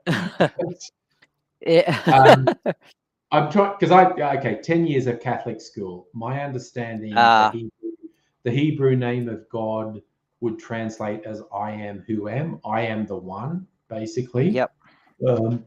And because again, in Hebrew law, they weren't allowed to spell out the name of God, and it's J or Y, the Y sound in certain languages, then something, vowel, and then H, and then a vowel, and then a W or a V, depending how you pronounce it, and then a vowel. So, but some people have invented the name that is Yahweh, and some have invented Jehovah. Elohim. Sorry, Megaleech is on point again. Elohim, I think, Elohim and Yahweh the same. Is this, yes. Sorry, Elohim what is they who come from the sky. Elohim in? That sounds familiar. Yeah, others saying there is much more that I'll translate into English. Sorry, I just made a Della Louisiana. I fucking love these. Yahweh and Elo. I'm way too brain foggy for this. I'm not sure of Elohim. I have heard that one. Yeah, I've heard it too. Just being the central one, again, the Jewish God, they weren't allowed to spell the name out. It was YHWH, yeah. Or it was Y or J and then H, and then V or W, and there are vowels somewhere there. So it could either be Yahweh or Jehovah. So I am that I am. Yep. Yes. I am who the am. The name is I not am, clearly attested other than among the Israelites and seems to not have any plausible etymology. I am is the explanation presented in Exodus 3:14 appears to be late theological gloss invented at a time when the original meaning had been forgotten. So that's not good. Biblical scholar, yeah, for your argument. I mean, I'm reading this on Wikipedia, so but there are sources. Propose that Yahweh derives from the potential epithet, I'm not pronouncing that, he who created the hosts. Perhaps the epithet of El as a patron deity of Midianite League. Sorry, I'm just mumbling now. Yeah, no, that's okay. But literally at midnight on a Friday night, mumbling is all you want. The dissimilar characters of the two gods, El and Yahweh. Yahweh's association with the storm, an association never made for El, and the fact that is nowhere near attested either inside or outside the Bible. Yeah. El, the sacred. There's lots of of the name, as well as command against taking thy name in vain. The term is strict prohibited. And speaking or pronouncing the term in writing, well, that would do it. When you're not allowed to speak or write a name, one tends to lose the meaning of it over time. Exactly. Rabbinic, and that's why rabbinic Yahweh and Jehovah are the two main latter-day interpretations of what the name of God may be. But who fucking knows? Because you weren't allowed to say it. And that's even as a joke about Christians, latter-day Christians who didn't want to profane. So instead of saying God damn something, which is profane, you get people who say gosh darn it. And it's like, and which is beautiful human characteristic of, I think I can fool God. And it was like, okay, that was It's like yeah. it's like watching old Richard Pryor movies back in the 80s, and he would be mouthing fuck, but he would be saying frick Yeah. and Oh my God. fooling no one. Yeah. And the olden days of TV versions of movies or airplane versions of movies where they were edited. Trippy. So my Yeah. personal favorite was the TV edited version of RoboCop. Had some absolutely Oh. fucking hilarious moments, because there's one bit where the evil corporate head of OCP is in the men's room threatening the Oh guy yeah. who's the upstart. And in the movie version, he's saying, like, we used to criticize the old man, but there was always respect. And in the movie version, there's sometimes we'd even call him asshole. And in the TV version, it was sometimes we'd even call him airhead. And it absolutely does not match the guy's lips. And just like, that's fucking Oh. hilarious. And the other really funny bit, there's the guy who holds up a convenience store and he's like, give me the thing, and he shows him, like, I know where your safe is. And RoboCop comes in when he's threatening the old couple with a gun, and he's shooting at RoboCop, and of course the bullets just bounce off, and he keeps saying, fuck me, fuck me. And in the TV version, he's saying, why me? Why me? And his lips are absolutely not saying why me. So, like, TV versions and airplane versions, Yeah. they stopped doing this in like the 2000s, but up until the 90s, this shit was still happening, and it was fucking hilarious. Glorious. It was Yeah. so fucking They funny. fooled no one. Even as a young child, I could see exactly what they were saying. Yeah, it's like, no, there's no way they're saying that, and it's just like, Jesus.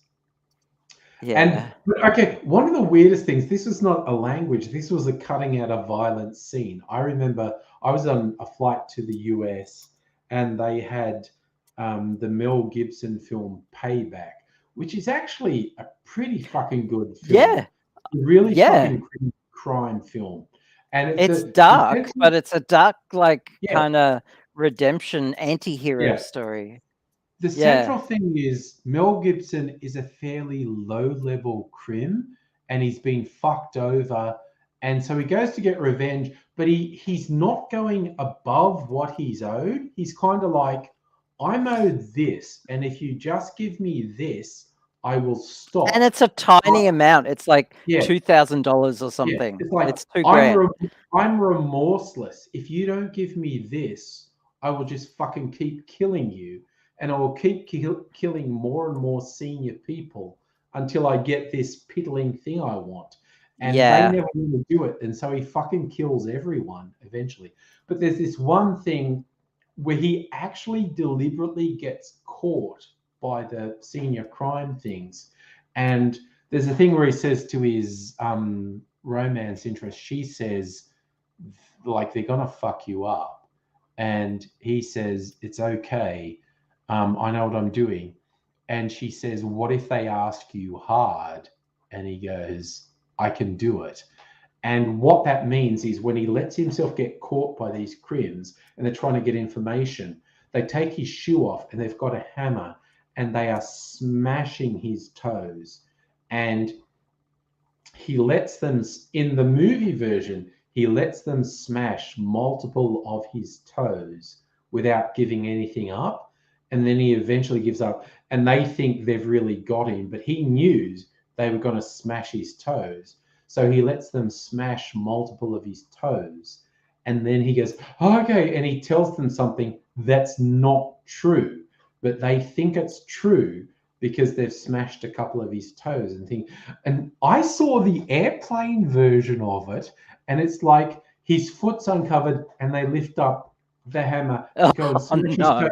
And then they cut and they don't show you Yeah. smashing any of his toes. And he says something before they smash any of his toes, and it doesn't make What? any sense. Oh no. But of course, they didn't want to Ugh. subject people on a plane to Mel Gibson having 3 of his Yeah. toes smashed with a hammer. What? That was played on an It airplane? completely changes the whole scene. Damn. Like, But of course, that's for the last of all yeah. the movies to play on an airplane, that's not one I would have chosen. And they used to. Oh, my other favorite thing is they wouldn't show movies on a plane that had a plane crashing. Yeah, yes. Of Because course you not. don't. When you're on a plane, you don't want to be reminded of the possibility of a plane crashing. And the John Travolta movie, Get Shorty, hilarious movie, great movie. But there's a scene where there's a character who he missed his flight, and then the flight he was on crashed, and everyone on it was killed. So he faked his own death for an insurance claim. And so he missed the flight, and he's in the airport bar when someone goes, "Oh my God, the plane's going down," and the plane crashes and blows up. But they didn't want to show that on planes. Oh So no. they changed the audio to the train's going down. So he's not in an airport. He's in a train station having a drink. What? The train is going down. So stupid. It's so stupid. But I fucking hilarious. I'll be a sec. Go for it. I'm being summoned. You have stuff to do. So this is all in the past, because these days on streaming services and on disc, you get the uncensored movie. And even on planes, if you go on a plane now, like an international flight that has movies, it's not one screen that's showing the same thing to everyone. Everyone has an individual screen, and you can watch whatever you want. So you get basically uncensored movies.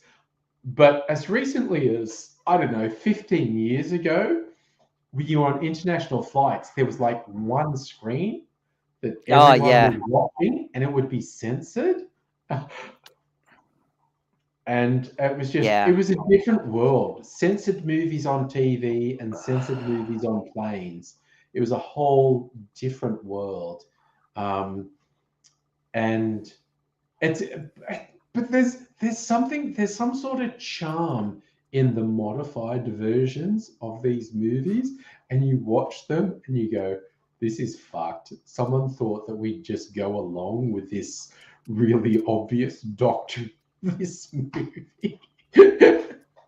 I'm trying to think of all the movies I saw doctored versions of it. There's the Mel Gibson Payback. There were every single Richard Pryor and and what's his name? Out squares, things that used to cut out squares. What's his name who played Willy Wonka? That was Richard. Gene Wilder.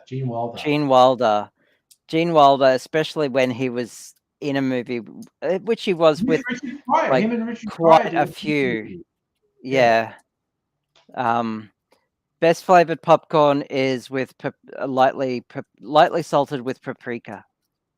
Oh wow, that sounds good. You're welcome. Yeah, I was going salted. Sorry, Safa's just like throwing out random questions. So. I love it. Safa's great for the random questions. It's just like throw shit out there and get a response. And also, Johnny Depp.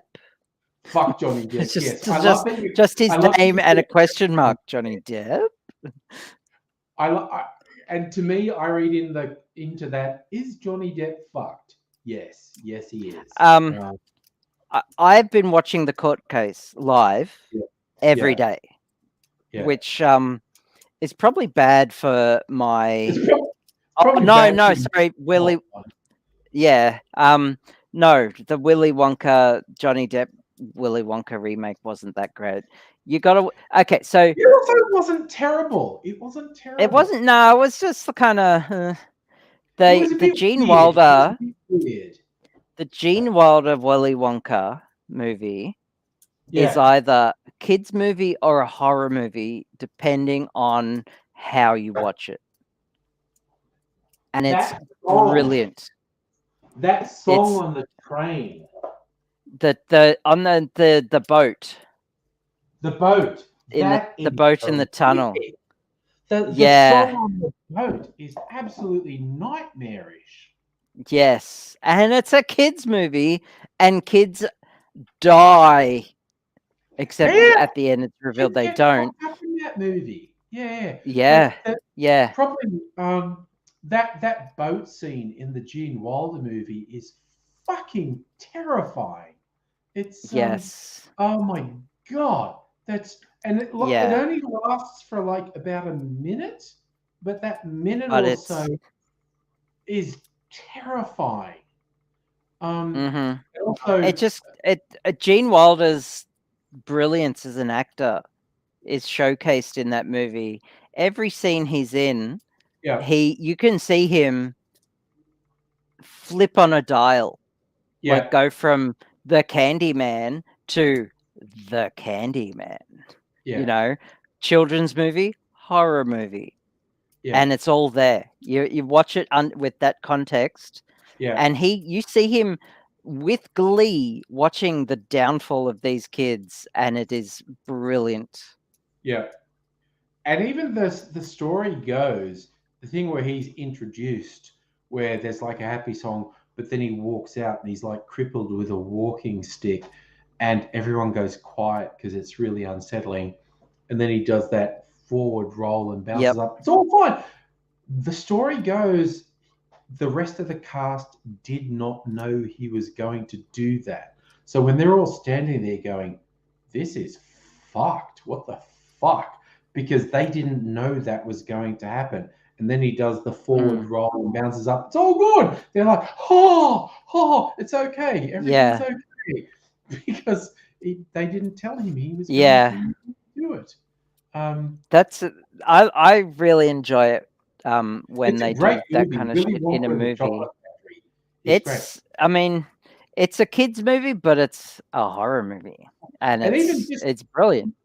Little side jokes. There's that one thing where it's quite early in the tour where Wonka's showing thing, and there's a big sign saying this machine makes butterscotch, and then this machine makes buttered gin, and one of the parents goes, "What's this, Wonka? Butterscotch, buttered gin," and he says, "Sweets are neat, but liquor's quicker." And she's like, "What the fuck? You just threw this thing into a kids' film? Like, you know what? Adults like to drink alcohol to dull the horror of the world, basically." Mm-hmm.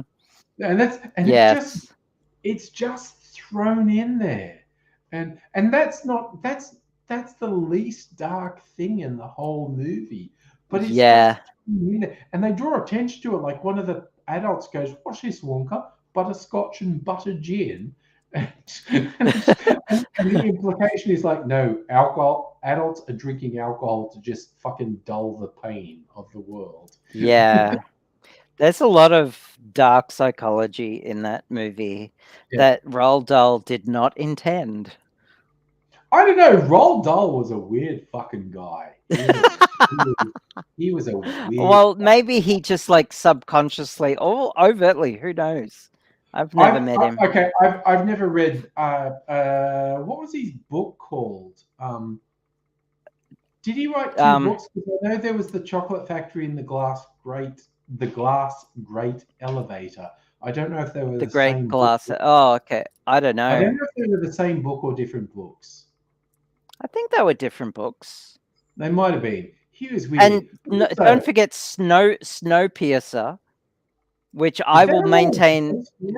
No, it's written by a French guy, but it's totally a sequel. Like there's a YouTube video. It's a sequel to Willy Wonka, yeah. Yeah, and the guy who runs the train is Charlie. Oh yeah, no. That is that is very similar. But also, even just weird things with Roald Dahl in his kids' books. The big friendly giant, the BFG, is clearly a fucking joke It's the big fucking giant. Yes. The BFG is the big fucking giant, but it's like the big friendly. But also, Roald Dahl Yeah. wrote a shit ton of adult short stories, which are Okay. both hilarious and perverse. I've read. Yep. I don't know if I've read all of Roald Dahl's adult short stories, but I've read a lot of them, and they are hilarious and perverse. Like Roald Dahl was fucked, man. And I mean that in a really positive way. I mean that as an Yep. adult, and it's like being straight and normie is boring. Roald Dahl was fucked. Roald Dahl was Yeah. he may have In the had best way. he may have had some very negative characteristics as well, but he's also just like, yeah, what if I just wrote some really fucked up shit, and but I'll make it about little kids and make it cutesy, so it's okay. And it's like, it's kind. You look at Charlie and the Chocolate Factory, The Witches.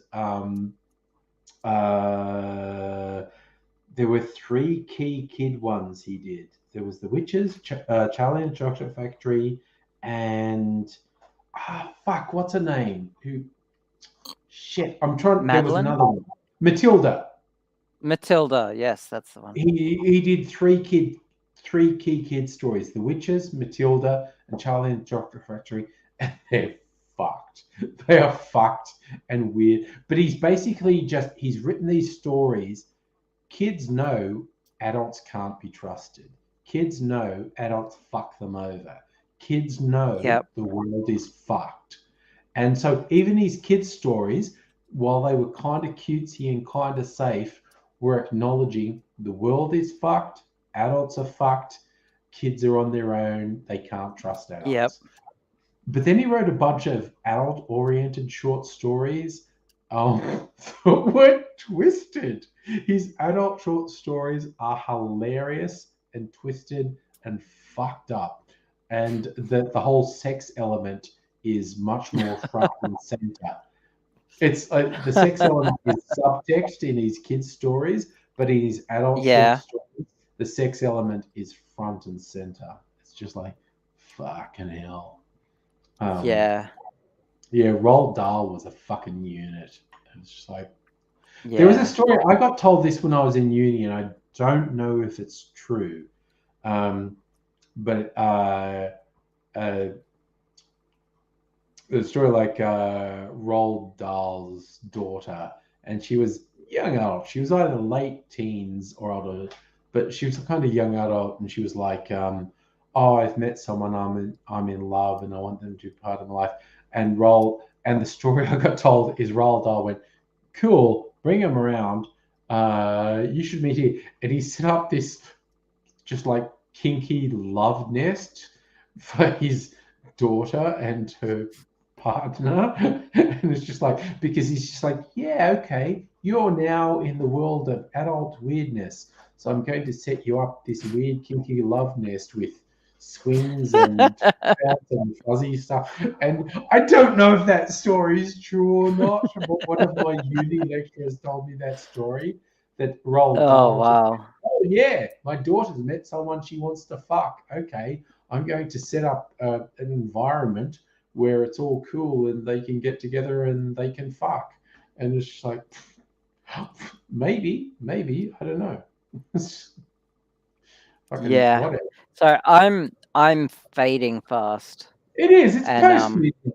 It's post midnight. and I think my fibro is starting to hurt. it's not Fibro super pain. late.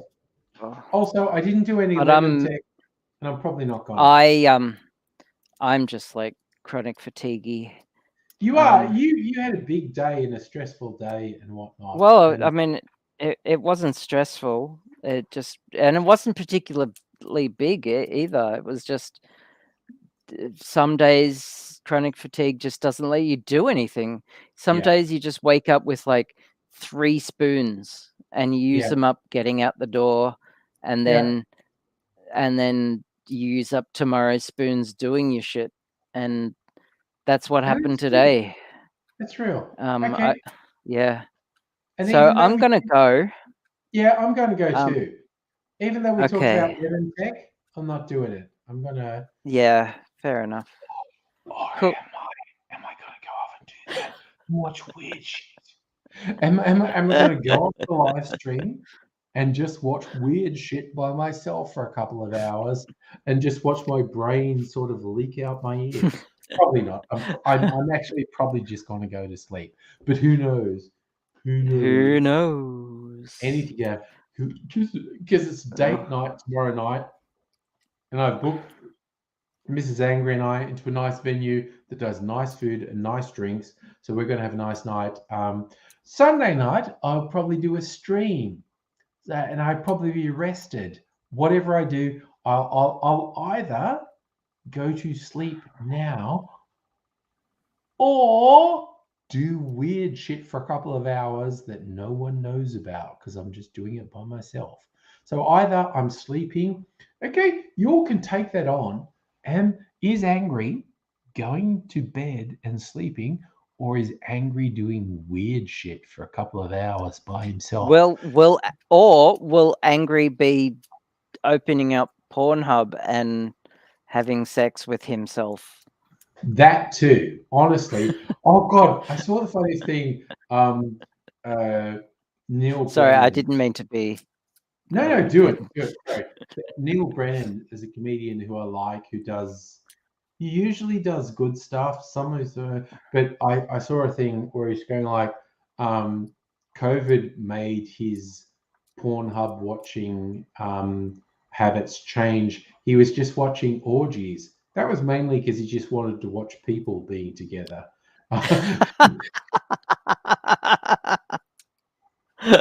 Which is awesome as far as I'm concerned. It's Yeah. like kind of someone Also, sorry, what? Shout out to Stella who has COVID and is doing well. Yeah, Okay, okay, yeah. But she's doing well.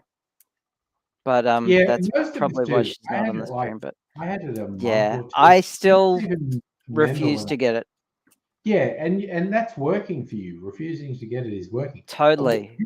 I don't even remember how long. I think it was like 2 months ago I had it. It's been I a don't couple of even- months. Yeah. Yeah, but it never for me. It never got worse than a mild cold.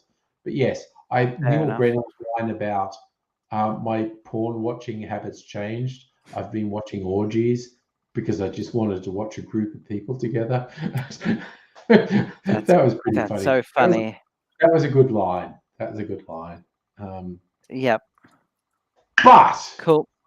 I think Good we're all night. going to bed now. Even though I Yeah. love having Halo behind me, I am. I'm going to go to bed. I'm going to find out what the fuck is on. What the fuck Gillespie here? Giuseppe. Right. Sorry. What's So the deal with Giuseppe?